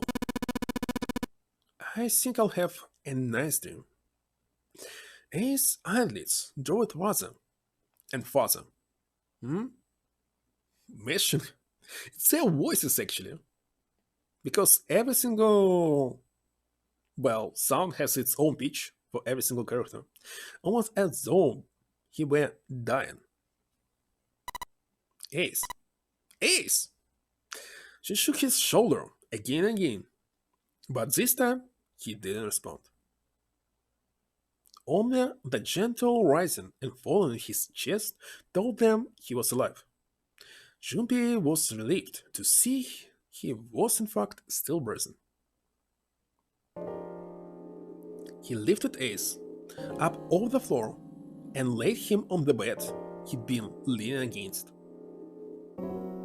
When Junpei turned around, Lotus gave him a look of pity. Well, we really don't have a choice now. We can't let his sacrifice go to waste. right? She wasn't feeling any remorse. Junpei was sure of that. Still, held no grounds upon which to oppose her. It felt wrong, but he had to agree. Then suddenly, Santa spoke. Yeah, but we are not done choosing yet, are we? Huh? What do you mean? Well, we haven't decided who's going in what door. Oh yeah, that's true. Well, enough of this screwing around. Let's decide. You first, Lotus. Which door do you want? I want door number 8. It's the same number as my bracelet number. Got it. You're 8. You're next 7. Which one do you want? I'll take 7. I can't get along with that old lady. What? What are you just saying? Face distorted by rage, Lotus took a step towards 7. He threw up his hands and made a face like a child caught with his hand in the cookie jar. You're going to get it next time. I shot him a glare that would have melted steel, then turned and stalked it off. Alright, who's next? Santa's gaze moved across the 3 people left. Finally, they stopped on Junpei. Junpei, which door do you want? At last. Junpei's mind was already made up. Is it? Already made up, so door number 3. I want to go through door number 3. No, you can't. Huh? Why? Because it's impossible. If we split ourselves into 3 and 3, then we give up on going through door 3. Why? The bracelet numbers for the 6 of us are 3, 4, 5, 6, 7, 8. There's 2 combinations that can go through door 3 with 3 people. 3, 4, 5 or 6, 7, 8. That's it. Of course, 2 teams can't go through the same door. I see. It means one team would get left behind. That's right. That doesn't happen if we go through door 7 or 8. No, that's fine. They fine. We've got 3 options. Santa began to explain. Oh, come on. Plan A. Goes through door 7 with 3, 5, 8. And goes through door 8 with 4, 6, 7. Plan B. Goes through door 7 with 4, 5, 7. And goes through door 8 with 3, 6, 8. Anyway, I have door number 7. Oh, plan C. Goes through door 7 with 3, 6, 7. And goes through door 8 with 4, 5, 8. Let's see. Those are the only 3 options. That's it. At least if you want to get all 3 of us out of here. Was when Junpei released. When E divides into 2 teams. 3, 5, 8 and 4, 6, 7. When B divides into 2 teams. 4, 5, 7 and 3, 6, 8. When C divides into 2 teams. 3, 6, 7, 4, 5, 8. There was one thing they all had in common. In every single combination, 5 and 6 were never on the same team. In other words, if all 6 people were to move forward, Junpei and Jun would be separated. We were separated before, so what's the problem? Jun and Junpei had been friends when they were kids. He trusted her more than anyone else on the ship. If he chose 7 or 8, he'd be taken away from her. Was it something he was prepared to do? Anyway, that's the deal, so think it over. You've got a 2 choice, 7 or 8. You can't choose 3. If you choose 3, you're gonna be leaving 3 people behind to die. So, what are you gonna do? 7 or 8? Time to choose. Junpei thought hard. After thinking it over, his conclusion was door number 3. Sorry, Santa, but I still want to go through door number 3. What? That's nuts! You've gotta be crazy. Why the hell are you so obsessed with that door? I'm just... Junpei paused. He swallowed the words he'd been about to say. Just curious about door number 3, that's all. It doesn't explain shit. I've got a reason. I'll be happy to explain it to you if you'll just come with me. He said he began walking towards the door. Their curiosity likely getting the better of them, the others followed. A few of them looked a little suspicious, but Junpei told himself that wouldn't matter. He kept walking and kept silent. Eventually, they arrived at the number 3 door. Junpei stopped. I'm curious about the rat. 7, would you mind authenticating for me? Huh? Why? Please, just do it. He stared at Junpei for a moment, then grunted and laid his palm heavily on the scanner. Happy? Yes, thanks. Number 7 had been entering into the red. Next is Jun. Please touch the red, just like 7 did. Chappie, what are you trying to figure it out? Junpei thought about his answer for a moment. I think I might have found another way out. Huh? What? Really? That got them excited, just as Junpei had intended. Now please, Jun. Okay.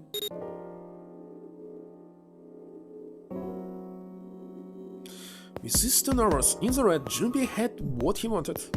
He casually placed his own hand on the scanner and the 3 asterisks blinked on.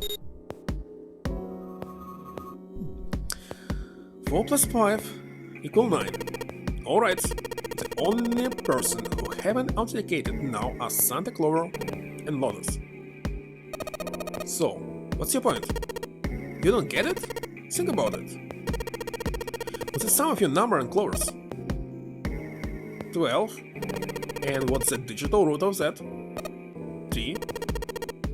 Each is Santa's number. By the way, Lotus, what's the number that's currently in the red? It would be 9, right? Yes. And what will the digital root be if you add 3 to that? 3. Door's number. There you go. Hey, wait a minute. What the hell are you up to? I'm not up to anything. I'm just waiting. Waiting for what? I'm waiting for the balance to shift. Santa, or Lotus and Clover. Once one of you moves, the others won't have a choice. So I'm waiting. Junpei laid his hand almost casually on the lever. You son of a bitch! You tricked us! Then all the stuff you were going on about is all bullshit! Bullshit? I don't think so. Can I tell you, I figured out another way to get out of here. This is it. Why the hell would you do something like this? Junpei glanced at Jun. Junpei, you did this just so you could go through the same door as Jun? That's it? Santa was furious, his face was red, and flecks of spit flew from his lips as he spoke. Junpei closed his eyes calmly and then opened them again. So, what's it going to be? Santa or Lotus and Clover? Shit. We are going. Clover. This looks very nice here. Lotus leaped forward. She grabbed Clover by the sleeve and ran for Junpei and the door. Caught by surprise, Santa froze for a moment, then shot forward like a bullet from a gun. Lotus had a head start, but Santa had the advantage in size and speed. Almost immediately, he passed Lotus and Clover. No, wait! Santa did not hesitate. He slammed his hand down the red. This is insane. This isn't right. He glared at Junpei, his chest heaving. Yes, well, you may be right. Junpei's voice was cold, but not without effort. He turned to the red and pulled the lever.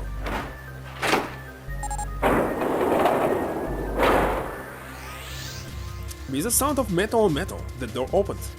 It would only remain for 9 seconds, there was no time to think. Go! Junpei and his three reluctant companions jumped on the doors, gaping mouth, one after another. No sooner did they enter than an all too familiar noise sounded from their left wrist. The nation had activated. Junpei looked back only once and saw Lotus and Clara on the other side of the closing door. They stood still, stopped where they had been when Thunder reached the red, and defeat and desperation on their faces tore at Junpei's heart. Then the door closed and they were gone.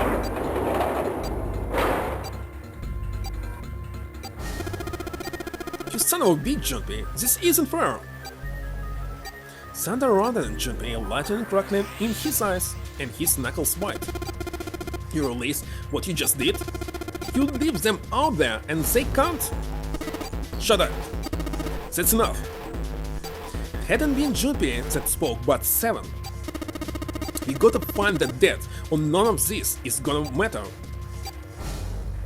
The clock was ticking. The dead was their only chance to survive, at survival. Unless they could find it and deactivate the detonators, the four of them would be... Got less than a minute left. No time for screwing around, get moving! It scattered and began to scour the room. The activation device was nowhere to be found. Corridors stretched out in three directions, but everyone was blocked off by a wall of metal. There was only one way out. One other door. There. Seven ran for the door and rusty iron thing. His large hands grabbed hold of the handle and pulled. The room inside was pitch black. They could see nothing beyond the small patch of light that spilled through the doorway. Junpei stuck his head through the door and looked around the room. Almost immediately, he spotted the blinking red light on the right wall. I found it.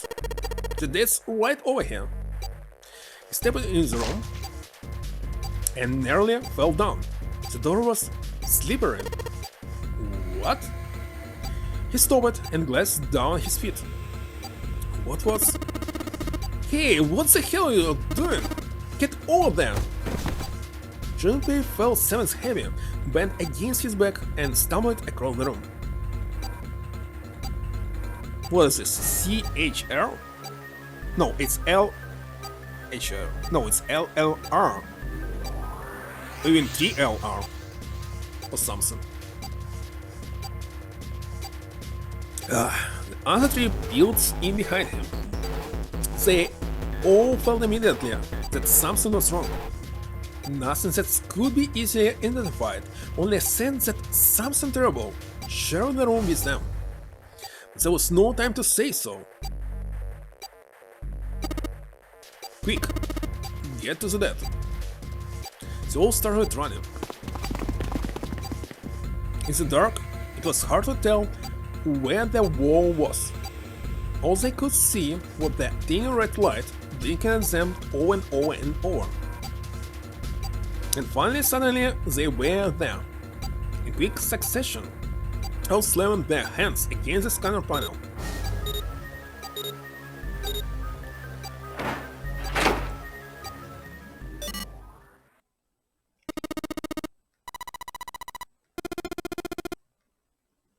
Seven leaned against the wall, gulping air as his breathing began to return to normal. He glanced at his left wrist and grunted. It stopped. It stopped. Junpei could hear him laughing in the dark, but could barely make out the largest man's face. What's that? The sound of retching came from Thunder's direction. What the hell is this smell? This is wild. I couldn't puke. So desperate had they been in their race to the dead that no one had noticed the horrible smell that pervaded the room. It was so terrible. Now threatening, strange, like burnt and frozen meat. Adrenaline had drawn it out, but now it rolled over Junpei's in waves, forcing itself into his nose with every breath he took. He felt his stomach clench and bile rise up in his throat. Let's get the lights on first. There's a switch over here. The light that spilled in from the door barely illuminated a small switch plate next to the door. Slowly, with the toll of the last few minutes apparent in his gait, Seven walked toward it. It's also a sign of vacancies. He stopped as he got close and extended his finger toward the switch. So it's actually LR. There was a soft click as the lights came on. He had scarcely faded when another noise burst the air. A scream. Junpei's breath stopped in his throat. His hair just to beat. Time froze. His mind scrambled to make sense of what he saw before him. What was left of the body sat in a sea of blood. Chunks of flesh torn from the body sat in the blood like the tiny islands in a great red sea. A vast, ragged hole had been torn in the torso, and what remained of his intestines spilled out of it like fresh spaghetti. Smaller clumps of meat had splattered against the wall and became stuck there as they dried. Globules of yellowish fat had left trails like tiny slugs as gravity pulled them down the wall, even as they dried to it. Looks like an explosion? Sam's voice was low and strained, just like the ninth man. The detonator in his bracelet set off the bomb in his gut. It looked as though the explosion had been quite powerful. His legs were both bent in an odd, unnatural way, and his left arm had split open, exposing the painfully white bone of his owner. His bracelet lay next to him. It seems to have hit the wall hard enough to have shattered the display, which lay on the ground in pieces. Wait a second, they even destroyed the bracelet? Ketchup? Well, it's definitely a myth. How his head had simply collapsed. The blood coating almost made it look like raw pizza, though covered in tomato sauce. So it's tomato sauce actually. Ketchup. His clothes too were covered in blood. The burgundy tie, the white shirt, the jacket with the yellow piping, and the grey slacks. They were all familiar to Junpei. Is it Snake? Santa's voice waved as he spoke. His mouth dry. Oh my god. Finally, Junpei spoke. Why did this happen? No. Suddenly June was screaming, her voice broken. It was an ear scream full of insanity and not entirely human. No, no! She shook her head wildly and grabbed fistfuls of her own hair. Junpei could hear the sound of her hair tearing. No, stop it, June! He grabbed for her wrist, but as he did, June leapt up and ran towards the exit.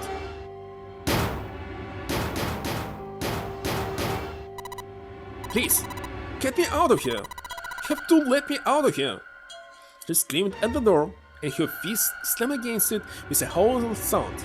Junpei could see drops of blood on her knuckles.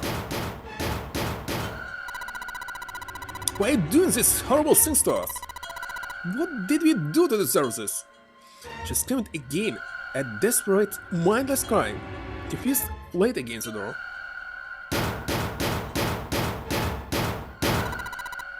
Get me out of here, please! Please just let me out! Junpei couldn't watch anymore. He ran to June and wrapped his arm around her, pulling the screaming girl away from the door. No, get off of me! Let me go! Let me go! She screamed for a moment, her legs skittering across the floor, but her resistance didn't last long. As suddenly as your outburst had begun, it was over. The maniac energy disappeared, and your body went limp in Junpei's arms. Jun collapsed toward the floor, and Junpei knelt down with her. He felt drops of something warm and wet. Was she crying? A moment later, she began to sob. Her shoulders shook, and great, hot tears rolled down her face like rain. You're gonna be fine. It's gonna be alright, John. It's going to be okay, kinda. Her name was a whisper. I'll be here with you, okay? She nodded once. Thank you. Thank you so much, Jumpy. A trembling voice pulled at Jumpy's heart. He stroked her hair gently. His face was so close to her. The scent of her hair was nostalgic. Do you feel better? Yes. I would like to stay here. For a little while at least. Jumpy's body is so warm. Several minutes passed before Jun's tears had dried. Junpei stood up. Why is there so much sauce, but no piece of meat? Well, because this game is for kids. It's Nintendo. So that's it. Just blood. And supposedly you should imagine this. He bent down, put his arms under Jun's, and helped her to her feet. They didn't speak. Neither did Seven or Santa. Person was dead. They had died in that room in a terrible way. Junpei knew there was no way he could make himself forget that. There's no way any of them could forget it, but mourning would do no good. They spread out the surgery room, but each felt as if their heart was made of lead.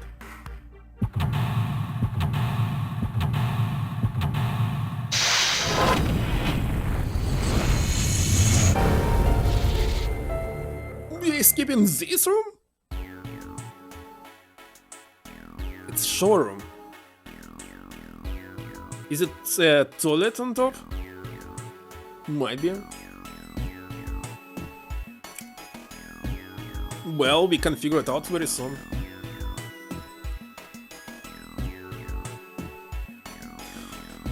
Okay, let's explore this with a stick.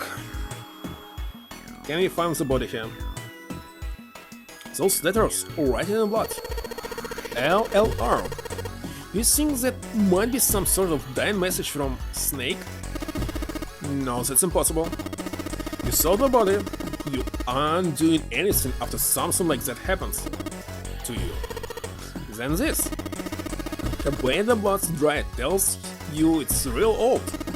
Whoever's blood this is, it aren't snakes. Then you saying this blood was put here a long time ago? Yeah. Well, I will try to find the body, of course. If I click here, an old message written in blood. It says LLR. That's where we came in. I guess it's not locked, but there aren't really any points. All that's out there is the number door. We can't go back through the number door even if we wanted to. Okay, what about this? Alright, let's see if anything happens when I turn you. Nope, nothing. Not even a drop. Is the pipe clogged? Doesn't look like this sure works. So there's actually 4 screens. Let's check this. Huh? There's a piece of paper tied to this pipe with a wire. Manage valve operation. Please do not flush the water in these pipes. Doing so may cause the drain to overflow. I don't know, let's click something. Well, I don't know the combination. Pointer? Left leg license right? Oh, wait a second, we can look. Well, there's only 6 issues, not 10. Well, right now I don't know, let's go back. There's some water coming out of the shower head. Let's see if... Shit, that's hot. Really hot. Man, that water must be just about boiling. Well, now I know that really hot water comes out of that shower. Maybe I should just leave it alone for now, though. Okay, let's check this. Toilet paper, but it's... Ah... YX something.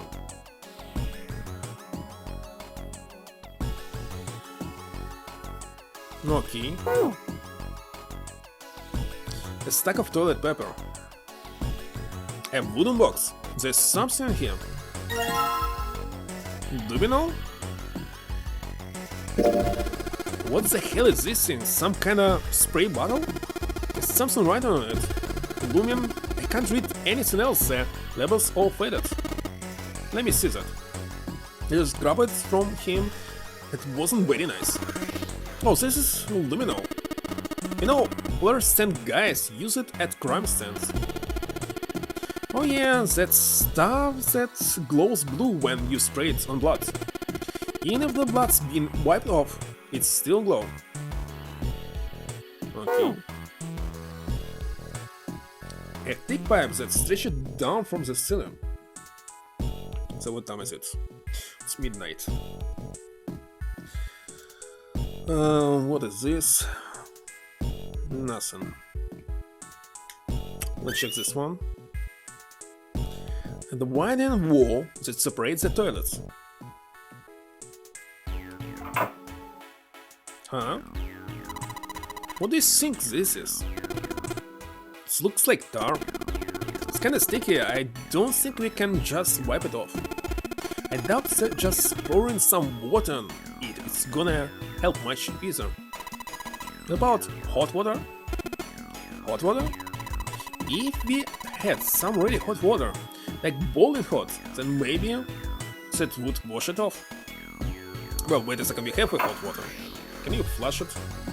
Some pipes. They connected to the tank of the toilet. It's a water tank for a toilet. I have seen a lot of OC guys trying and hide a piece of something like this, usually for a 187 or something. Guess they think it's clever. Don't know when they'll figure it out. What is this OC number? Figure out everybody else thinks it's clever too. Huh? I mean, I know peace, but what's OC? Organized crime? What is that? Some kind of police slang? Huh? Probably.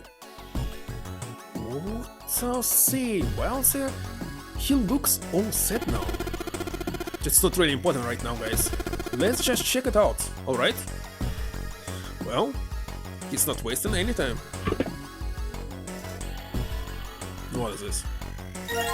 Screwdriver. The toilet stunk. There's nothing in it. Which means we can't flush it. Kinda hard to flush a toilet without water. There's some toilet paper on the shelf.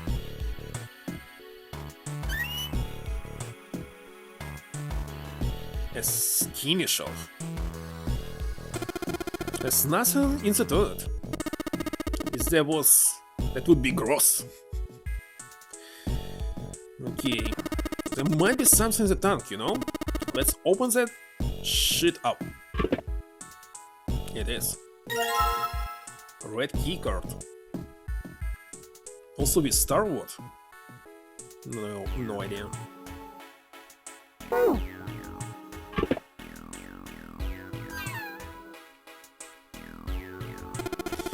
Already checked all 3 toilets, you know?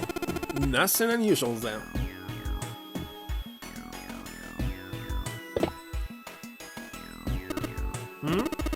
Looks like there's something down there on the grate. I think it's card. It's a blue card. Can't reach it, so it's too deep. How should we get it? If only a screwdriver, let me know. Well, right now maybe not possible. Hey Junpei, isn't this card kinda like that red card? Yeah, it looks similar. You're talking about the one we found in the toilet, right? Yeah. The red cards floated, didn't it? No, it did so. Well, then this blue one probably floats too, right? There was no water actually, it's totally a bug. Float? Yeah, it might. I maybe shut down the water, but definitely it was not floating. So it's very terrible game design as we can see. Is it thermometer? Can you get it off? No. It's screwed on to the wall. It's been attached to the wall pretty good with screws. Oh, screws. The thermometer was screwed on the wall. A man like Junpei needed to take the screws out with the screwdriver. While he was so engaged, Santa suddenly spoke. Hey Junpei, we know why thermometers only go up to 107 degrees Fahrenheit or 75 degrees Celsius like this one. I never heard of anything about this. Junpei answered without taking his eyes off the screw. No, can't say I ever thought about that. At 107 degrees, the cells in the human body start to die, and the organs begin to shut down. The proteins in your cells start to harden. Wait a second, it's 42. It's like when you hard-boiled an egg. Even if you cool it down afterwards, it won't go back to being a raw egg. In other words, it's that if you say that if outside temperature, not in your body, reaches 75, you'll be dead. So I actually was in several places where it was more than 100, and I'm still okay. It was, by the way, very high humidity in this place, so usually it's supposed to die.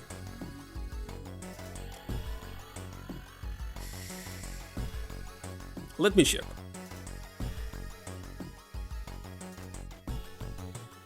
I might, of course, was wrong. Let me Google what's the actual temperature. It's more than 100. I was right. I mean, sauna from Finland.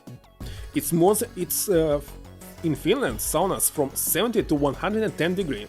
So I was on it, and as you see, many people using it, and they still alive. So I don't know what they're saying about this temperature more than 75. Maybe. Oh, humanity was very low. I was wrong. 5%.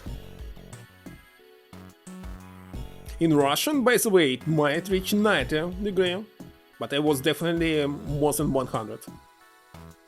So, it might be a truth in this game. Or maybe they just didn't pay attention how actually in Europe people living. So, thermometers don't pass 107, that's no point. He said above Fahrenheit and we were checking the Celsius. Celsius they say 75. Or maybe information which I Google right now is wrong. Wait, let me check one more time. It's saying Celsius, more than 100.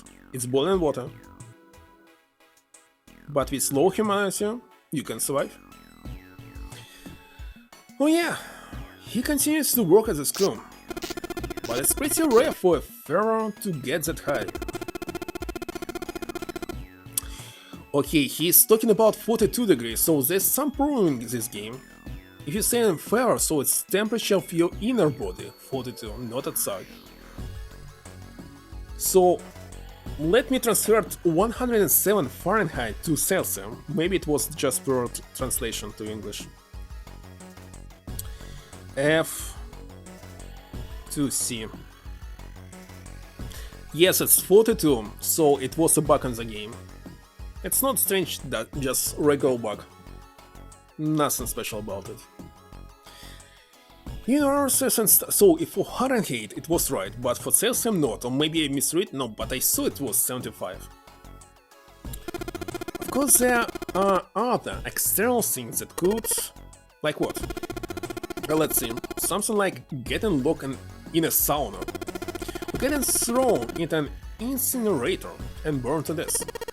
Oh yeah, I guess that would get a little hotter than 107 degrees Fahrenheit. Junpei gave a shot, barking laugh. One later, the screw fell off. With small talk, Junpei pulled the thermometer from the wall. Alright, I got it. He looked up and saw Santa blaring the blank section of wall. What's up? Nothing? Forget about it. Santa spun around and walked off away from Junpei. But as Junpei watched him go, he didn't look angry. He looked very sad.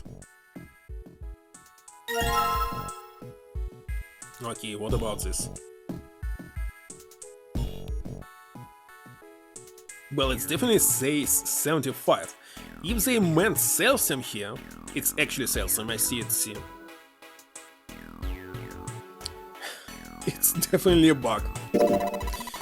You look the thermometer. You took the thermometer off. It says open at the bottom of the gauge. I wonder what it means. Maybe when it gets that hot, something will open.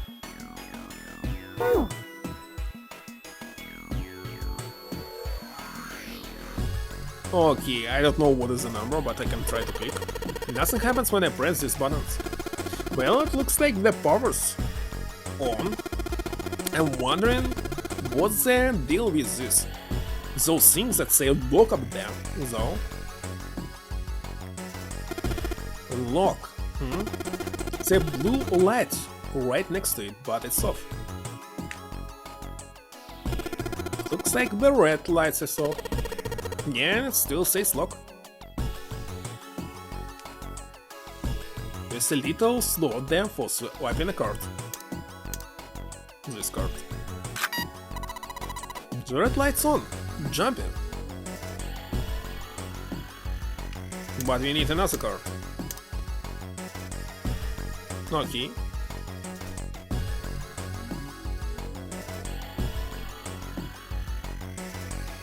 What should I do with the toilet paper?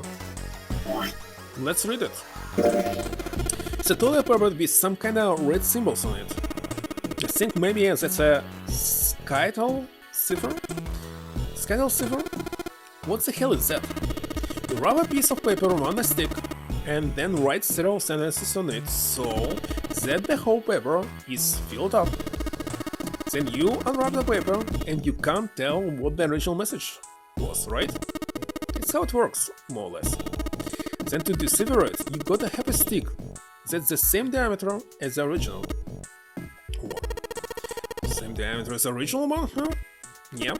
Then you just rub the paper along that stick, pipe maybe, and can read the code. I don't know, we have this pipe. Oh, wait a second, I didn't check this. Junpei reached for the broom, and as he grabbed it, he heard a soft voice from behind him. It was Jun. The rabbit hatch. Huh? He turned around. Jun still looked sadly pale, but there was a smile on her face. Oh, it just reminded me of it. The rabbit hatch, I mean. How did it remind me of something like that? I don't even know what is hatch.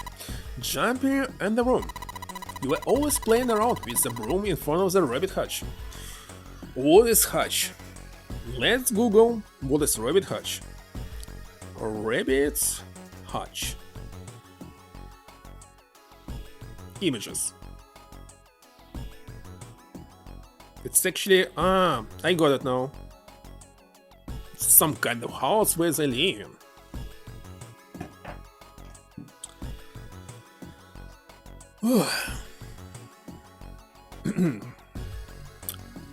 Wait a second, what's they saying for chickens? It's not a hutch, it's something like a dorm or something. Neighborhood. I was. Don't you remember? Junpei stared at the broom in his hand. You mean you don't remember that summer either? She looked very sad. He shook his head. Of course I remember. How could I forget something like that? It was terrible. They were in the 6th grade. Junpei and June had been assigned to take care of the classroom pets, the rabbits. Again, flashback. The chief duty was to clean the hutches every morning. As the final day of school before summer vacation began, Junpei overslept. He rushed to school and found June standing in front of the rabbit hutches. No sooner had Junpei arrived than June began to cry. He had no idea why until he looked behind her into the rabbit hutch. And they were dead. The first thing he saw was blood. And you like rabbits. Hutch was filled with the dead bodies of the rabbits. Even after their teachers and friends came to see what the commotion was, June couldn't stop crying. I just kept crying and crying until you came over. Held my hand, and you looked very serious and you said, "Don't cry, I'm gonna catch the person who did this." After you told me that, I finally stopped crying. Well, the real fun started after you quit crying. You told me you were gonna catch the killer together.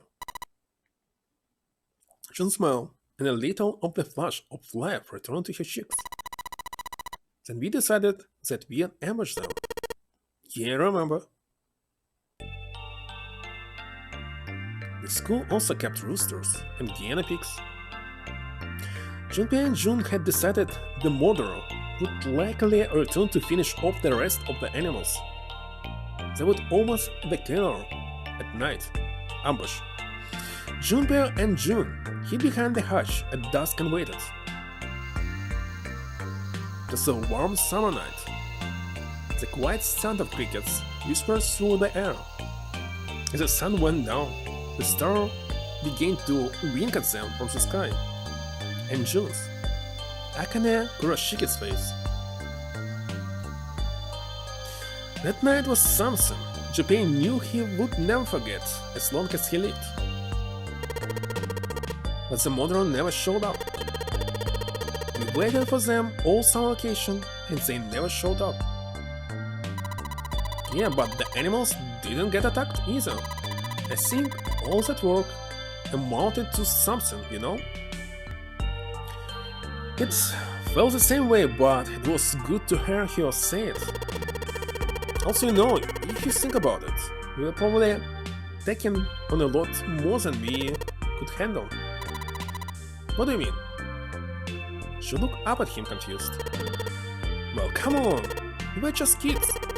If whoever killed the rabbits had actually showed up, they probably would have a knife or something. I mean, you must be pretty worried, right?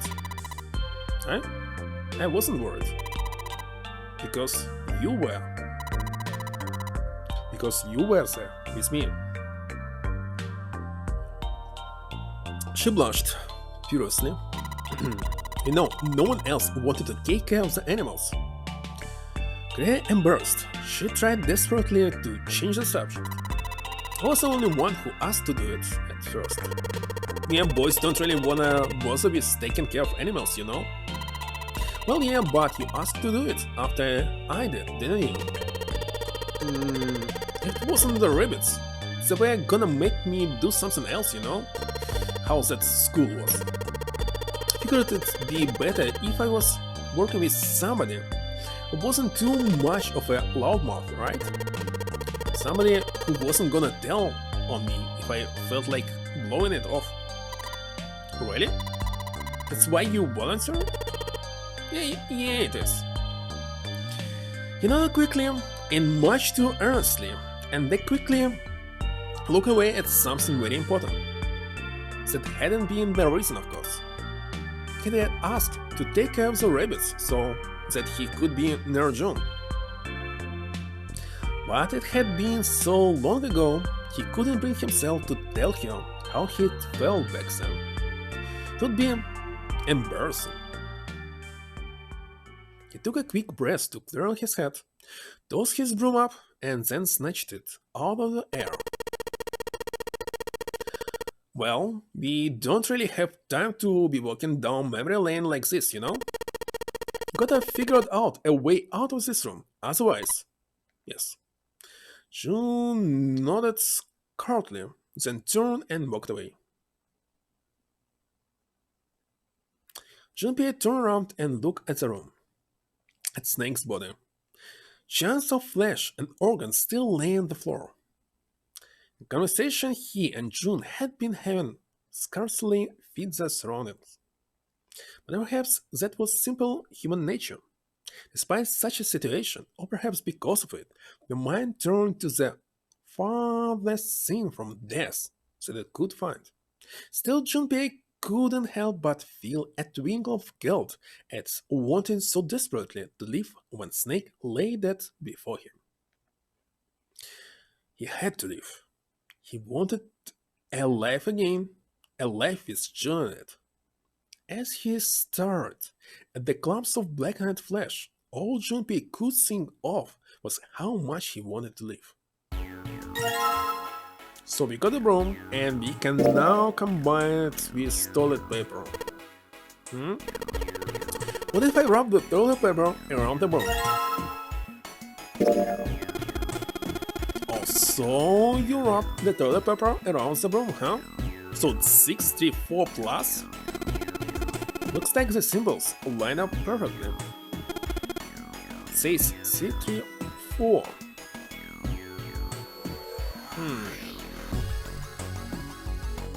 Not enough.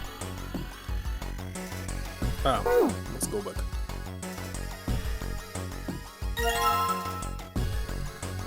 Huh? Why do you need this? To get water, of course. Okay, we can get water from this. Maybe I can use the shower here to fill the bucket with hot water. Hey Seven, could you turn on the shower? I'm gonna put the bucket under the head. Okay, sure thing.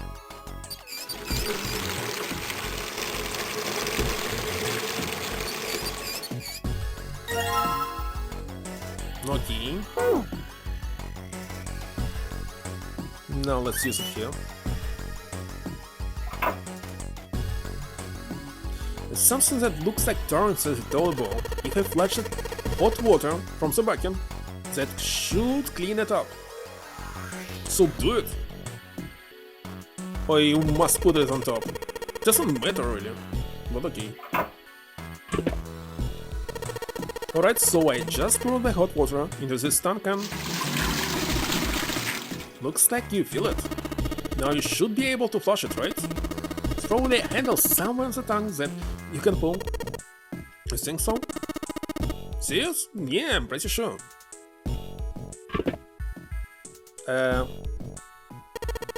Alright, let's flush the hot water. Well, that goes just like a toilet should work. Okay, so we must calculate it now.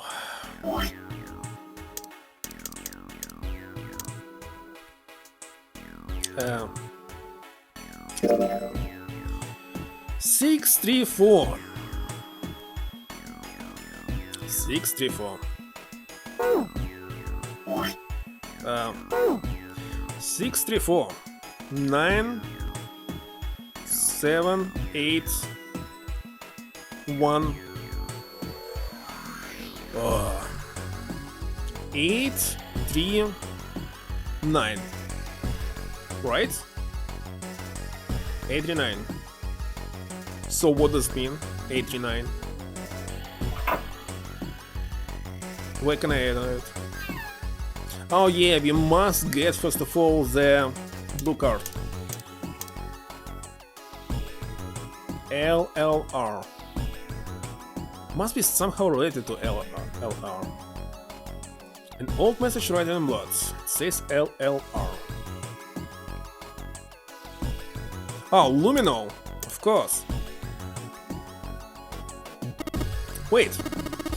You don't really think we are supposed to use the luminol here, do you? Yeah, it does seem kinda weird to use it here. But maybe I should try it just in case.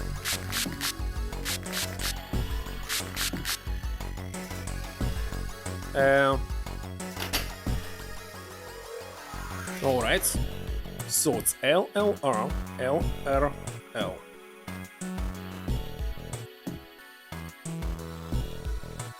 Okay.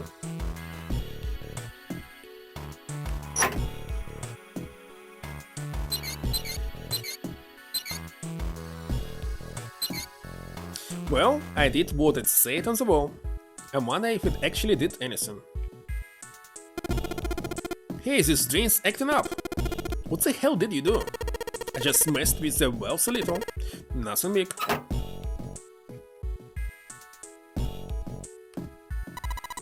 Should be the cart is floating. Looks like the water floating the cart up out of the drain. Must be water flowing through the pipe on the right. It's water pouring out of the drain, so grab this cart already. Mercury cart. Ugh. If this cart is regal, so maybe this one we can use somewhere else as well. I forgot what was the number already.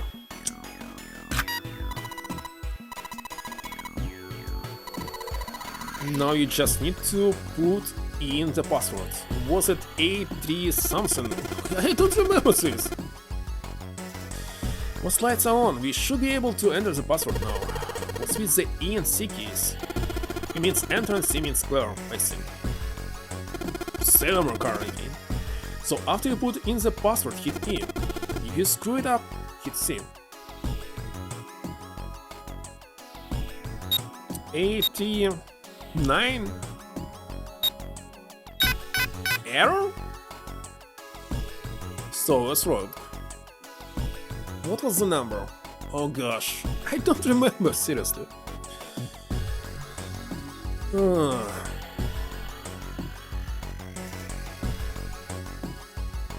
I can pick it up. Wait a second, this? Yeah, 3 numbers.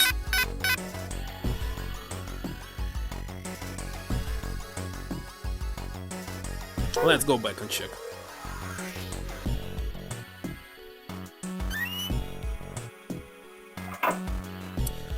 One, 8, 5. So the last digit is 9 for sure. The first digit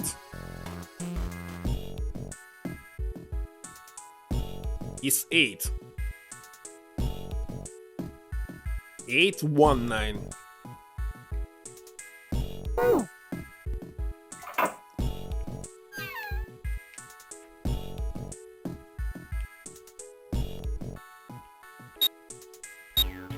Oh yeah, it must be a digital root 9. What? I'm wrong? Why am I wrong?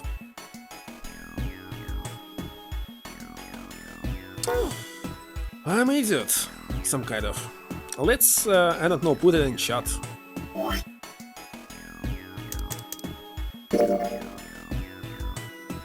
Six, 3, 4.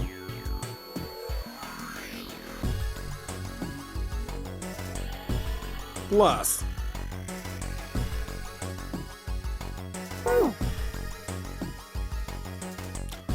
Wait a second, why do we need... And why do we need this one? Maybe this one is also related. That's right. I totally forgot about this one.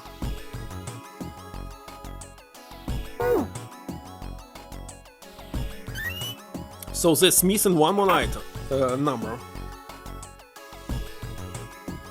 895. That's why it's not.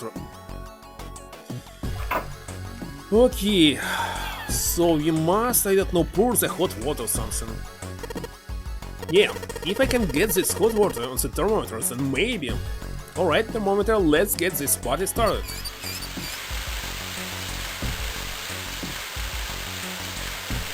Yep, looks like that's doing the trick. The gold black gauge. And now it's at the open mark.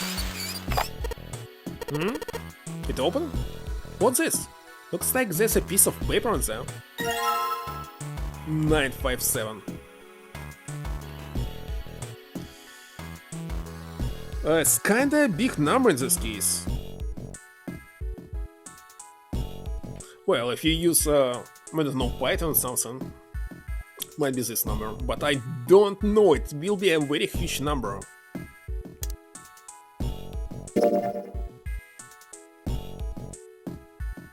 I do not understand right now. We can enter only 3 digits or more.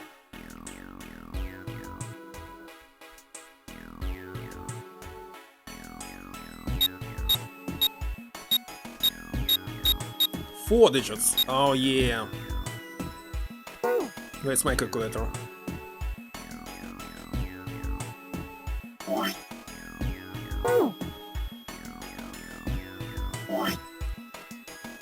Wait a second, where's calculator here?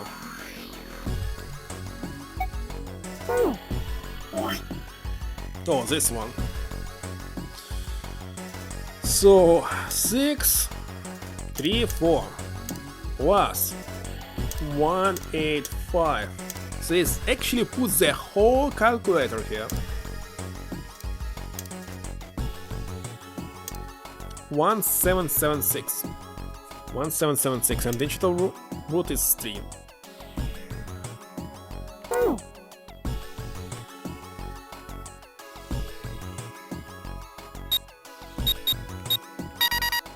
Done. Okay.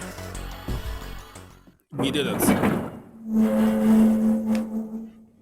Nice. And it's actually 1 AM here. Outside of the showroom was a hallway that extended off to the left and right. By the way, if right now I open the menu and open the map, it's actually the same map, nothing special. Let's save.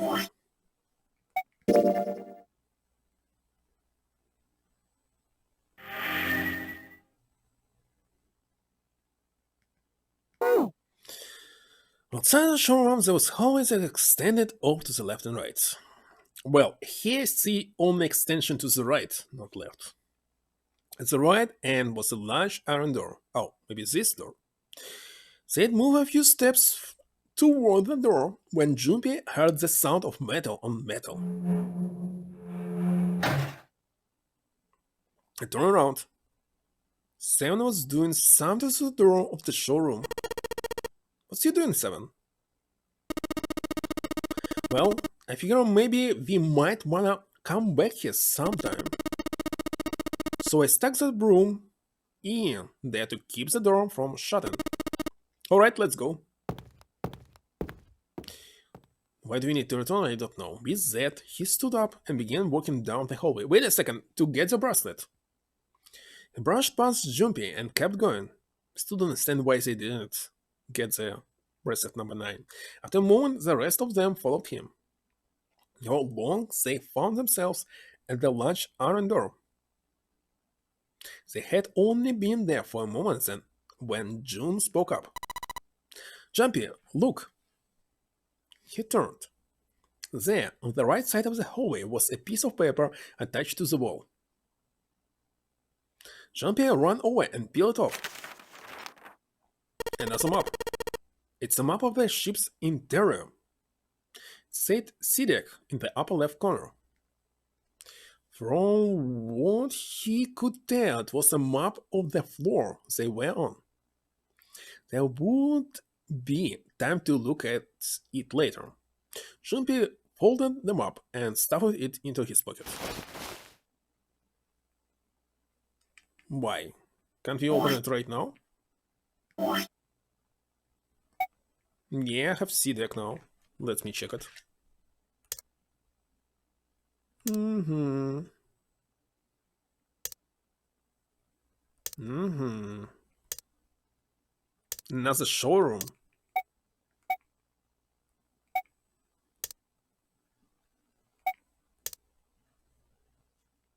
Don't even know what it is. But the door, the four of them lined up in front of it. Santa stepped forward. He grabbed hold of the door and then turned to look back at the rest of them. Ready? I'm gonna open it. They nodded. Santa nodded back and threw the door open.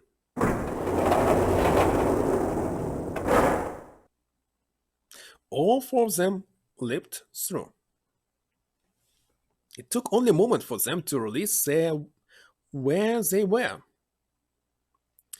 They had been there only a short time ago. It was the large hospital room filled with countless beds. And nobody here? Lotus and Clover looked up as they entered. Ace was there as well, although he looked as though he had only just woken up. The moment they spotted Junpei, Lotus and Clover headed straight for him. As she neared him, Lotus drew back her hand and slapped him, open palm, across the face. How could you do this to us? Nice. Her face was furious. She grabbed Junpei by the collar and shook him violently. Clover didn't touch him, but the hate in her eyes was no less potent. It was Seven who stopped them. Knock it off! We've got bigger shit to worry about right now. His deep voice echoed across the massive room. Lotus glared at Seven, but let Junpei go after one last vicious shake. What? Go have a look. No? I stuck the screwdriver in the door. The door over there is the one without a number. So long as the screwdriver's there, it can't shut, so you can get in there. Sun also explained how they might find the showroom and how he'd use the broom to ensure that door remained open as well. Then you saying we can go in there without passing through the number door? Yeah, that's about the size of it. What the hell is in here? You'll know when you see it. Wait a second, why not just tell them? Why should they go actually? Lotus and Clover looked at one another for a moment and nodded and stepped through the door. By then, Ace had made his way through them, moving with the stiff, shuffling steps of someone who has only just awoken from a lengthy slumber. My goodness. I know I said I was sure you'd come back for me. I didn't think it would happen so soon, though. Ace shook his head weakly. Should I go as well? Seven nodded. Very well. Ace followed Lotus and Clover with his stiff, dirty gait.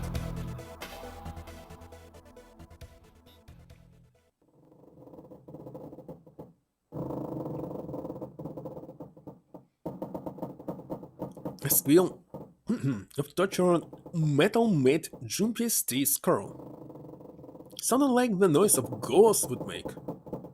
No matter how many times he heard it, he never got used to it. Every time, it put him on edge.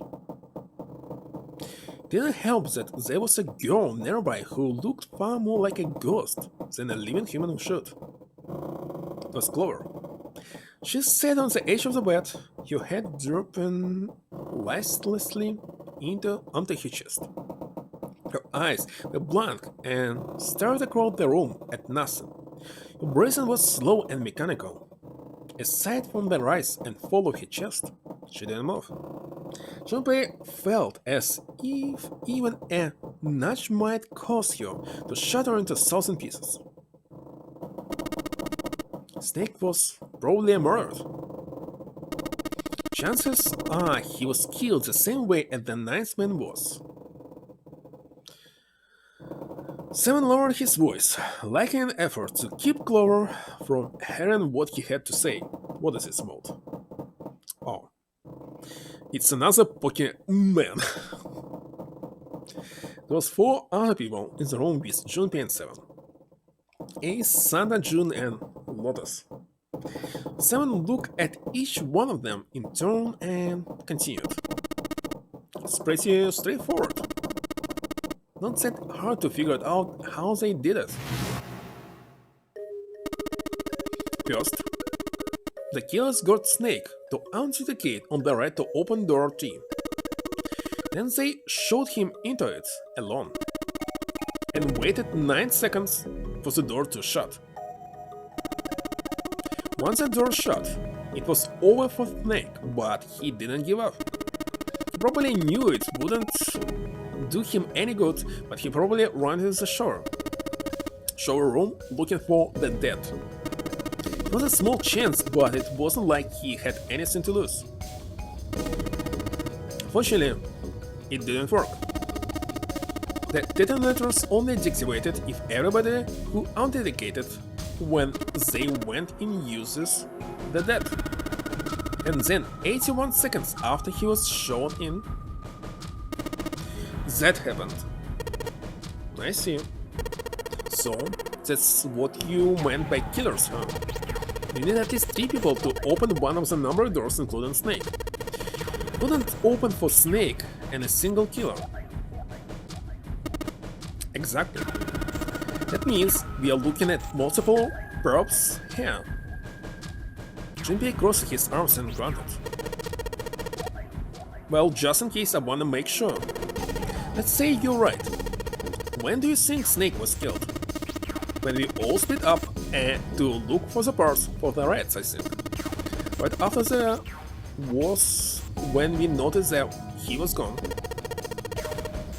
Then, that means none of us have alibis. We're all of searching the rooms we had been assigned, looking for those parts. Yeah, that means anybody could be a killer. Wait a minute. What are you talking about? June seemed shocked. How can you say one of us is killer so casually? Well, not just one of us. If I'm right, then at least 2 of us are murderers.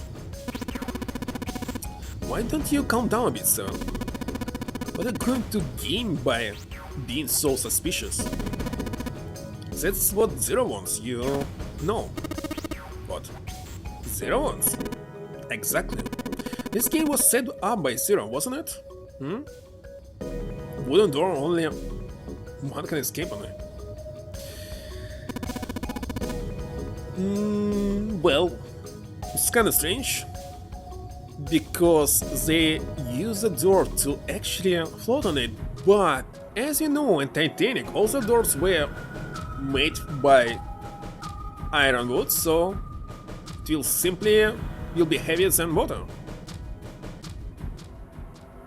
Well, maybe not everyone. They must be metal or very expensive woods, which definitely must not float on the water. So, obviously this movie is not a realistic one. Many people survived, but not by sitting in the door. Who makes it through door number 9 is a winner, and those who don't are the losers. They're trying to make us fight against one another for that victory. Okay, there was 3rd class, of course, so 3rd class had chief doors, right? So that's wrong. Then you're saying that Zero is trying to split us up by making us fight each other. Yes, that is why we can't let ourselves fall prey to suspicion. We have to trust one another and form a strong bond of friendship.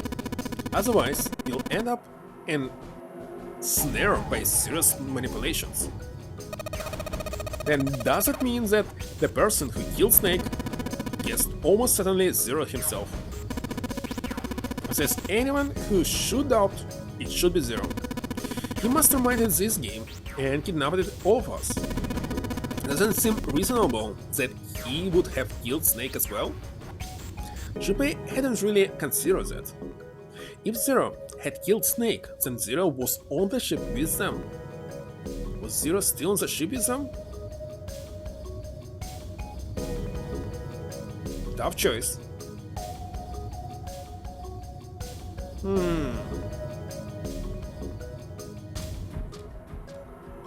Well, it means how we manipulate other people. I see that there's no variant like no, so of course he was. It was obvious. There was someone on the ship, but Junpei had no idea where. Junpei marveled to himself, lost in thought. Where could Zero be hiding? Suddenly everyone went very quiet. The silence was cold and calming, and Junpei could feel it coming across his back and around his throat. Again he heard the ghost and moaning noise. And moments later a person who looked more ghost than human appeared. It was Clover. She looked at the door as she spoke, and her voice was a cold monotone. I think Zero is one of us. Every human body in the room froze. The only sound was the muffled rustling of breath. Eyes darted from face to face. One of those faces was the face of their jailer. But who? Junpei? Said. Well, that's possible, or that's crazy. Well, that's possible. Well, that's possible. Like Clover said, Zero might be one of us. What are you saying, Junpei? Did you hear what Ace said? Exactly. I said we shouldn't suspect one another for no reason. No reason? I've got a great reason. And what's that? The bracelets. He held out his left arm. Why are the bombs in our bodies connected to the bracelets? You're all thinking Zero's hiding somewhere watching us, right? If he's doing that, then he could just detonate the bombs by remote control. If someone did something they weren't supposed to. It will be a lot more precise and a lot easier. But if that's the case, then why the bomb set off by the detonator in the bracelet? You got a point.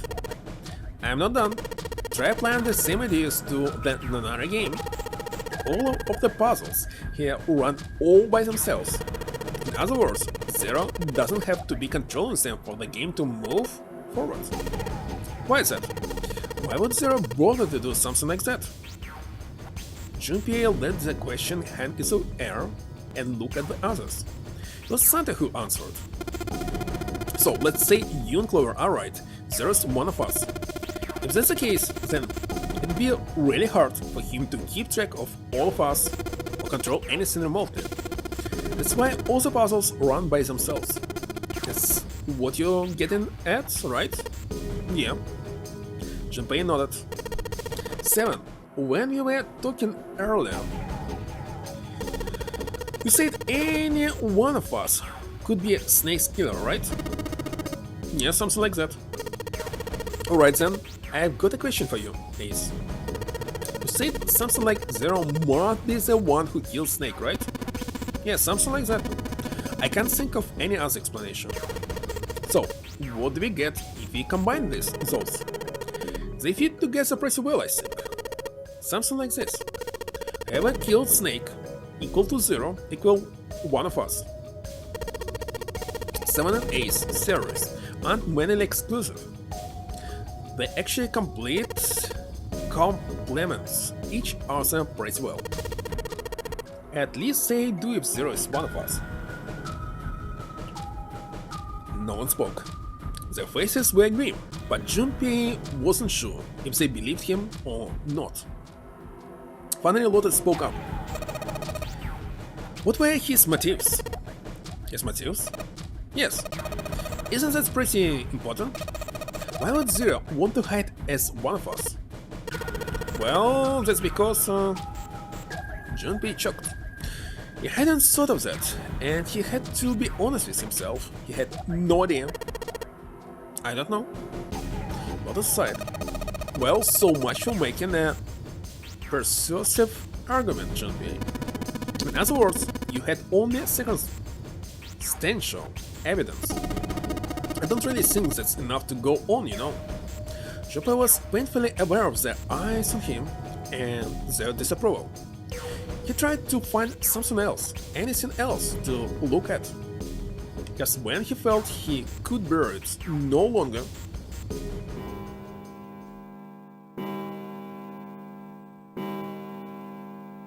they heard a bell begin to ring.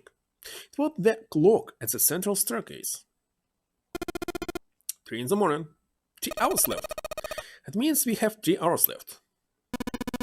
Then we need to move now. 7. Clover, Junpei. I know how you feel, but you do understand that right now it's important we trust one another, don't you? Junpei couldn't bring himself to respond. He swallowed the words he wanted to say and sighed. 7 and Clover remained similarly silent. Their eyes were looking at something somewhere else very far away. We must go. We have very little time left. By the way, we have 2 hours left. Ace words put their feet to moving. All knew where they were going. The next destination was Mercury.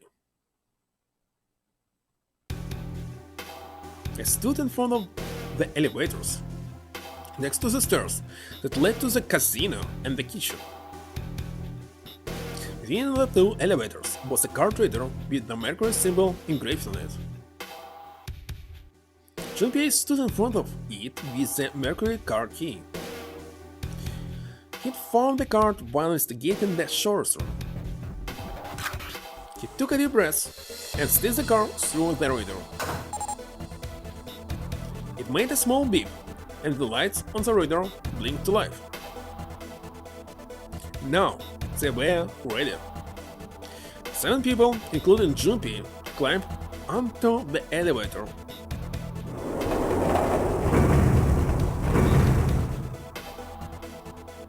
There were only 2 floor buttons they could push: the C and bottom buttons. The rest were destroyed or did nothing when pushed.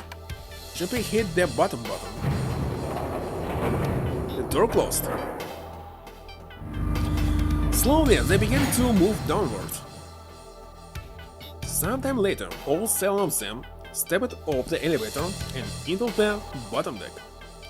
They stepped off and saw that the hallway to the right ended somewhere between 20 and 25 feet from them.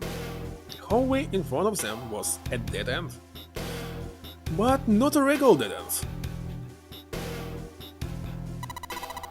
This is a numbered door. Yeah, it's door number 2. Immediately they began to discuss who would go through it. Their early experiences had shown them that they would meet again regardless of which numbered doors they took. As a result, there were no arguments this time. Instead, they concerned themselves with who would be sent in to investigate what was beyond the door. The first to volunteer was 7. Junpei followed suit, which meant Lotus was by default the 3rd number.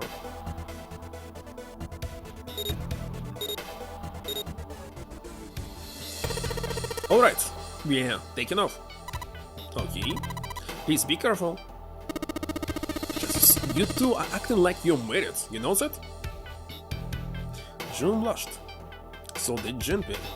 Perhaps in an attempt to hide his emotions, he quickly turned away to pull the lever on the right.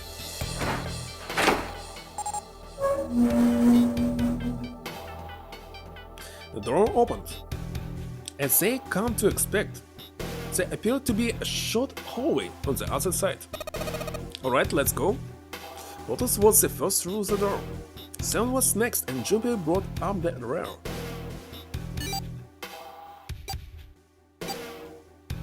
Fortunately, it took them only moments to find the net. It had been placed just inside the room, right next to the number door. They gathered around it and quickly scanned each of their bracelets.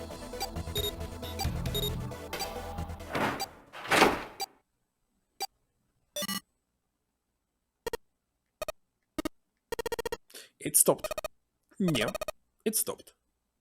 Junpei could feel his heart pounding against the inside of his ribs.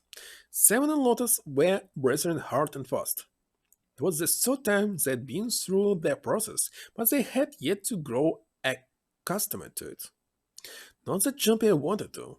He planned to finish the game before he got a chance to let imminent death become commonplace. Junpei looked around again. It was a short hallway with 5 doors along the walls. There were 3 doors along the left wall, and a single one on the right. At the end of the hallway, the fifth door was covered by a thick metal plate. Jean-Pierre didn't think they'd be able to open it. After taking a look around the room himself, Seven spoke.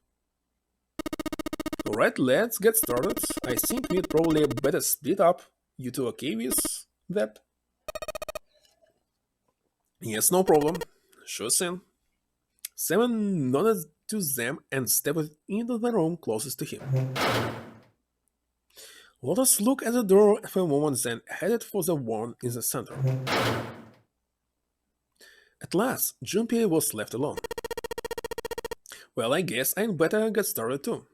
He looked intently at the remaining 3 doors.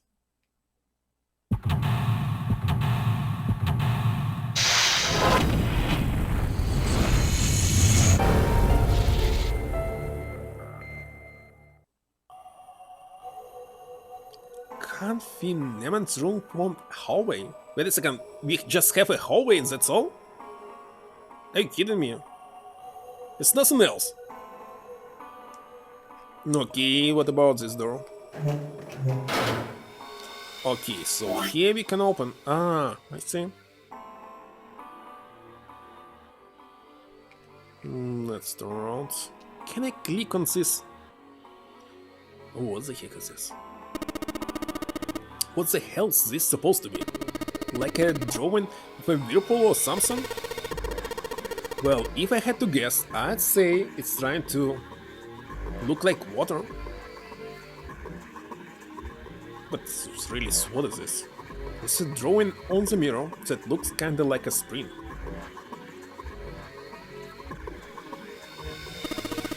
It's a little tile in the drain. So look like we're gonna be able to pull it out of there. We'll have to use our heads on this one. Alright, let's figure this thing out.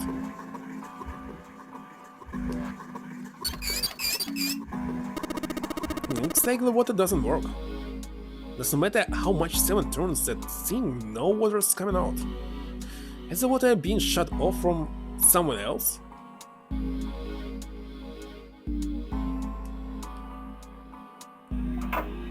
What the heck is this?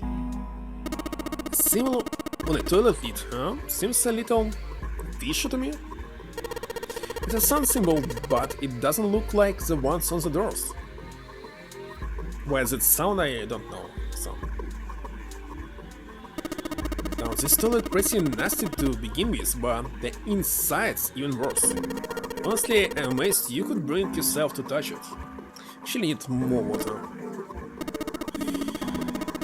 There's way nastier stuff out there in the world than a gross toilet. You're a real deep thinker, aren't you? Where's paper? Toilet paper tube, huh? Seriously doubt I'm gonna need this for anything. But you actually got it. It's not in our inventory. Well, this part is thinner than the rest. In fact, this doesn't really look like it's part of the rest of this thing. This rod feels loose, maybe if I give it a couple turns. Here we go. Screwdriver shaft? I see. Wait a second, what about this? Yes, this handle's pretty loose. Loose? Think it'll come off if you pull it? It fell off? Well, look at this. That handle doesn't really fit on the string. Maybe it wasn't meant to be attached to it. Can I combine it? So if I just stick this metal rod into the handle, Screwdriver. Okay, I'll go up and grab some more water, so be right back one more time.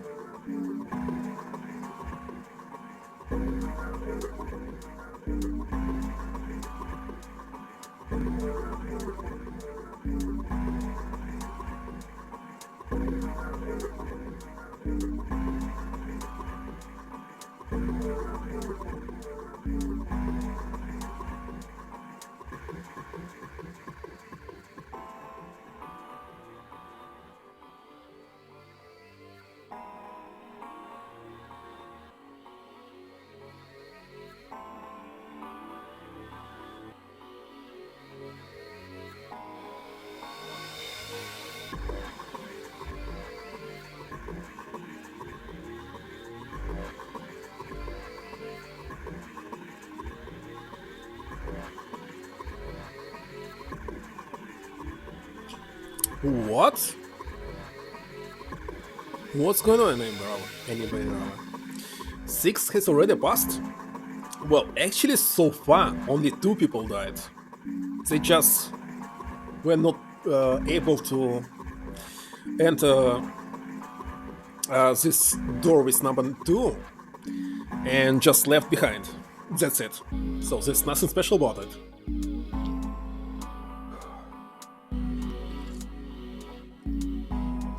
Ah. 6 hours, 7 minutes. By the way, so far in this game, 6 hours passed. So, if you play it by yourself, actually it's really 9 hours per ending. And how many endings here? Wait a second. 1, 2, 3, 6 endings, as you can see. Well, on top of the screen. And only one true ending. The rest are... well, I believe it's like bad endings or something.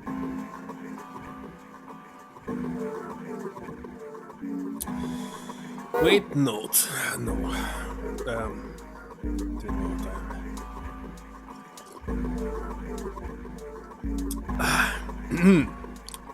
Alright, let's check this bed. There's a dirty blanket on the bed. And so what? Open it. Nothing. Yes, of course. Every single one, no matter what. Man, this mess. It's not even a bed anymore. If it's a visual novel, so why not? If it was some kind of RPG, it's kinda very boring to replay again and again the same and doing some grinding. But here, just read the text, easier. And it's a new text, not the same one. Oh gosh. I seriously cannot speak so long. Man, this mess, it's not even a bed anymore. Can't say I'd want to sleep there. So that's all. Nothing special. What about this? This chair's pretty old. If someone sat on it, it'd probably break. You say something? Nothing at all. What the hell? It's not opening. There's something up with this drawer. I don't trust it. Because I see that we can maybe unscrew it.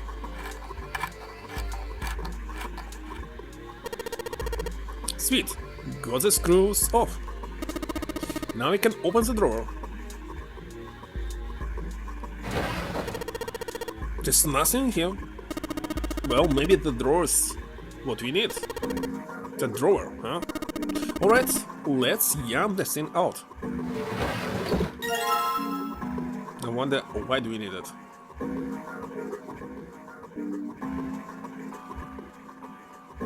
Wait a second, there's something on the other side.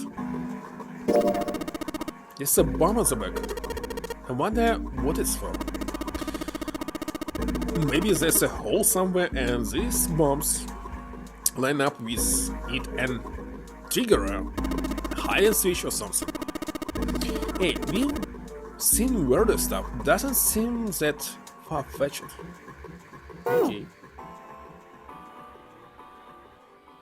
And looks like that's all. I still don't know what is this here. It's like covering something as well. Well, no idea right now.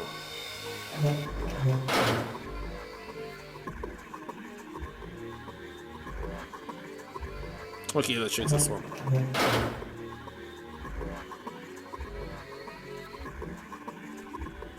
Somebody made some baby blue lines on this mirror with blue paint.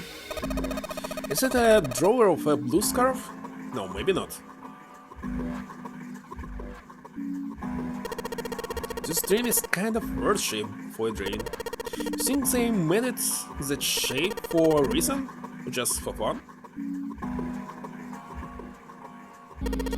There's no knob on this faucet. There's no way we can get water out of it like this. We can find a knob or something that work as one. Then we should be able to get water to come out of this thing.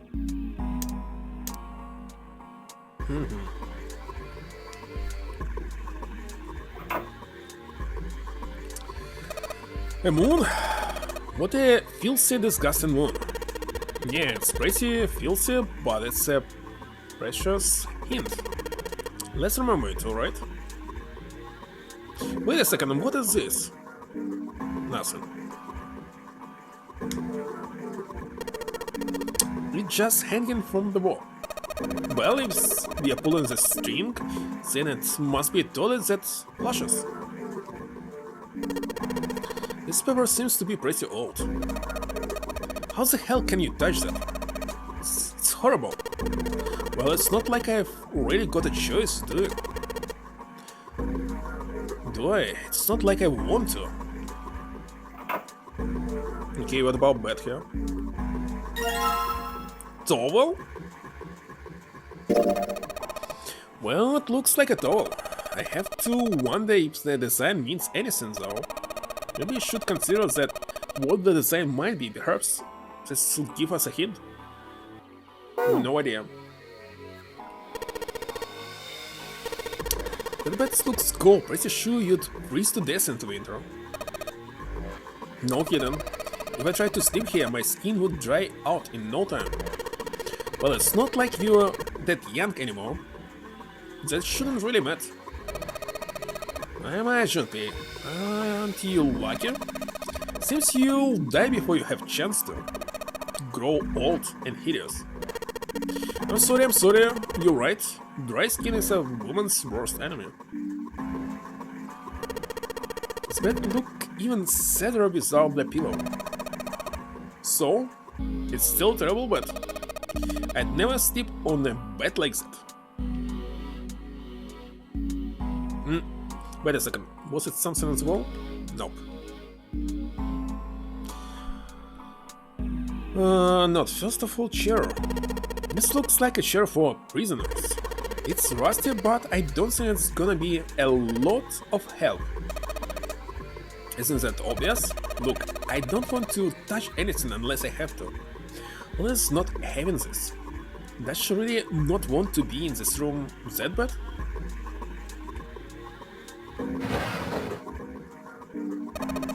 There's nothing in the drawer. Yeah, something not right though. That handle on the drawer doesn't really fit, you know? It just looks messy. Why don't you take it out?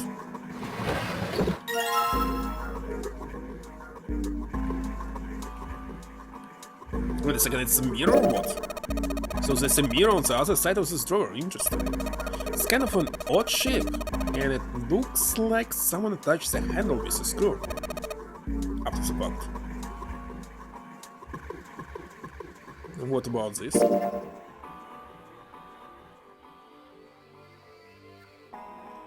You want to say that we must combine them?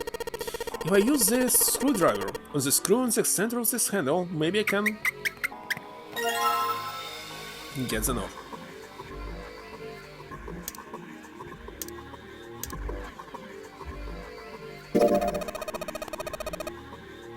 If you take the handle off, it's just a big mirror. Usually you'd use a mirror to reflect something, but I can't see how that would help us here. What else can I do with it? That would be really pretty if you shatter it.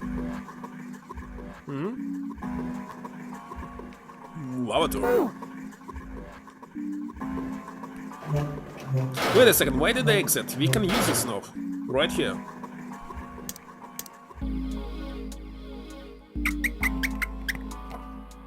Sweet, the handle I got off the drawer fits into the faucet perfectly. I can turn the water on.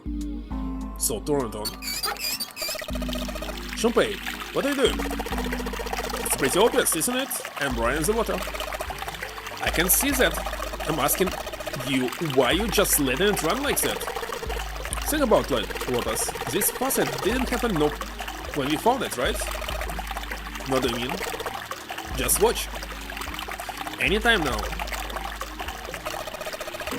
Hey, water is filling up. Doesn't that just mean the pipes are clogged? Oops, let's turn it off for now. So, did anything change? The water stopped flowing. Thank you, Mr. Obvious. Junpei, I am leaving this one to you, alright? Okay, what should I do with this? Using this towel? This sink is totally filled with water. I don't know, mirror? Nothing. Well, if I go back here,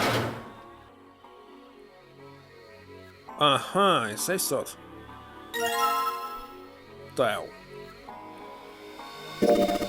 So we got this tile. And it's got these red, blue, and gray lines. What the heck does this stuff mean? Hell if I know. I simply done this laboratory. Junpei put the wet towel into his pocket. He was about to turn away when no one was still in the laboratory.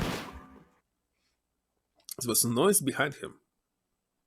He spun around to see Seven kneeling on the floor. His face was rigid and pale. Droplets of sweat covered his forehead. Hey, what's going on? You okay, man? He was concerned. He'd never seen Seven like this before. Slowly, the other man lifted himself to his feet on shaky legs. Yeah, I'm fine. I just got a little dizzy, that's all. His face was pale and his breathing was heavy. Sweat was pouring off his face and staining his shirt. It was many things, but fine was not one of them. I'm sure you don't look so good. Seven didn't answer. How his face was twisted, as if distorted by extreme pain, and his eyes were glazed. Finally he spoke. What am I doing here? His word made no sense. What are you talking about? He opened the door number 2 and walked in here. Don't tell me you forgot. No, that's not what I mean. He shook his head several times as if trying to clear something from it. Not much, but I think some of my memories came back. I think I've been here before. I said I've been in this room before. You were here? When? Why? Oh, lights. Nona? Suddenly Seven was mumbling to himself. Everywhere word Junpei didn't understand. Seven's hoarse voice trailed off, and Junpei couldn't make out what he'd said. What the hell was that? Seven's brow furrowed furiously, and he ground his teeth back and forth. It's right there. I feel like I'm this close to remembering everything, but I just can't. Seven stopped, frustrated. He pulled his hat off and ran a hand through his hair. And suddenly he looked up, his eyes wide. That's right, an experiment. There was some kind of experiment going on this ship. An experiment? What sort of experiment? They were trying to control people, or something like that. Junpei didn't know what to make of Seven's story. Instead, he simply stared as Seven continued. Only Light and Nona. Those were their names. Well, some of them. The kids that were there, in the experiment, I mean. I think there were 4 or 5 more, but I don't remember all their names. Yes, that's right. That's why I'm here. Sam began to mumble to himself and wonder aimlessly about the room.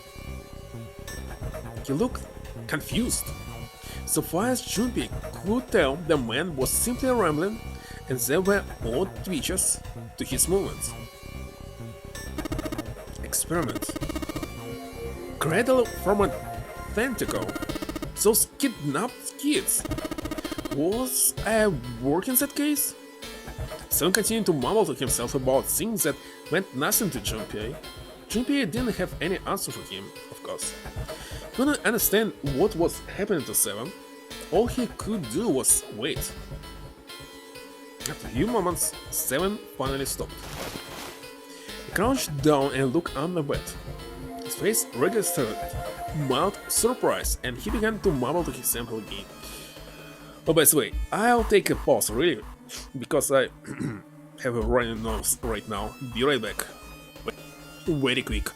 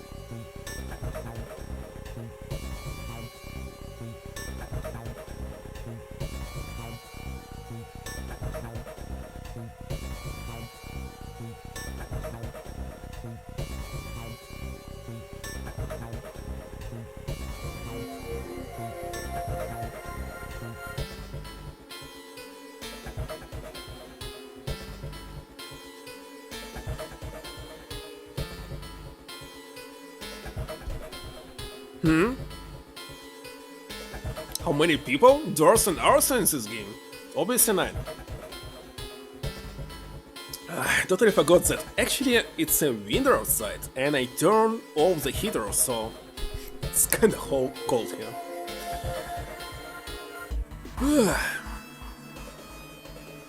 Well, that's another game. So it's all about 9. Everything here is about 9. Alright. Crouched down and looked under the bed. His face registered mild surprise and he began to mumble to himself again. The hole is gone? No, maybe it was a different room.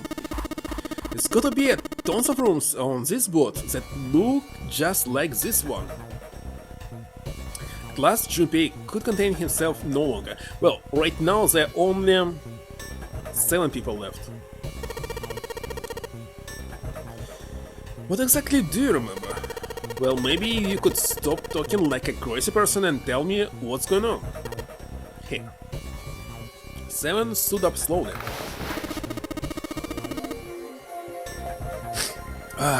Well, it's not like I really remember everything. I've only got pieces, and they're scattered and don't make much sense. I don't care. Tell me the bits and pieces, Sam. Junpei could feel it. Whatever 7 had remembered, it was important, very important. 7 drew a large muscled hand down across his face. Cold?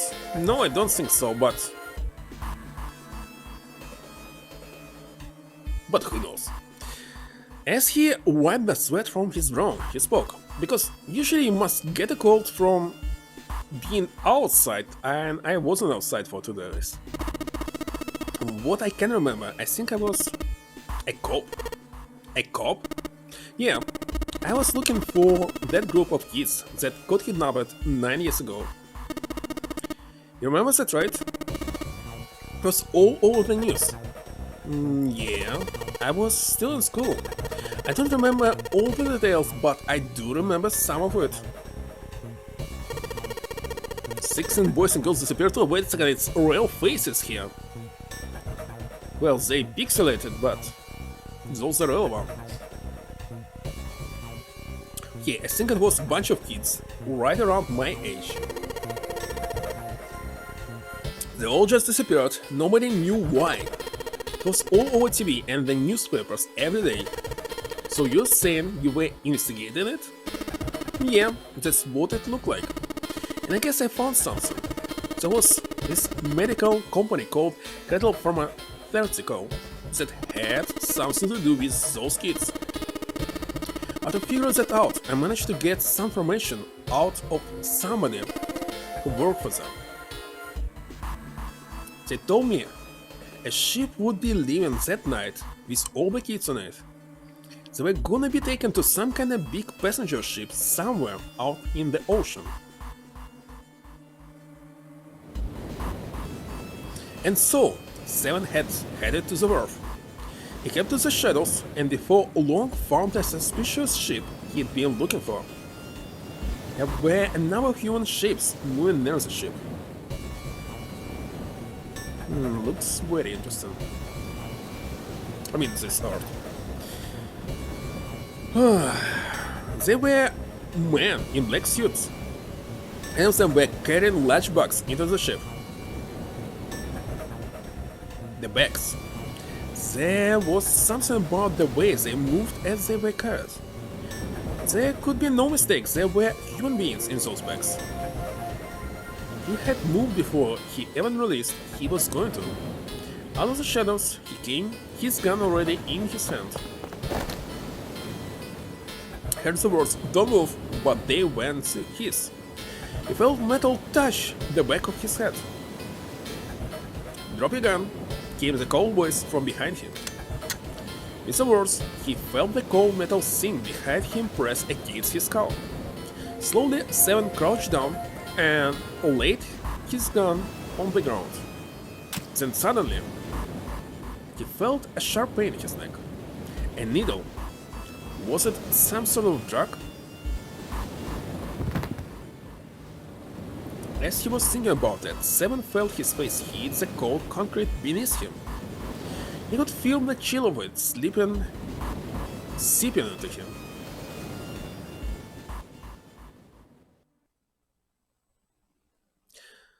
Damn it. Shit, my head hurts. Seven woke to find himself lying on a hard floor. He twisted his neck to peer around the room. Okay, it's going on again. Okay, be right back. Really quick. This will never stop.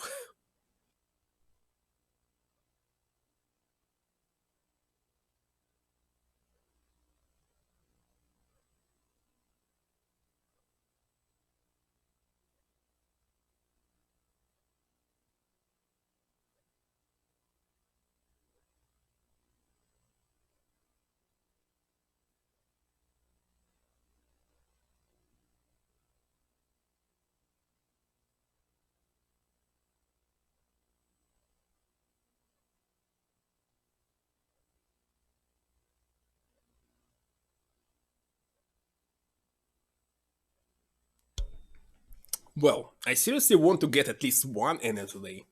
And we are really, really close, as I understand.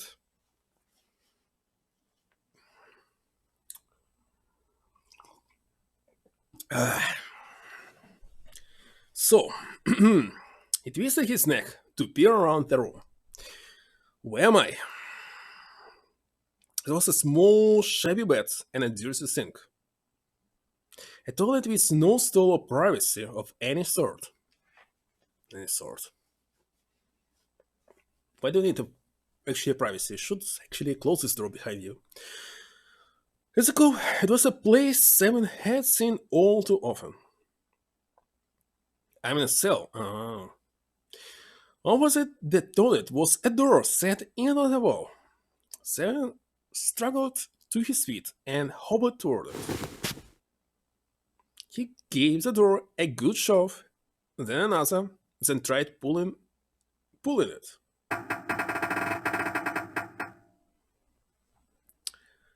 It didn't open. Well, that was about what he'd expected. It wasn't likely that someone would put him in a cell only to leave it unlocked. He threw himself against the door a few times, but to no avail. I knew it. Seven grumbled to himself as he moved back towards the bed. He sat down.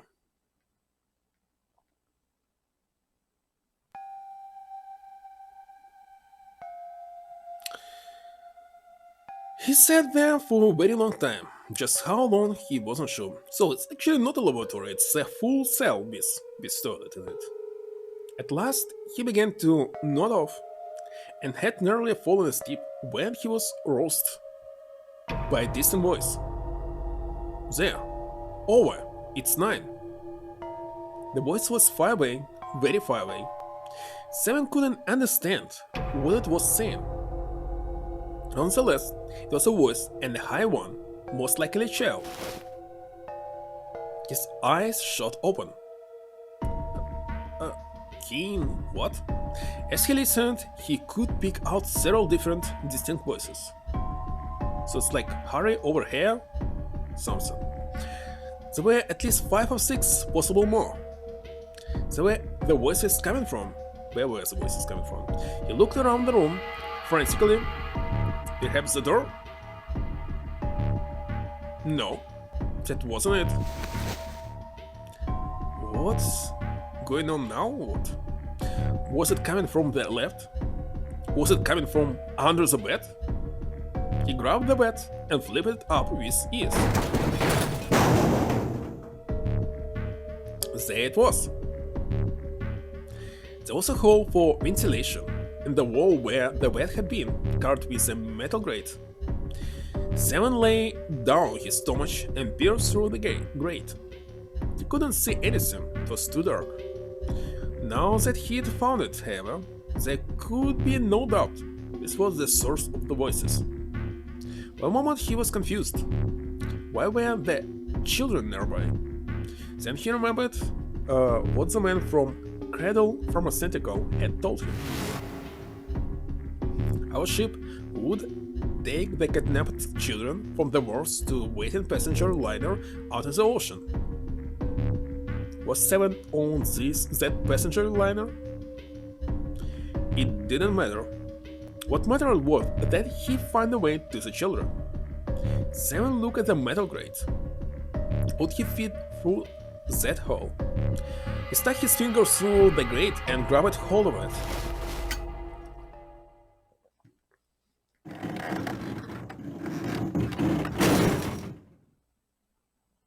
No more of the toilet. Yeah, how do you like that, you son of a bitch? The dark square sat open before him.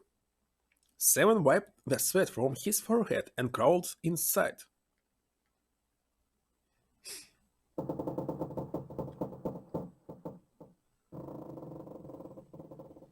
Junpei waited for Seven to resume his story. The longer he waited, however, the clearer it became that Seven had no intention of doing so. He had gone silent and simply stared off into the air, his eyes blank. Hey, what happened after that? He waited long enough. And Seven shook his head. I don't remember what happens after that.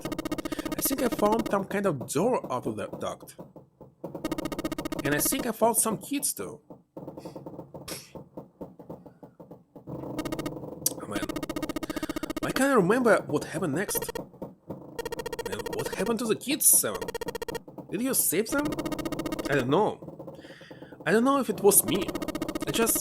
I've got this feeling. I think one of the kids died. A girl, I think. Deep in his heart, Junpei felt something very cold. Seven's head dropped and Junpei saw on it a look of sadness, the likes of which he had never seen on the man before. The large man's eyes blinked rapidly, as if he were fighting back tears, and he swallowed hard. His sigh was like the melancholy setting of an old abandoned building. He shook his head and spoke. Anyway, just please don't ask me anymore, okay? I really don't remember anything else. After that, Junpei could hardly try to force any answers out of the other man. There was nothing more he could do. Instead, Junpei turned his mind to trying to make sense of what Seven had told him. Yeah, I see only 12. The children who had been kidnapped 9 years before. Apparently, a company called Cradle Pharmaceutical had been behind the kidnapping and had taken the children to the ship they were on now. Had been brought to the ship for an experiment. Something to do with controlling human beings, Seven had said. The 16 children who'd been kidnapped were subjects of the experiment. Seven had said 3 of their names were Hour, Light, and Nonna. It was the new information. He had also learned that Seven was or had been a police officer. Still, there was little he could do with this new information. He'd learned nothing about the Nara game or Zero. He had no idea why they had been brought to the ship that had been the site of those experiments 9 years before. Junpei couldn't forget that Seven had said the purpose of the experiment had been to control human beings. Could such an absurd experiment really have been conducted? Before long, Junpei realized he had spent quite some time deep in thought. No time for that. He chided himself. He had work to do. Junpei shook his head, quickly cleared it, and returned to his investigation, thoughts swirling in his mind.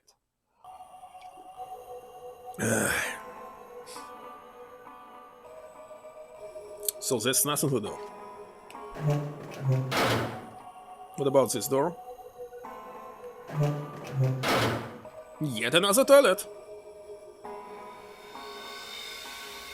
Wait a second, what is this light? I can just barely see a mirror from the light coming through the ceiling.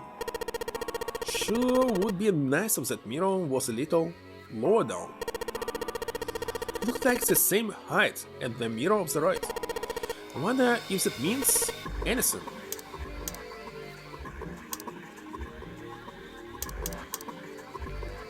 And what about here? Mirrors hanging at the same height as the one on the right. Okay. Check the toilet. What?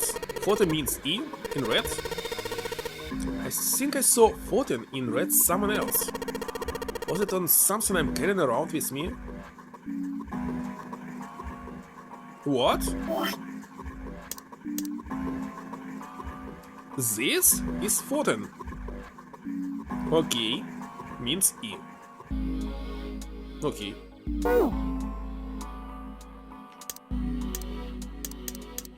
Should I use it in this? But I feel that this is relevant somehow. Okay, not. What about toilet paper? Still white enough for me to know what it is even in the dark. There's nothing out of the ordinary about it. Wait a second, there was... Oh yeah, we can probably use this mirror to reflect the light. I just gotta figure out where to reflect the light. Maybe if I do somewhere that's a light easier to shine light on. Wait a second, I didn't want to do this. I wanted to check... Ah, nothing's right. It's a thing, but there's no light shining on it. It's hard to be sure because it's so dark here, but I don't think there's anything going on with this thing. Toilets and game of them. Yes, a lot. It's fast that it's too hard to turn. Okay, what about this?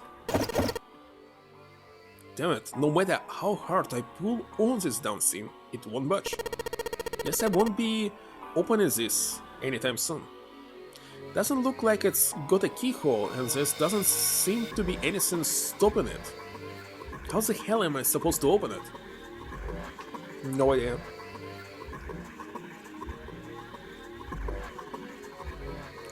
Okay, let's use this light. So, if I shine this light on the mirror and back, I get it. If I shine light on a mirror, a symbol appears. The left one was a sun and the right one's got a moon symbol.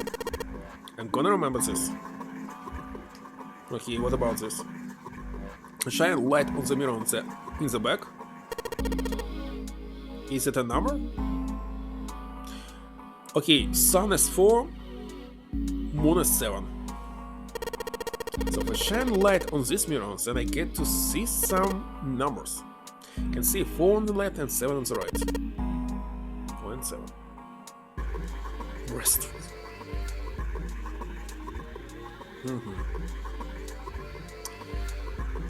What about this? It's nice to see the sink lit up, I guess, but all it shows me is a pipe. Okay, I think that's it.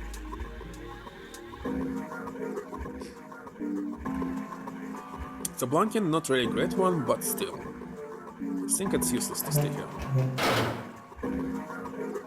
Let's check. No, this door. What? Emergency? It's a bunch of tiles on the door that spell out emergency. Yes, maybe it means we need to emerge out of here. So what? Let's say, I don't know, open it. To merge or to escape from here. Do we need to do something with these tiles to open the door? I don't know. The door on the back, I wonder where it goes. I thought of that and I tried a couple things, but yeah, same result. Guess 7 wasn't about to do anything. Well, wait a second, there's nothing left. It's a bulge in the wall. And that's all? Just sell him? Should I don't know, use the tile? The tiles I found and the tiles here are the same size. When I touched the tiles on the door, I felt something weird. Huh? I can move these tiles. And that means If you swap the tiles, if you got with the tiles on the wall, something happened. Suppose now we just need to figure it out what the strange designs on these tiles mean. Huh. Any rate, we should look for all of the tiles at the same size. You're right. Let's meet back here after we've done a thorough search. So I need to find more tiles. So I have mirror, I have this, I have towel. What to do next? I don't know.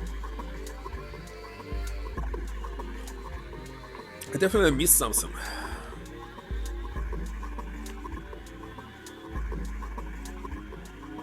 I don't think we can go any faster.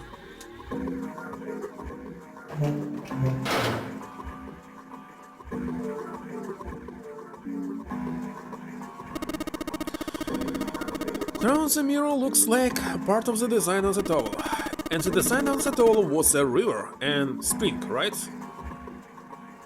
As a picture of this mirror is a spring, and it's talking about the water in the scene. I don't know how it's related.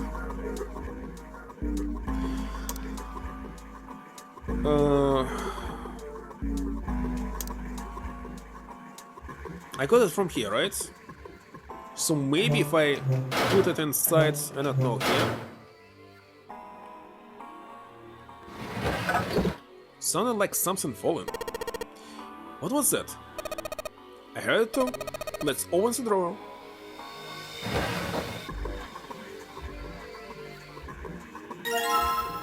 Another photo. It's totally the same tile, right? Yes. Is it enough? I still need to use this towel somehow, somewhere. I cannot take it back, there's nothing in the drawer.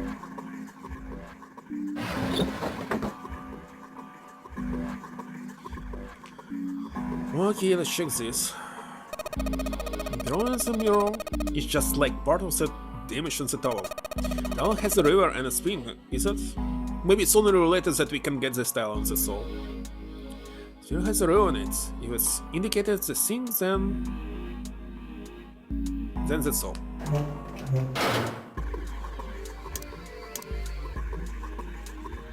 Let's try again this. It looks like we should use the tiles here, but there are still rooms that haven't been checked yet. You kidding me? Which rooms?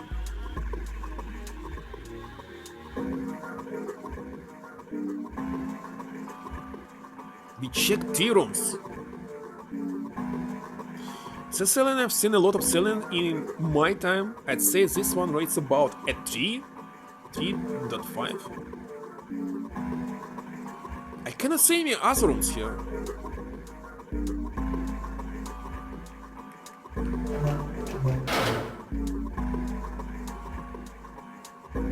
I don't know.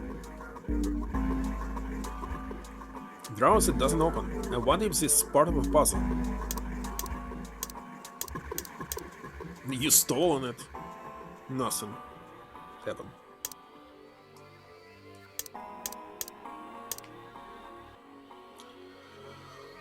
Oh gosh, what should I do here? Simple chair over where the light doesn't shine. Can I use this on this light? Looks like not.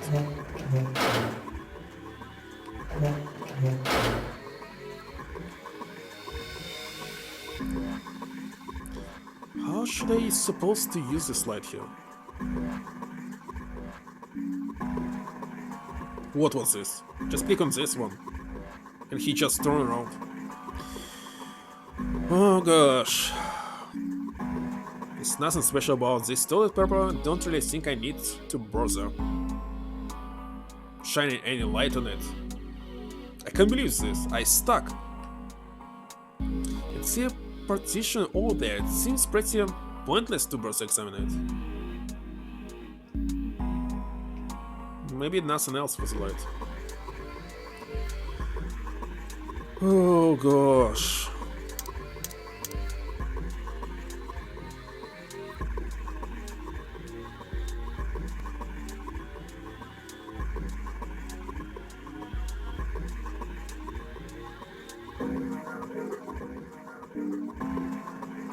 No idea. Let's borrow enough to see, but I feel like I'm gonna see ghosts here. Something.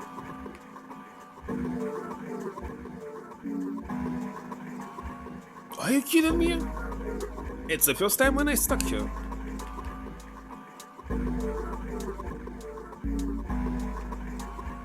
The desk is all unrusted.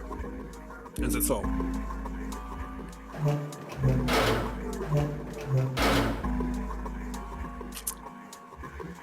Oh my gosh.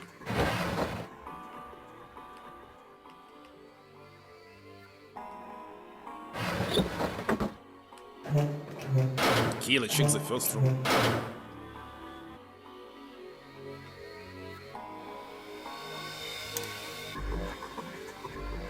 I already took the drawer out of this desk. And so what? Why do we need this door?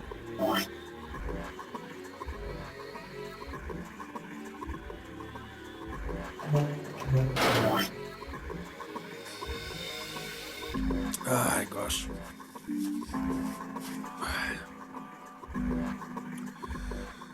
So these three doors. And these two. And that's all.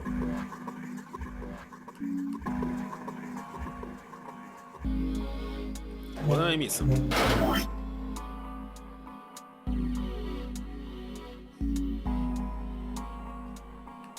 Don't quite understand.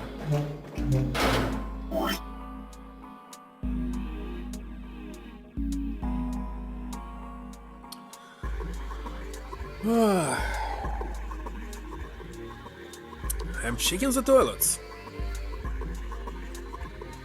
Why not? Just symbol of one. Right, there was a number there too, right? Number. This is probably how many times you're supposed to flush. I mean, how many times you pull a string. Seriously? You're right. So, this is what the moon symbol was pointing to. I probably made it so that someone wouldn't trigger it by accident, if that's the case. Second time. How many times? 7? Don't remember.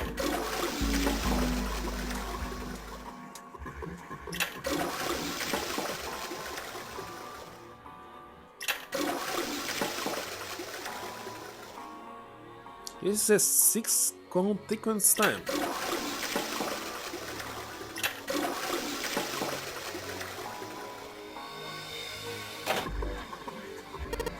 Huh?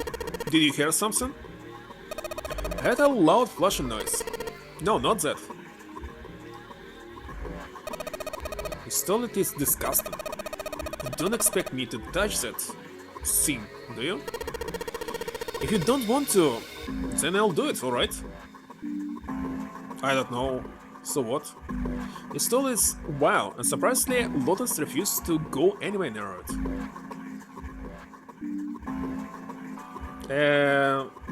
What was activated? I have no idea. Let's check on the other side.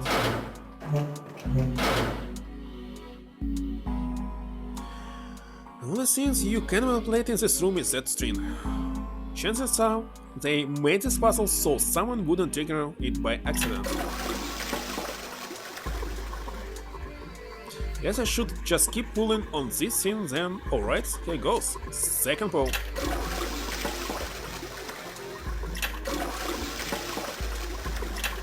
And the last one.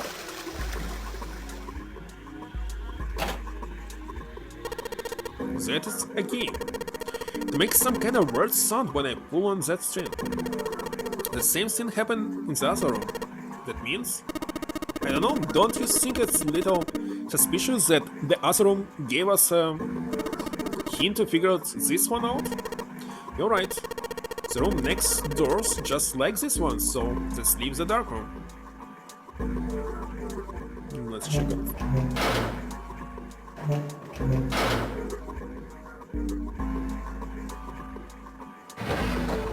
How's it related to this? Well, this drawer opens easily enough.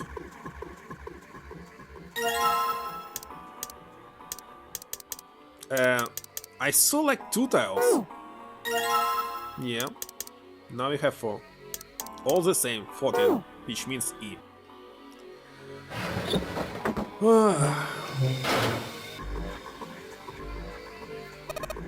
Okay. Well, it looks like we investigated all the rooms. The only mystery left is that door. Alright, let's crack that mystery then. You got 4 tiles, and there are a bunch of tiles that are on the same side up on the wall here. So if you replace 4 of them tiles on the wall with the ones you got, that should open the door. Well, there's only one way to find out. The replace is with this. No.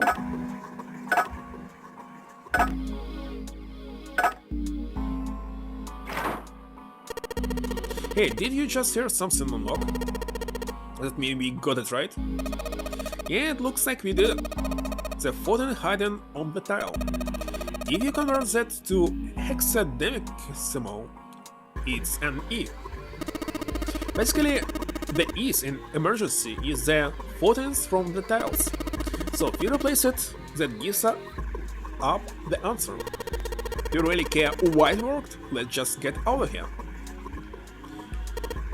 Yes, let's go. Oh, we did this. Why I forgot to check the toilets second time? I don't know. Anyway, think for the hint. It was a hint. They passed through the opened door and headed to the next room. Jean-Pierre jogged down the short staircase and looked around.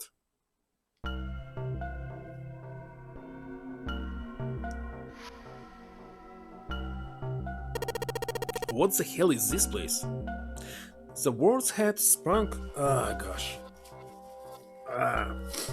unbeaten to his lips, and it was clear why. Jean-Pierre shivered. Lotus and Seven reached the bottom of the stairs and stopped short, terrified. This room is really creepy. I think we ought to get the hell out of here, now.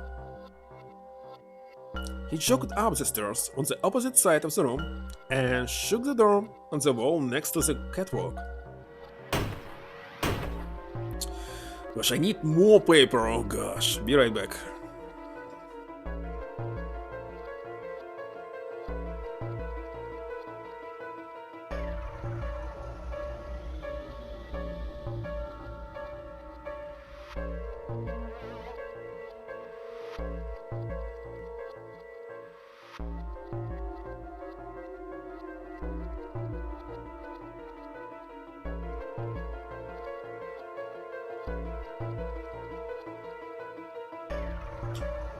Well, last time this happened to me like 2 years ago on stream. Also in January, by the way.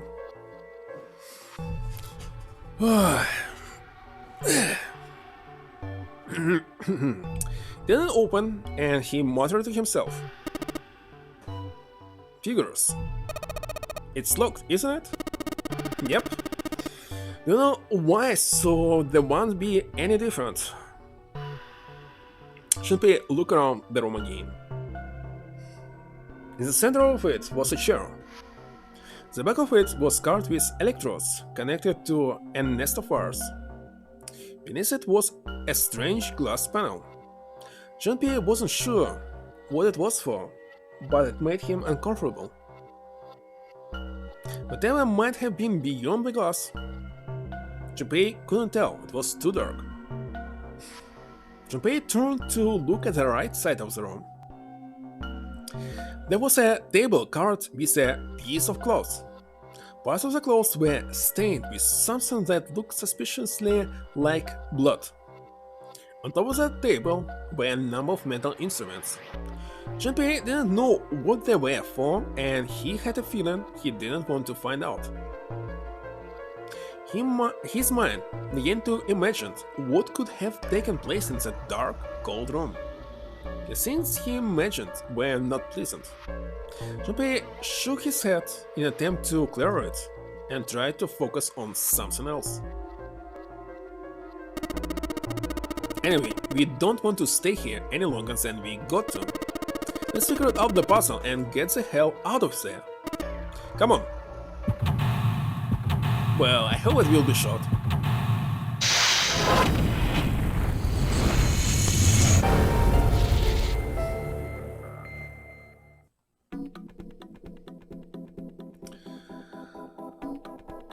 Is it really a bird view from top? Because it's kinda looks strange. Torture room. 1, 2, 3, 4. Okay. Let's check this. Yeah.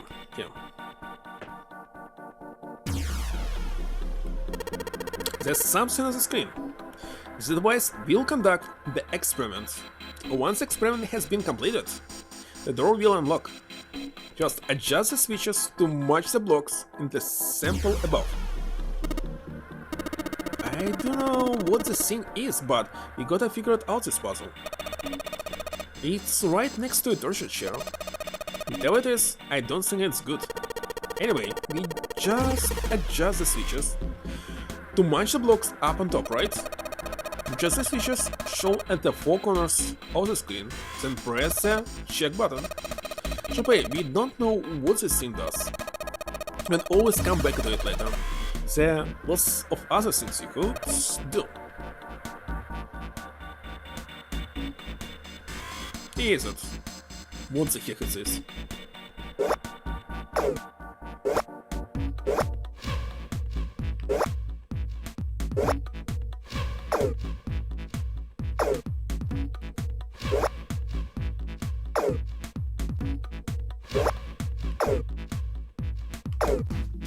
Wait a second, what does it do? How's it actually working?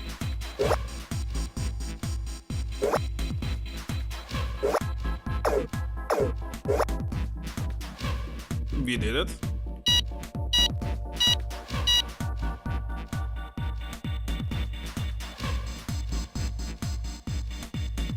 Adjustment is completed. Now proceeding to execution phase. To complete the experiment, data must be collected from subject. Once preparation is finished, place subject in chair. What? Oh, I thought we solved the puzzle already. What does it mean by preparation? I don't know. I've got a bad feeling about this. I think this means one of us has got to sit on the chair. Well, Seven's never going to fit in that scene. It's either you or me, Junpei. Collecting data and wonder if it's going to run electricity through the subject. There's a human head on the screen. Maybe it's gonna zap the brain with a little electricity? This really doesn't sound safe. Anyway, we still got to prepare.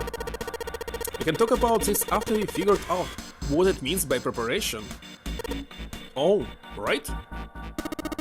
Well, it wants us to prepare, so maybe we ought to ask it what we need to do. The disposal tank is closed. Please fill tank with water. What tank? Oh man, don't tell me we gotta do something with a water tank.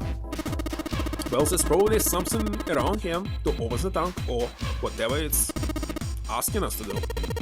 Looks like the only controls are in this room.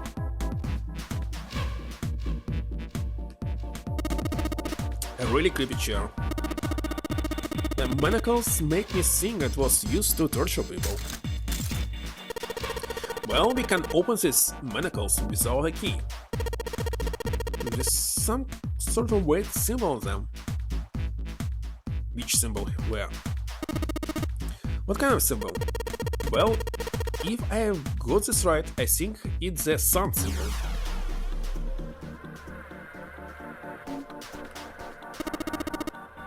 What's wrong, Junpei? What are you doing on the floor? Well, I thought maybe if I go down here, I could see through the glass. It's not working, so... I don't think it's just a large sheet of glass they put into an indentation? I don't know, I mean, why would they do that? And the placement of the chair. You're not making sense, Junpei. What's the point? Well, I'm not sure, but don't you think there's something under the glass? Kinda obvious. It doesn't look like water tank. What is this? I thought there was a hole here, but I guess it's got a cover over it. You aren't gonna be able to get that off. It's bolted, or they're pretty good. Maybe there's something around here we can use to get that thing off there. Can you see anything in there? If you can't see anything, I don't really think we need to bother with trying to open it. It's so dark to see anything. No? Do you see something shining there? What is it?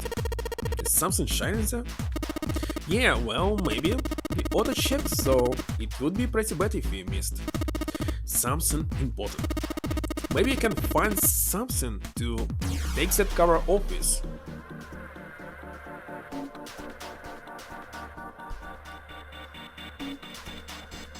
There are a number of ominous looking tools and instruments here. Let's see, we've got an adze and hammer, a pair of forceps, and so these other things are too old and broken. I have no idea what they are. Hey, doesn't this wrench look way too new to be here with all this other stuff? Yes, it does. I didn't notice it before you mentioned it, but it's not rusty at all. So grab it.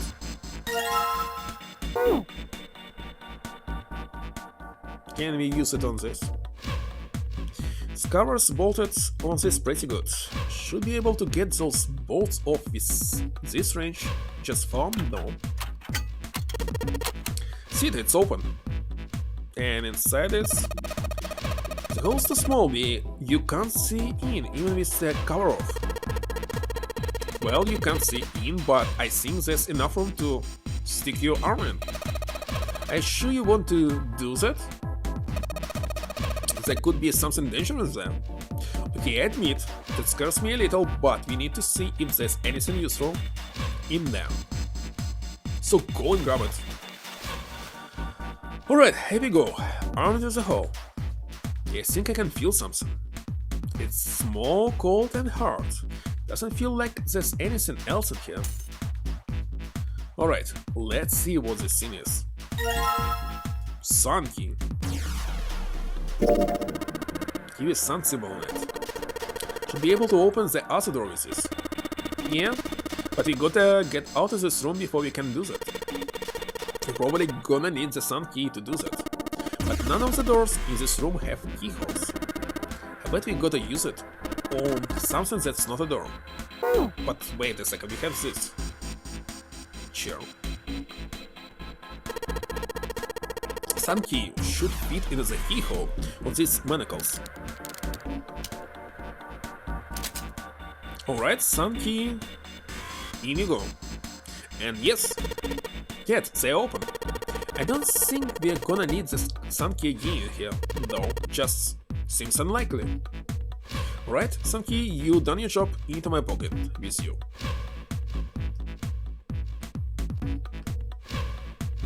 I don't think examining the chair is going to cause that machine to do anything. Should probably take a look at the monitor instead.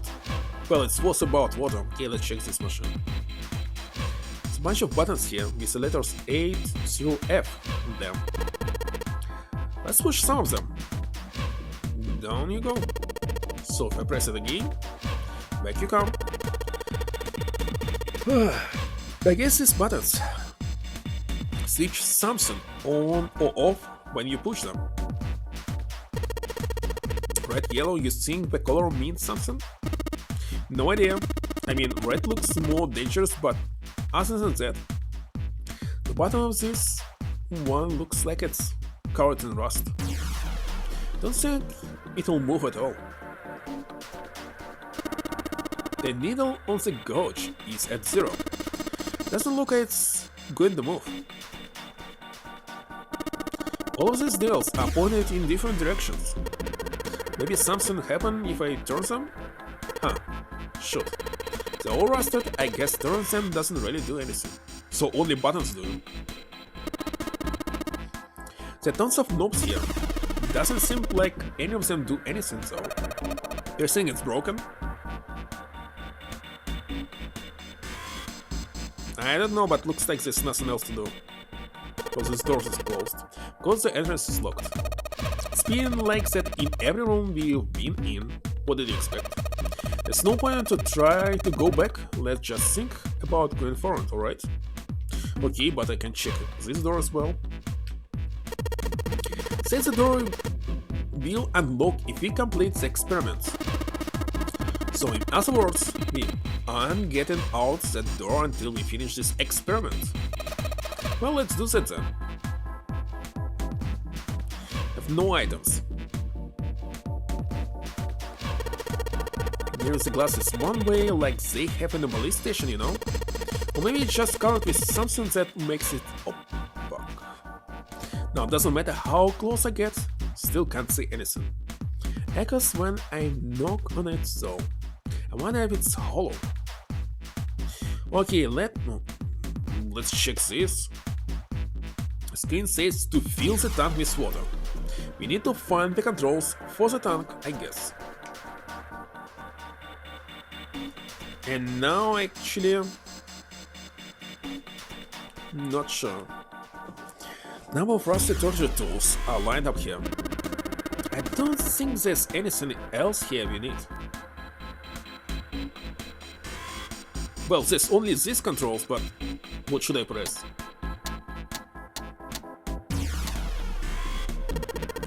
Levers have gotta turn something on. Well, they would. All they can do is turn something on or off. What's important is what they turn on or off.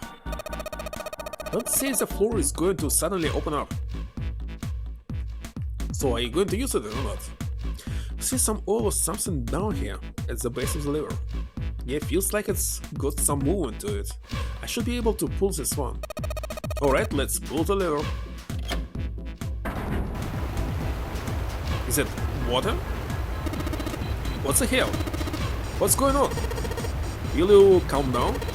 It's just water going somewhere. It sounds like it's underneath us. That means the floor or... Chippy, look! Watch it all down. I can see through the glass now. Let's check it. EDBF. Oh gosh, EDBF.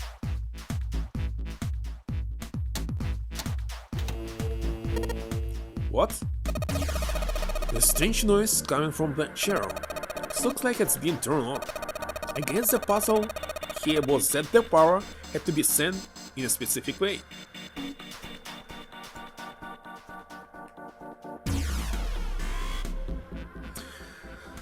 The streaming device is unlocked. Please seat subject in device. The message on the screen was disturbingly detached. Well, like we thought, it's not going to work unless someone sits in it. How wrong that this would be the situation in which this slim, beautiful body is useful. Lotus, are you sure? I can sit in it and you can solve. Junpei is right. If we screw it up, Seven couldn't bring himself to finish the thought. His eyes fell on the floor. Junpei followed them. Beneath them was the deck shark floating underneath the glass. What? What was activated just now? Nina Kuni. For...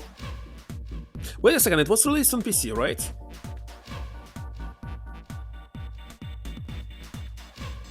Well, first of all, I must finish first, Sonic 06. So Nina Kuni might be only, well, not next week, but the week after this.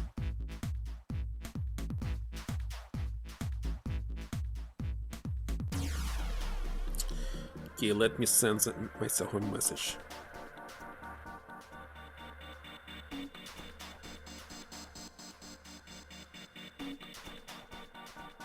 Come on.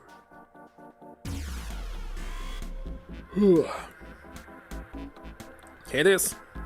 Edit.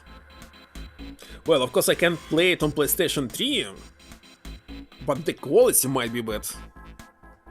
Not sure. Let's see. Beneath them was a dead shark floating underneath the glass. Said it can be killed by an electric shock. I'll be fine. Even if I fall in, the shark is already dead. But no one likes an indecisive man, gently. Can still give you advice from the chair too. You know, I just don't want to stay in this room any longer than we have to. Go over to that screen and let this always. After he wrote had made it clear that Lotus would book no argument, she turned and walked toward the chair without hesitation. But she did not sit down. Despite what she had said, she didn't feel hesitation. Your legs shook. Look, do you think you could do me one last favor? Don't say last. You're making me nervous. Just listen. If something happens to me, I want you to tell my daughters that I love them very much. No. Tell them that I will always love them. Daughters? You've got kids? Yes, I do. I suppose they're about your age, Junpei. They're twins. I had them when I was young after some things happened. Their name's Nona and... Wait! Nona? Junpei's words shout out before he even released what he was saying. Wait a second, it's what actually Foxy missed. Let me actually send him a message, because it's kinda interesting.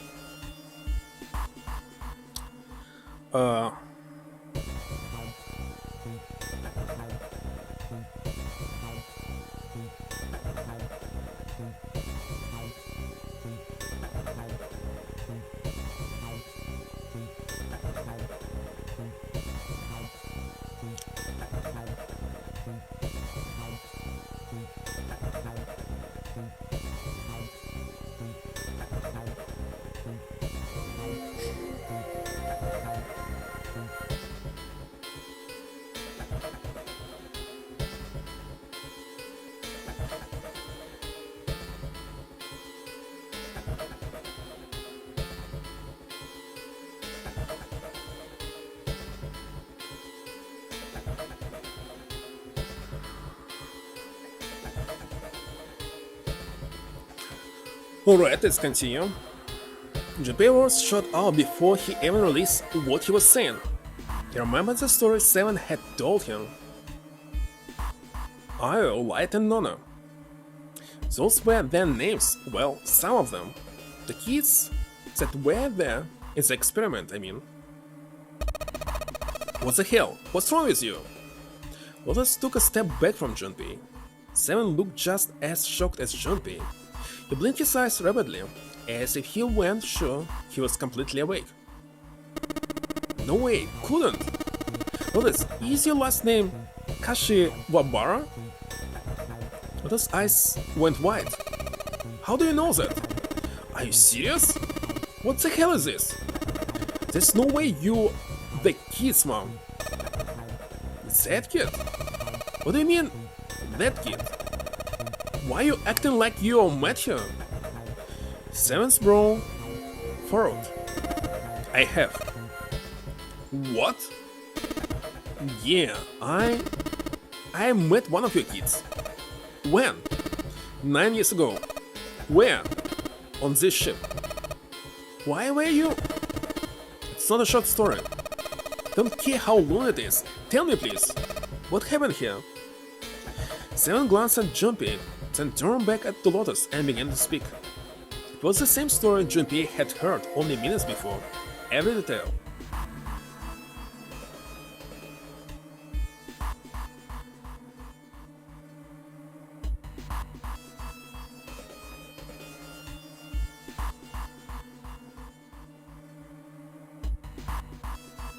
At last 7 finished. Lotus shook her head. Oh my god. Everything I've been looking for the last 9 years. The person who had all the answer was right here. Looking for? Yes, that's right. 9 years ago my daughters disappeared. And 9 days later they came back. They never told me what had happened to them over those 9 days. I took them to the doctor, but I was told they hadn't been hurt in any way. Still, I was sure that they had been through something terrible, so I couldn't bring myself to force them to talk about it. If I did, then I forced them to relive whatever horrors they'd been through. I didn't have any choice. I had to try to ignore it and move on. A few months passed. Gradually, they started to act like they always had before they disappeared. They smiled and made jokes and did all the silly things kids do. It got harder and harder for me to ask them about what had happened. How could I ask them to remember that? Eventually I knew there was no way I could do it. But I'm still a mother. I couldn't simply forget that something terrible had happened to my children. So I decided I would investigate what had happened on my own and find out what had happened during those 9 missing days. What did you find out? Nothing. The police pretended to be concerned, but they didn't do anything. Once the 16 children who'd gone missing came back, things were just swept under the rug. Even the media didn't talk about what had happened. I figured someone was probably playing or paying or threatening them to keep their mouths shut. Cattle pharmaceutical. No, probably something even bigger than that. Cattle pharmaceutical. Have you heard of them before? No, that's the first time I've ever heard that name. 7. How do you find out that Cattle pharmaceutical was connected to the kidnappings in the first place? If you'd find it out whatever the victims had in common would lead me to the culprit. That's what any good cop does. What did they have in common? Every single one of the kids who disappeared had gone to this one hospital at some point. The hospital was one of the bunch that were under control of Cradle Pharmaceutical. After that, I was just about connecting the dots. The hospital. For a while I was trying to get some kind of story out of the kids at the hospital. One of them told a weird story. What was it? Have you heard about the Gansfield experiment? Yes, all the kids had to go through it while they were at the hospital. So it was passed off as some sort of counseling. 7 cleared his throat and proceeded to explain the Gansfield experiment. First, subjects Q and A are put into separate rooms far away from one another. Then a series of video images are shown to subject Q, who is told to send the images to subject A by thinking about them. Subject A, on the other hand, is put in a large reclining chair and given a blindfold. With the senses cut off, A is asked to guess what images Q is looking at. Oh yes, I heard of that. It's a famous telepathy experiment, isn't it? Telepathy. the other passer. Jean-Pierre rolled the word on his mind. It's how the experiment on this ship was supposed to work. The experiment to control people, right? Yeah.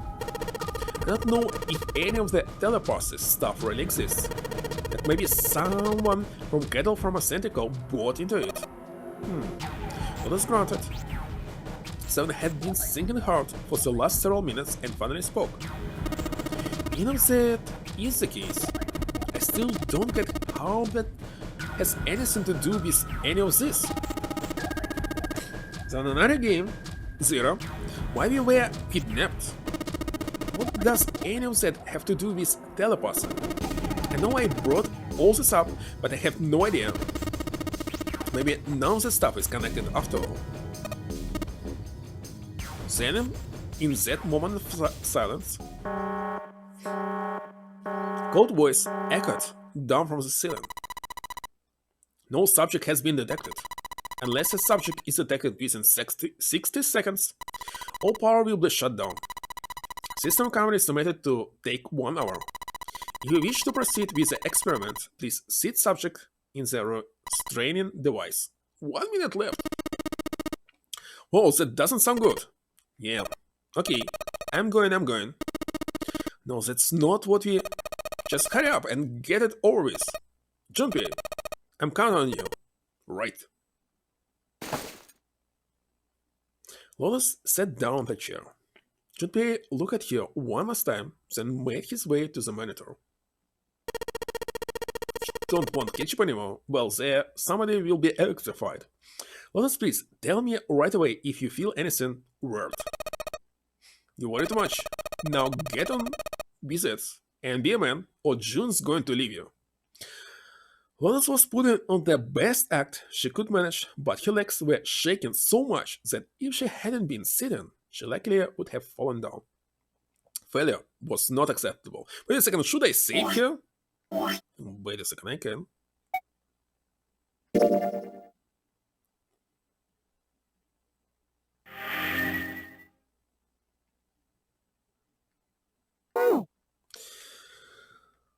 Junpei took one last deep breath and stared at the monitor. What the heck is now? It is. Oh, nice.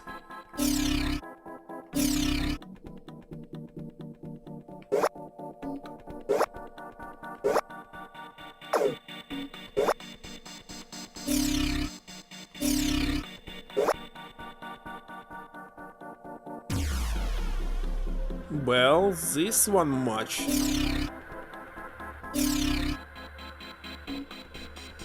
But this is not.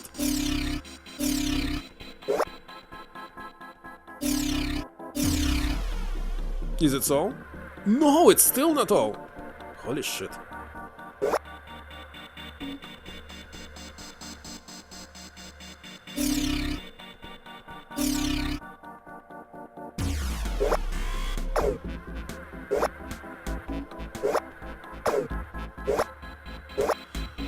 Oh, I see now. There's actually 3 positions. Like stupid position.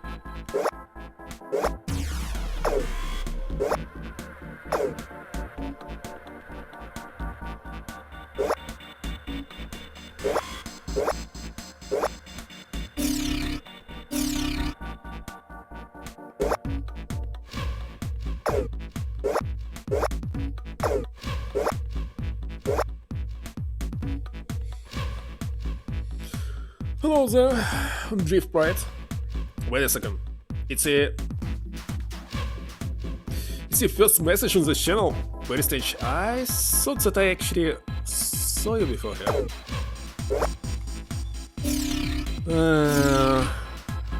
And thank you for the follow. Holy shit. I cannot see. Still not much. Must be. Okay, the top is matching. No, it's not matching. I don't like this. to start from the very beginning.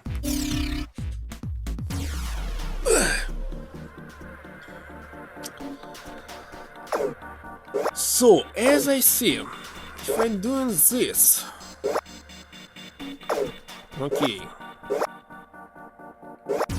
It's actually add several of them. Until it's actually overflow. Alright, I got it.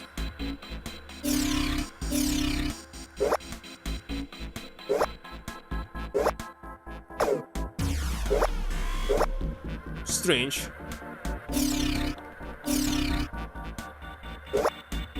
So it will add on the top? It is. One missing.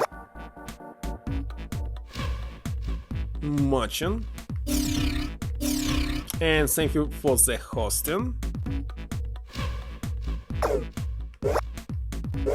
I seriously don't like this. I cannot see how it's not matching at all. Should I set everything to do? It's already everything to do. Look, it's matching here. But not the other side.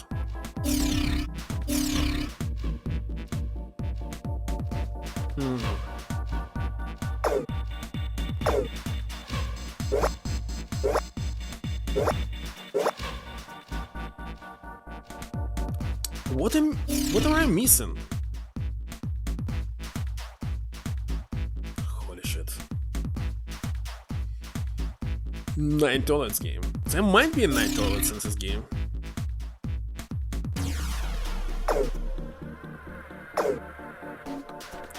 Okay, let's just pick it up.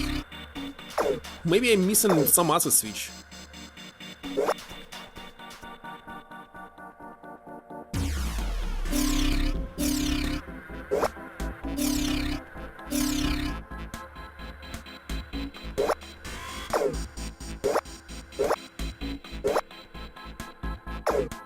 Strange that I cannot finish it here.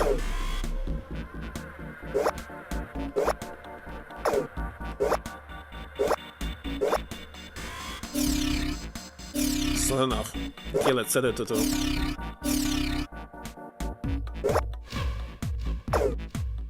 Something is wrong here.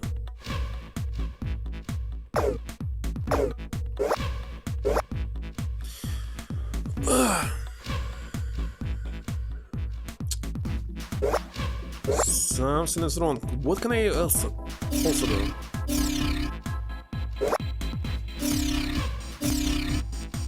Okay. Looks better.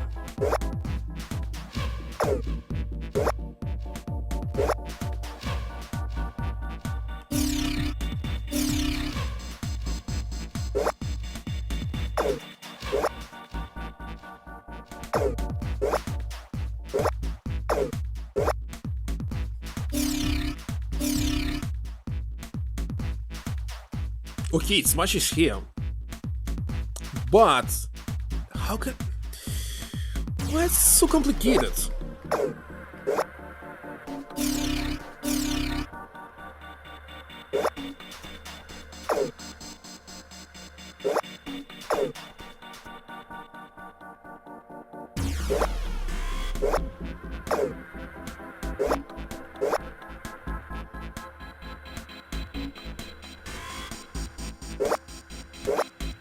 Okay, one of these must be off here.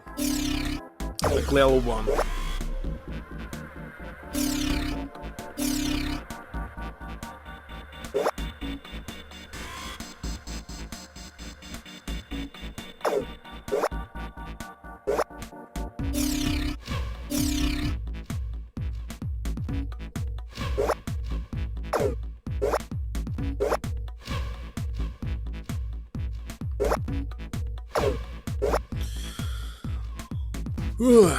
Yeah, music might be good, but I seriously don't quite understand what I'm missing.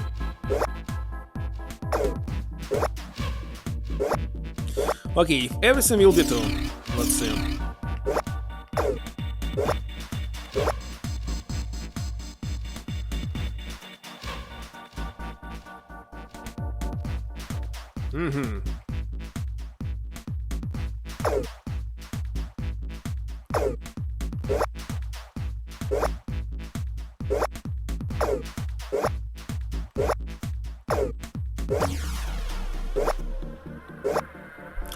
I see. It will not work like this.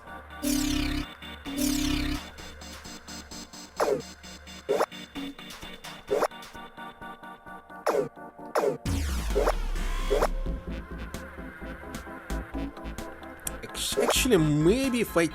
Oh, wait a second. We are switching this one. Okay, got it. Little bit. Might be.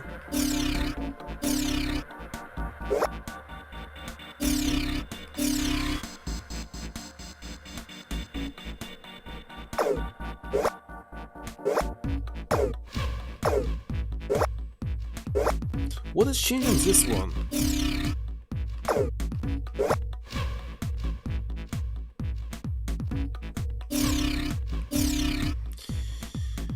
Let's see.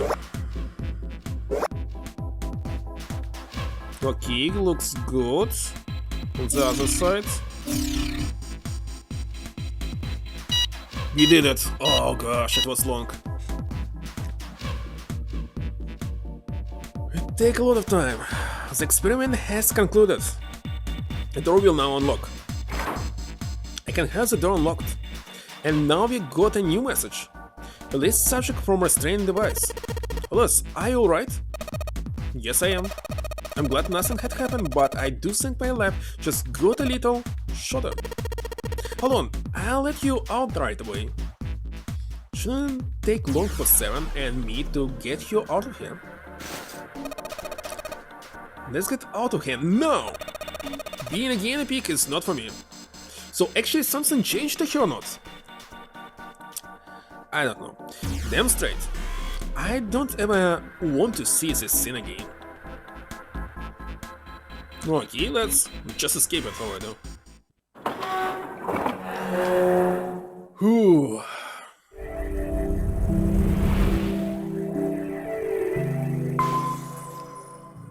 That was it. Okay, the last puzzle was hard. Outside of the room, a hallway led off to their left. With nowhere else to go, they started down it. It turned left twice before they saw the elevator. In silence, they jogged up to it. Junpei pushed the C button. What the C button at elevator means? No idea. The elevator motor ground away and C deck, of course.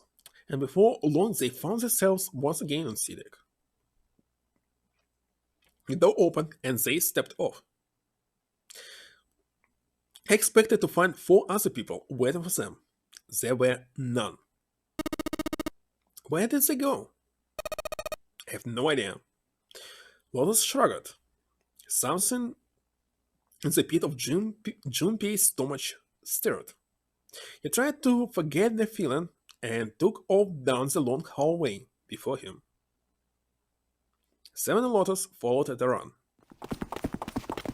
They ran and ran and ran. The hallway seemed endless.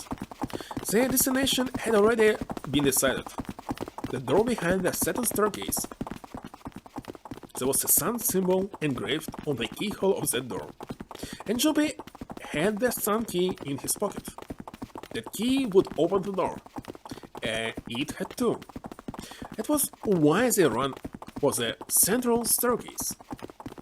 And though, to figure it out where's everyone else, they had run for quite some time when they arrived at the door that ended the hallway. Junpei stopped. He laid his hand on the door knob, his breathing heavy. 7 laid a hand on his arm. Hold on a second, sir. We didn't have the key for this one yet, right? There is a Jupiter symbol engraved over the keyhole. Sam was right. They had no Jupiter key. Then we can't open this door. Unfortunately, no, we can't. Jeez.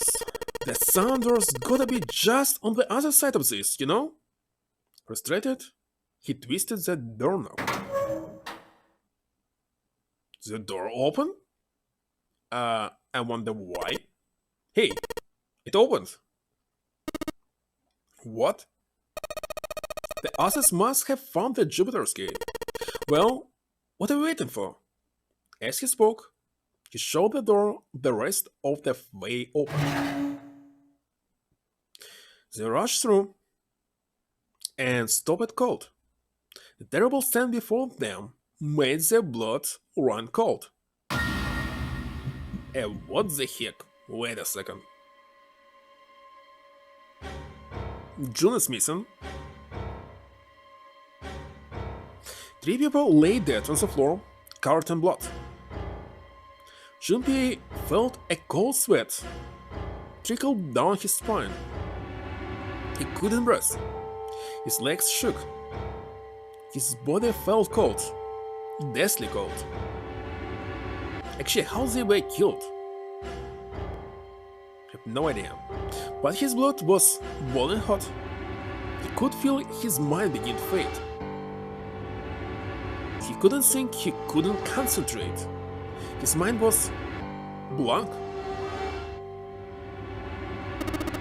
Wait a second, how did you know that only 3 people left?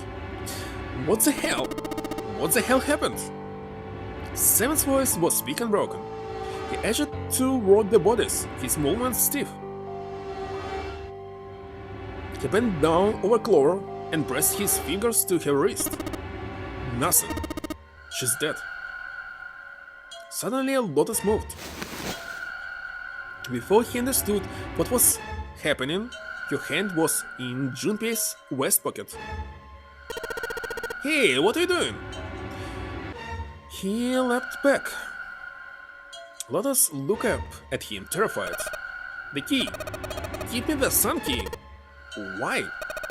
Why do you think? You have to get out of here before the murderer comes back. The murderer. The murderer. Once again, Junpei looked at the dead bodies. Santa, Clover, and Ace.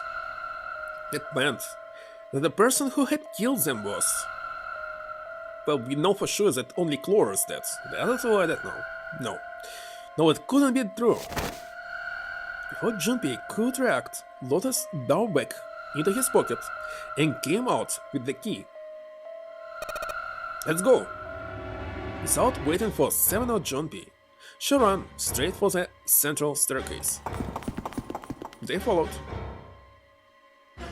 Junpei shut his eyes and swallowed his emotions. Ronan would have to wait. Soon they stood in front of the door. Lotus showed the sun key into the keyhole and twisted it hard. But... why? What happened? Nothing. Nothing happened, I didn't feel it unlock. Oh no. Is it the wrong key? I don't know, maybe? Lotus sighed, defeated, and leaned against the doorknob. She felt it twist. Wait a second, it was open before?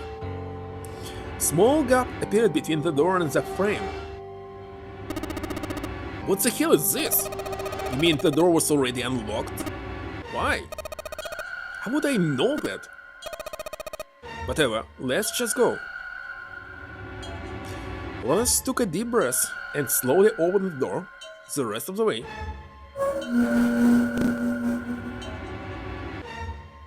They stepped inside. In front of them was another hallway. It stretched out toward the bow of the ship. They began to run. Faster and faster they ran, trying desperately to reach the end of the hallway. A few seconds later, they were there. In front of them stood a massive metal door. They were all breathing heavily as Junpei spoke. What the hell is this door? I can't see anything that looks like a doorknob or switch or lever or card reader or anything. How the heck are you supposed to open this? You don't have a choice. You're gonna have to go back. No! I'm not going back there. There's a murderer back there. There was more stark terror in Laura's voice than authority. She was almost begging. But I don't see any other doors. As he spoke, Seven stepped toward the door in front of them, as if to illustrate that it was the only door.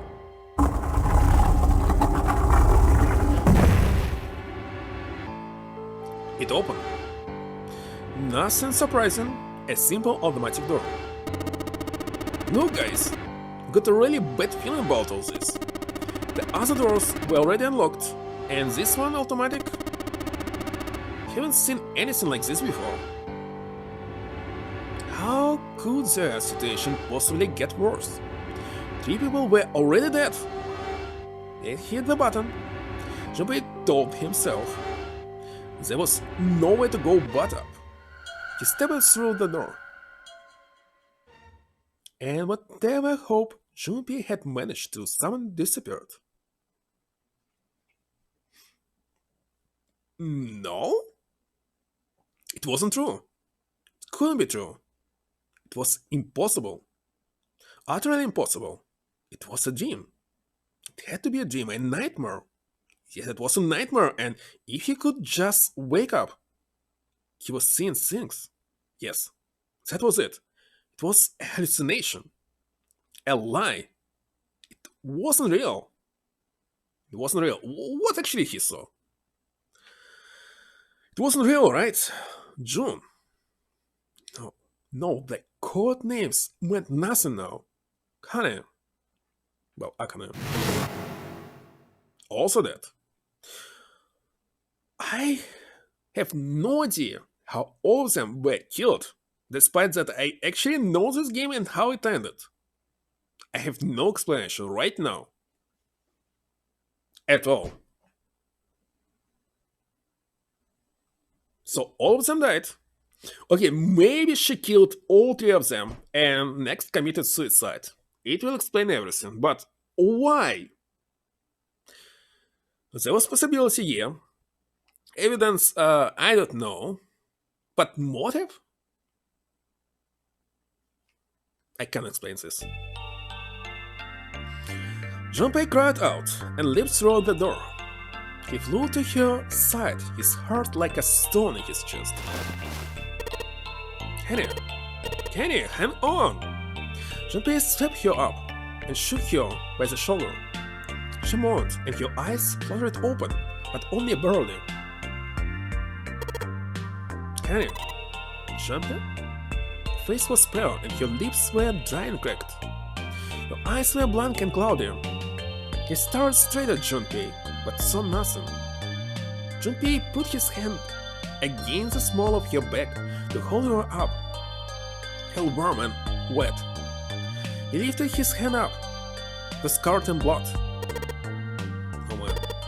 Kenny, what the hell happened to you? How did this happen? Was all he could do not break into tears. Junpei, I'm sorry. Voice was thin. A minuscule dread that was the only thing keeping her with him. I might not make it. No way! No way I'm gonna let you die. I'm gonna save you, I promise. Thank you, Junpei. Thank you so much for everything. I was really happy to see you again, Junpei. Really happy. God, don't give me that eyeball scrub. You're gonna see me again lots more times. You just gotta hang on. Alright, Kenny. You. What could he do? He looked up from Kenny, desperate for something, anything. Then he saw it. A small submarine. A submarine? What on earth was a submarine doing there? No, that didn't matter. Nothing mattered, except saving Kenny. It was the only thing he wanted. Junpei turned his head back to look down at her. Hello, alright? There's a submarine out there. I'm gonna go see if it works. No, don't go. Please don't go.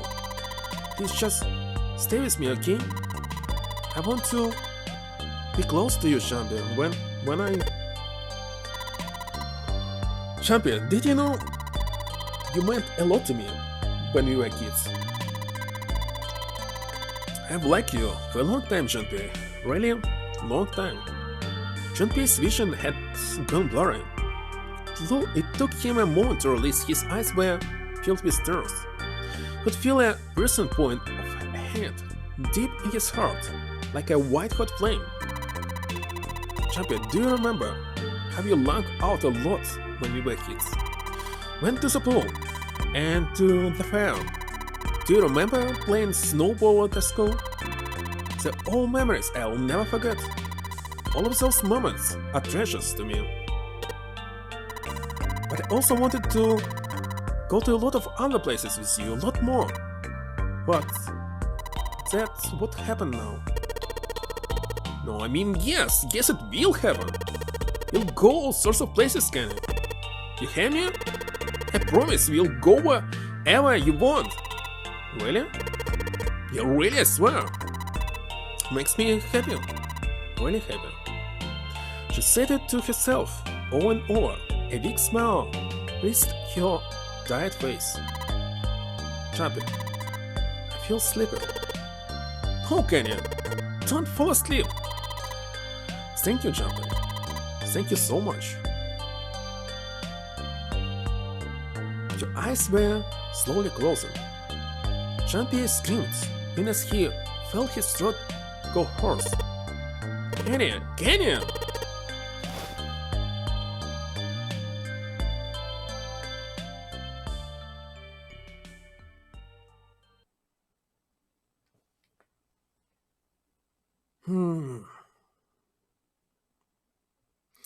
Time passed. Junpei wept, crawled around Kenny's body. He cried and cried until he had no tears left. When the last tear fell, Junpei was no more. His body remained, but only as an empty shell. Somewhere he heard a bell ring. It was the clock at the central staircase.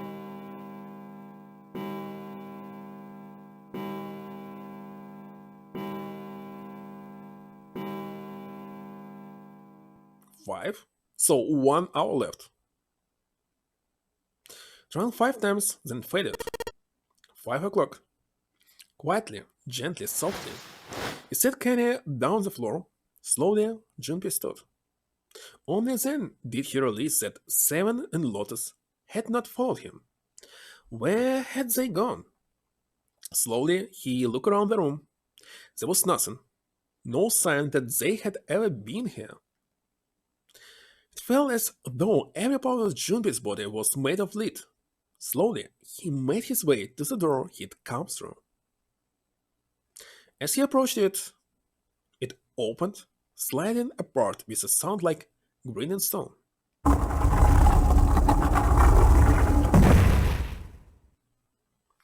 Junpei passed through the gate and into the hallway. Okay, if these two died actually, so the only person who can kill them, well, obviously spoiler. His heart rotted in his chest, an empty, lifeless thing. Had been so utterly broken that there was nothing left to feel. When he saw their body, he simply stared. It was a lake, a sea of blood, 2 bodies laying in it. But how they were killed, by what? No idea. There was no need to check, there was no breath left in them. His eyes lit on Lotus' wrist. Her bracelet, it was gone. He stared, it meant nothing to him. He didn't care anymore. He couldn't care anymore. Junpei's body felt numb. A part of him knew the lump of lead in his chest had once been a heart. He couldn't quite remember what it had been for. Tears poured from his eyes in great streams. He wasn't sure why. He gave up trying to make them stop. He turned around, the door opened again, and slowly and numbly he walked through. He kept walking. Why stop? An object set in motion, simple and turned and carried him forward. Eventually, he found himself in front of the submarine. His arm reached for the hatch, and he was killed as well. Okay, I might have an idea what happened here. Anyway, it was very strange. And then he was floating in water. His eyes stared down to it. He couldn't see the bottom. His back was hot. Dimly, he felt the blades of a knife in it. Who? Well, definitely not Akane. One dead body lay behind door number 5. The body of the ninth man. Another lay in the showroom. The body of a snake. At the central staircase were 3 more. Ace, Santa, and Clover. Just outside the door were 2 corpses. Those of 7 Lotus. And in this very room lay the body that had once been Kenny. Wait a second, I have another explanation for this. It was actually 0? Well, I mean, 10th man. And now Junpei would join them. Who then had killed them all? Who?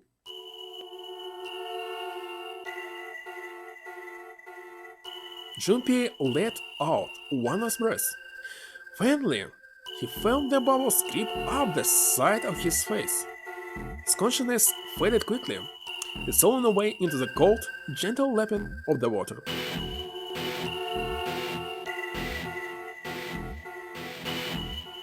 That was it. The first ending. Done.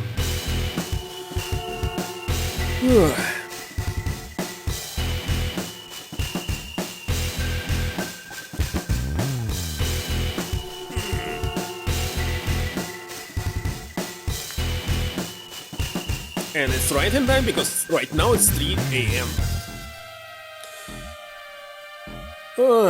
Obviously we'll get them all, including obviously the true ending, which is the only one here. So, I might... Well, first variant said one of them pretending that he's dead. Obviously, who plays this game know who is it. And the second one, it was additional 10th man. Yes, it also exists. Well, after I get every single one, I will figure it out.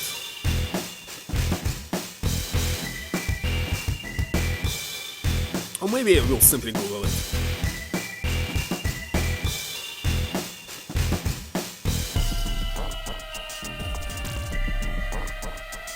Oh, it's already the end of the credits? In this case, the team was pretty short.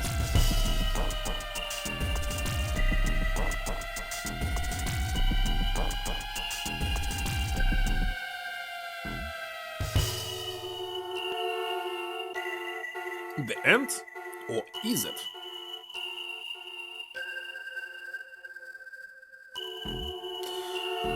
Wait a second, if I want to get every single ending, some of the rooms we must replay.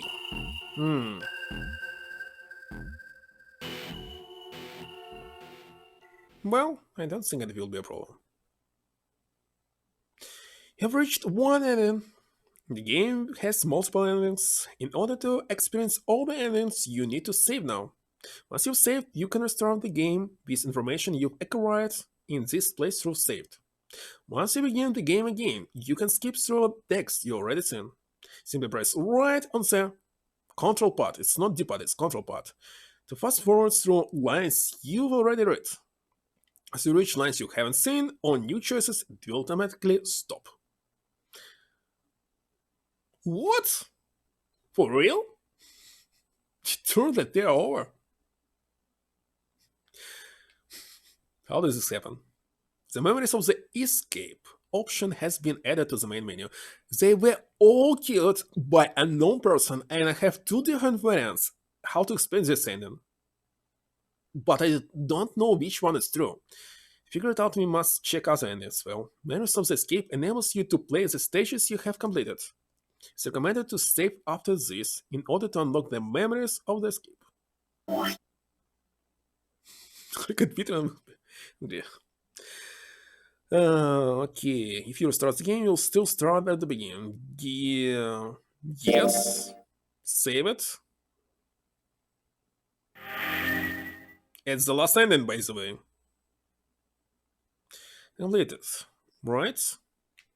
Begin with memories. Memories of the escape. Erase data. Wait a second, what is? What is memories of the escape?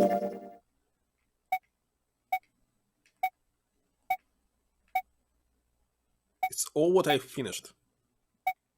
All the rooms.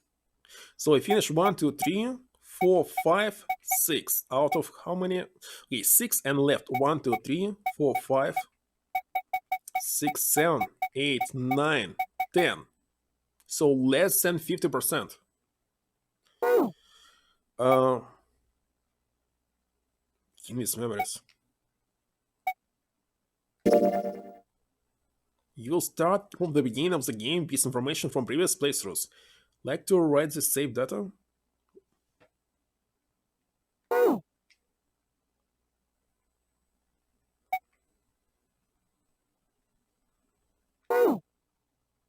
Wait a second, what is continue?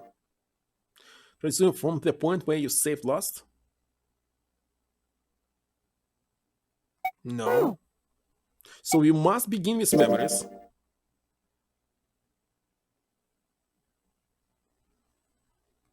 So yes. I just don't want to replay every single game.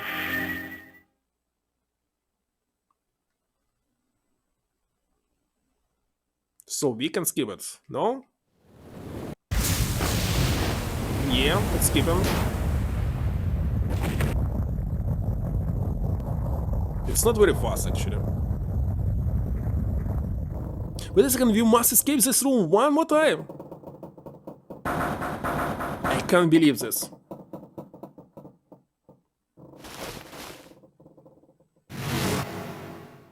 It's actually forcing us to play this one more time.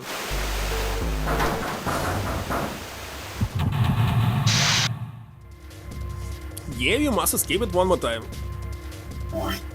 Maybe it's possible to skip, I don't know.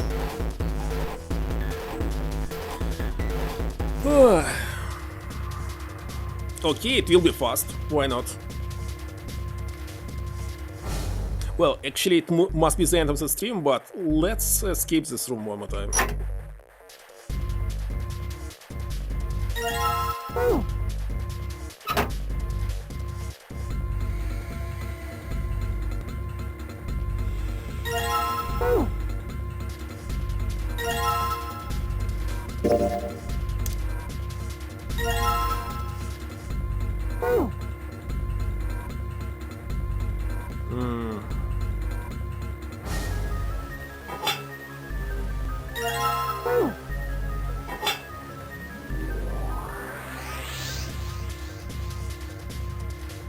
What else? This one.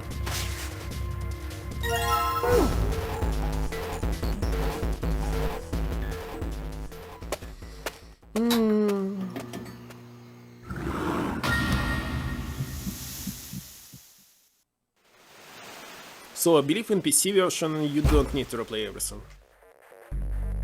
What is missing? One more paper is missing. Where it was? Here.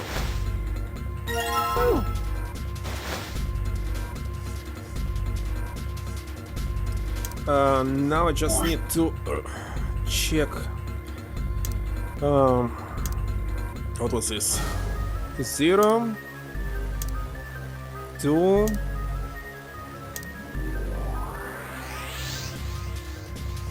6, 0 to 6, 3.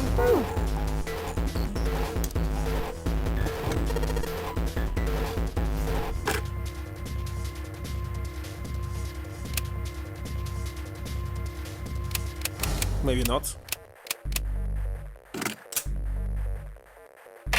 It is.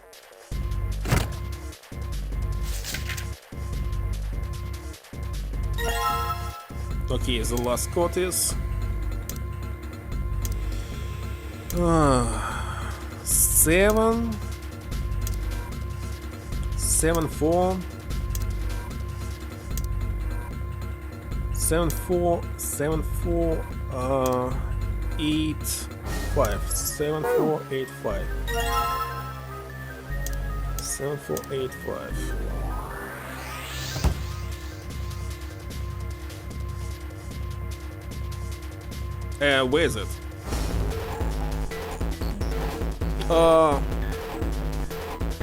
I don't remember. Wait a second, where is the second case? Oh, I forgot!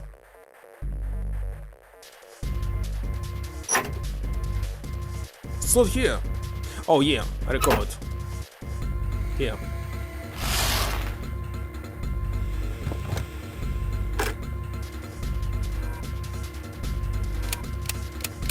Seven, 4, 8, 5.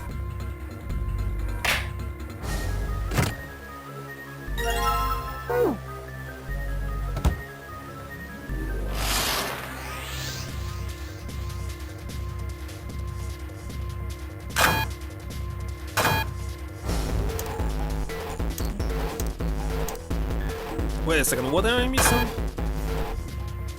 Now this.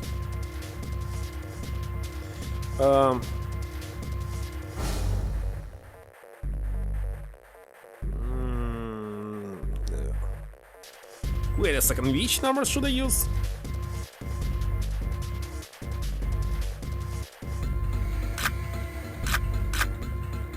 This? No? Oh, 5, of course. Stupid me.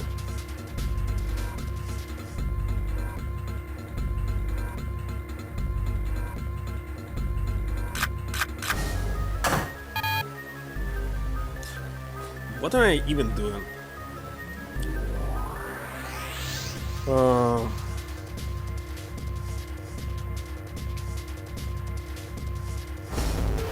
Why it's complicated for me now?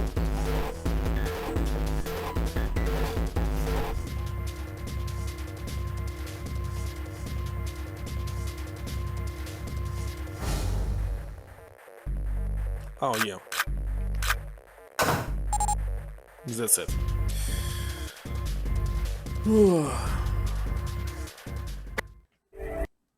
Finally.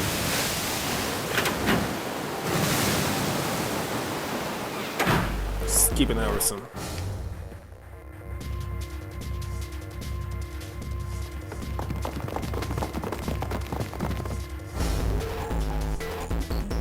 So for every single enemy we must finish it like 4 more times?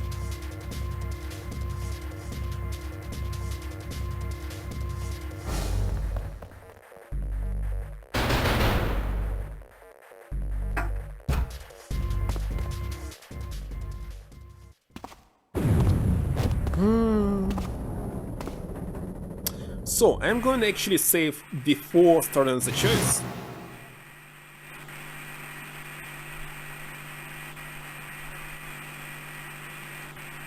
Maybe during the chase, if it's possible to save.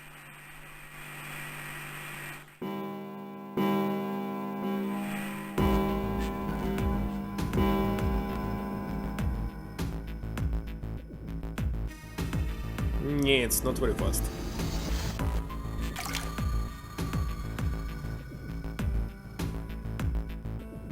So why every single door was open, like sun as well?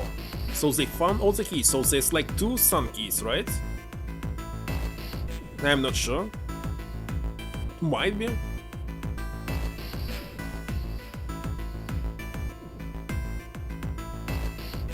Because I can be wrong.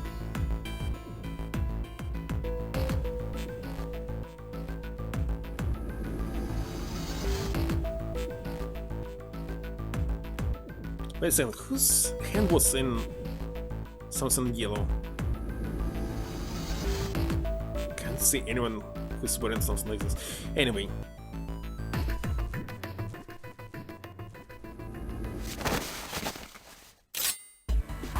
Okay, so it's not simply possible to save this man. Okay, I don't really care.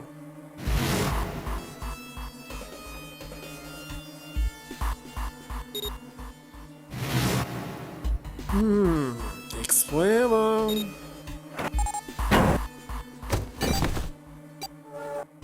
And the last time when we saw him alive.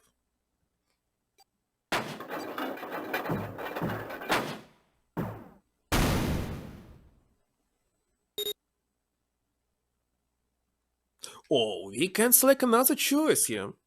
Let's select Snake on 7. Snake 7, you think you could give me a hand here? The pun was a little too on the nose, but the mood was still grim. But Snake and 7 lifted their left hands silently.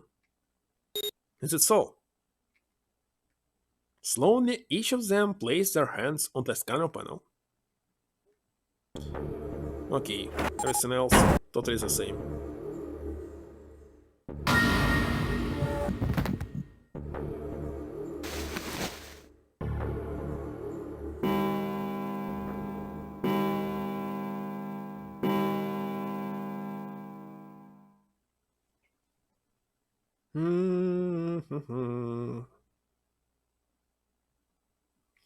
I can select something wrong, like more than 6 people can go through. It's something about how more than 6 people could pass through. No, wait, that was wrong. It was on the tip of Junpei's tongue when Lotus beat him to the punch. All those who enter must leave, and all who enter must contribute. That's what the letter said. As the words no less than 3 and no more than 5. Exactly. Snake inclined his head toward Lotus. And that was all. Not much.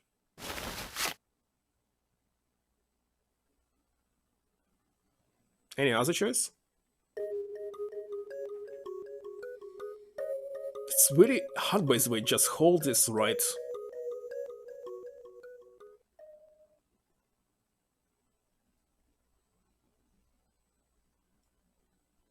Right direction depot.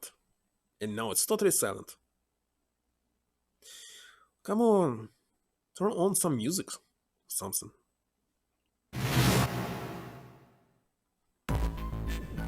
That's better.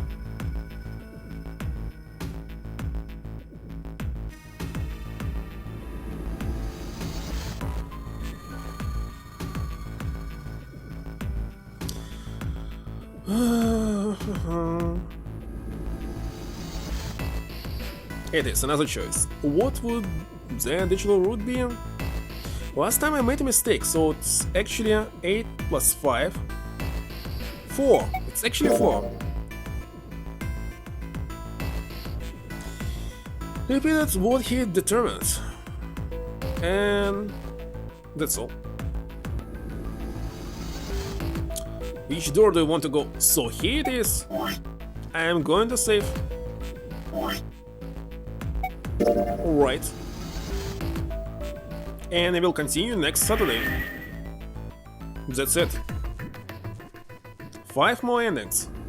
So we skip all this, so maybe next time I'll get 1.5 endings, or even 2 of them. Well, if I go through the same doors that I was going, so we can skip all the text. It'll be easier to get 2 different endings.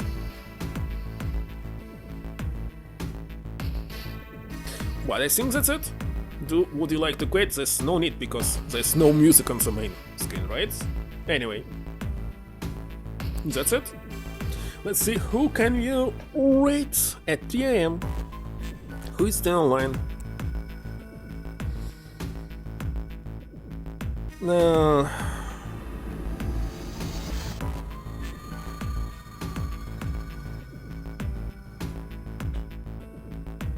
By the way,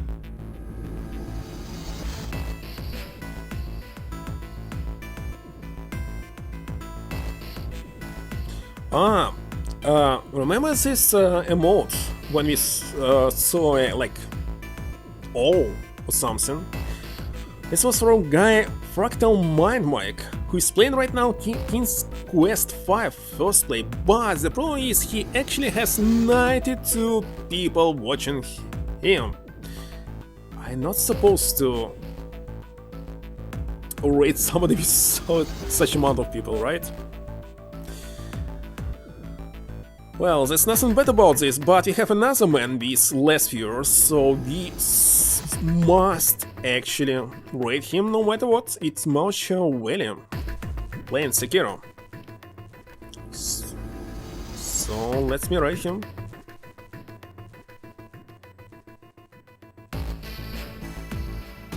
Despite that, I really want to check the King's quest. I'll check it anyway. It's actually time to sleep. Never pour very hot tea. Wait a second, you actually spilled because it was hot?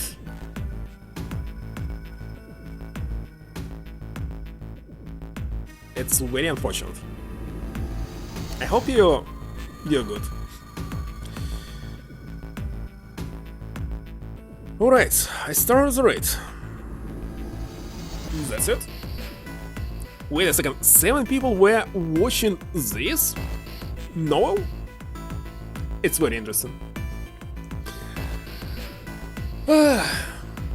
Anyway, thank you very much anybody for staying here in chat for so late, and everyone else who actually was visiting this. I don't know who is still watching this, but thank you very much for watching this. See you next time, bye, and yeah, I'm glad that you're good. See you, bye.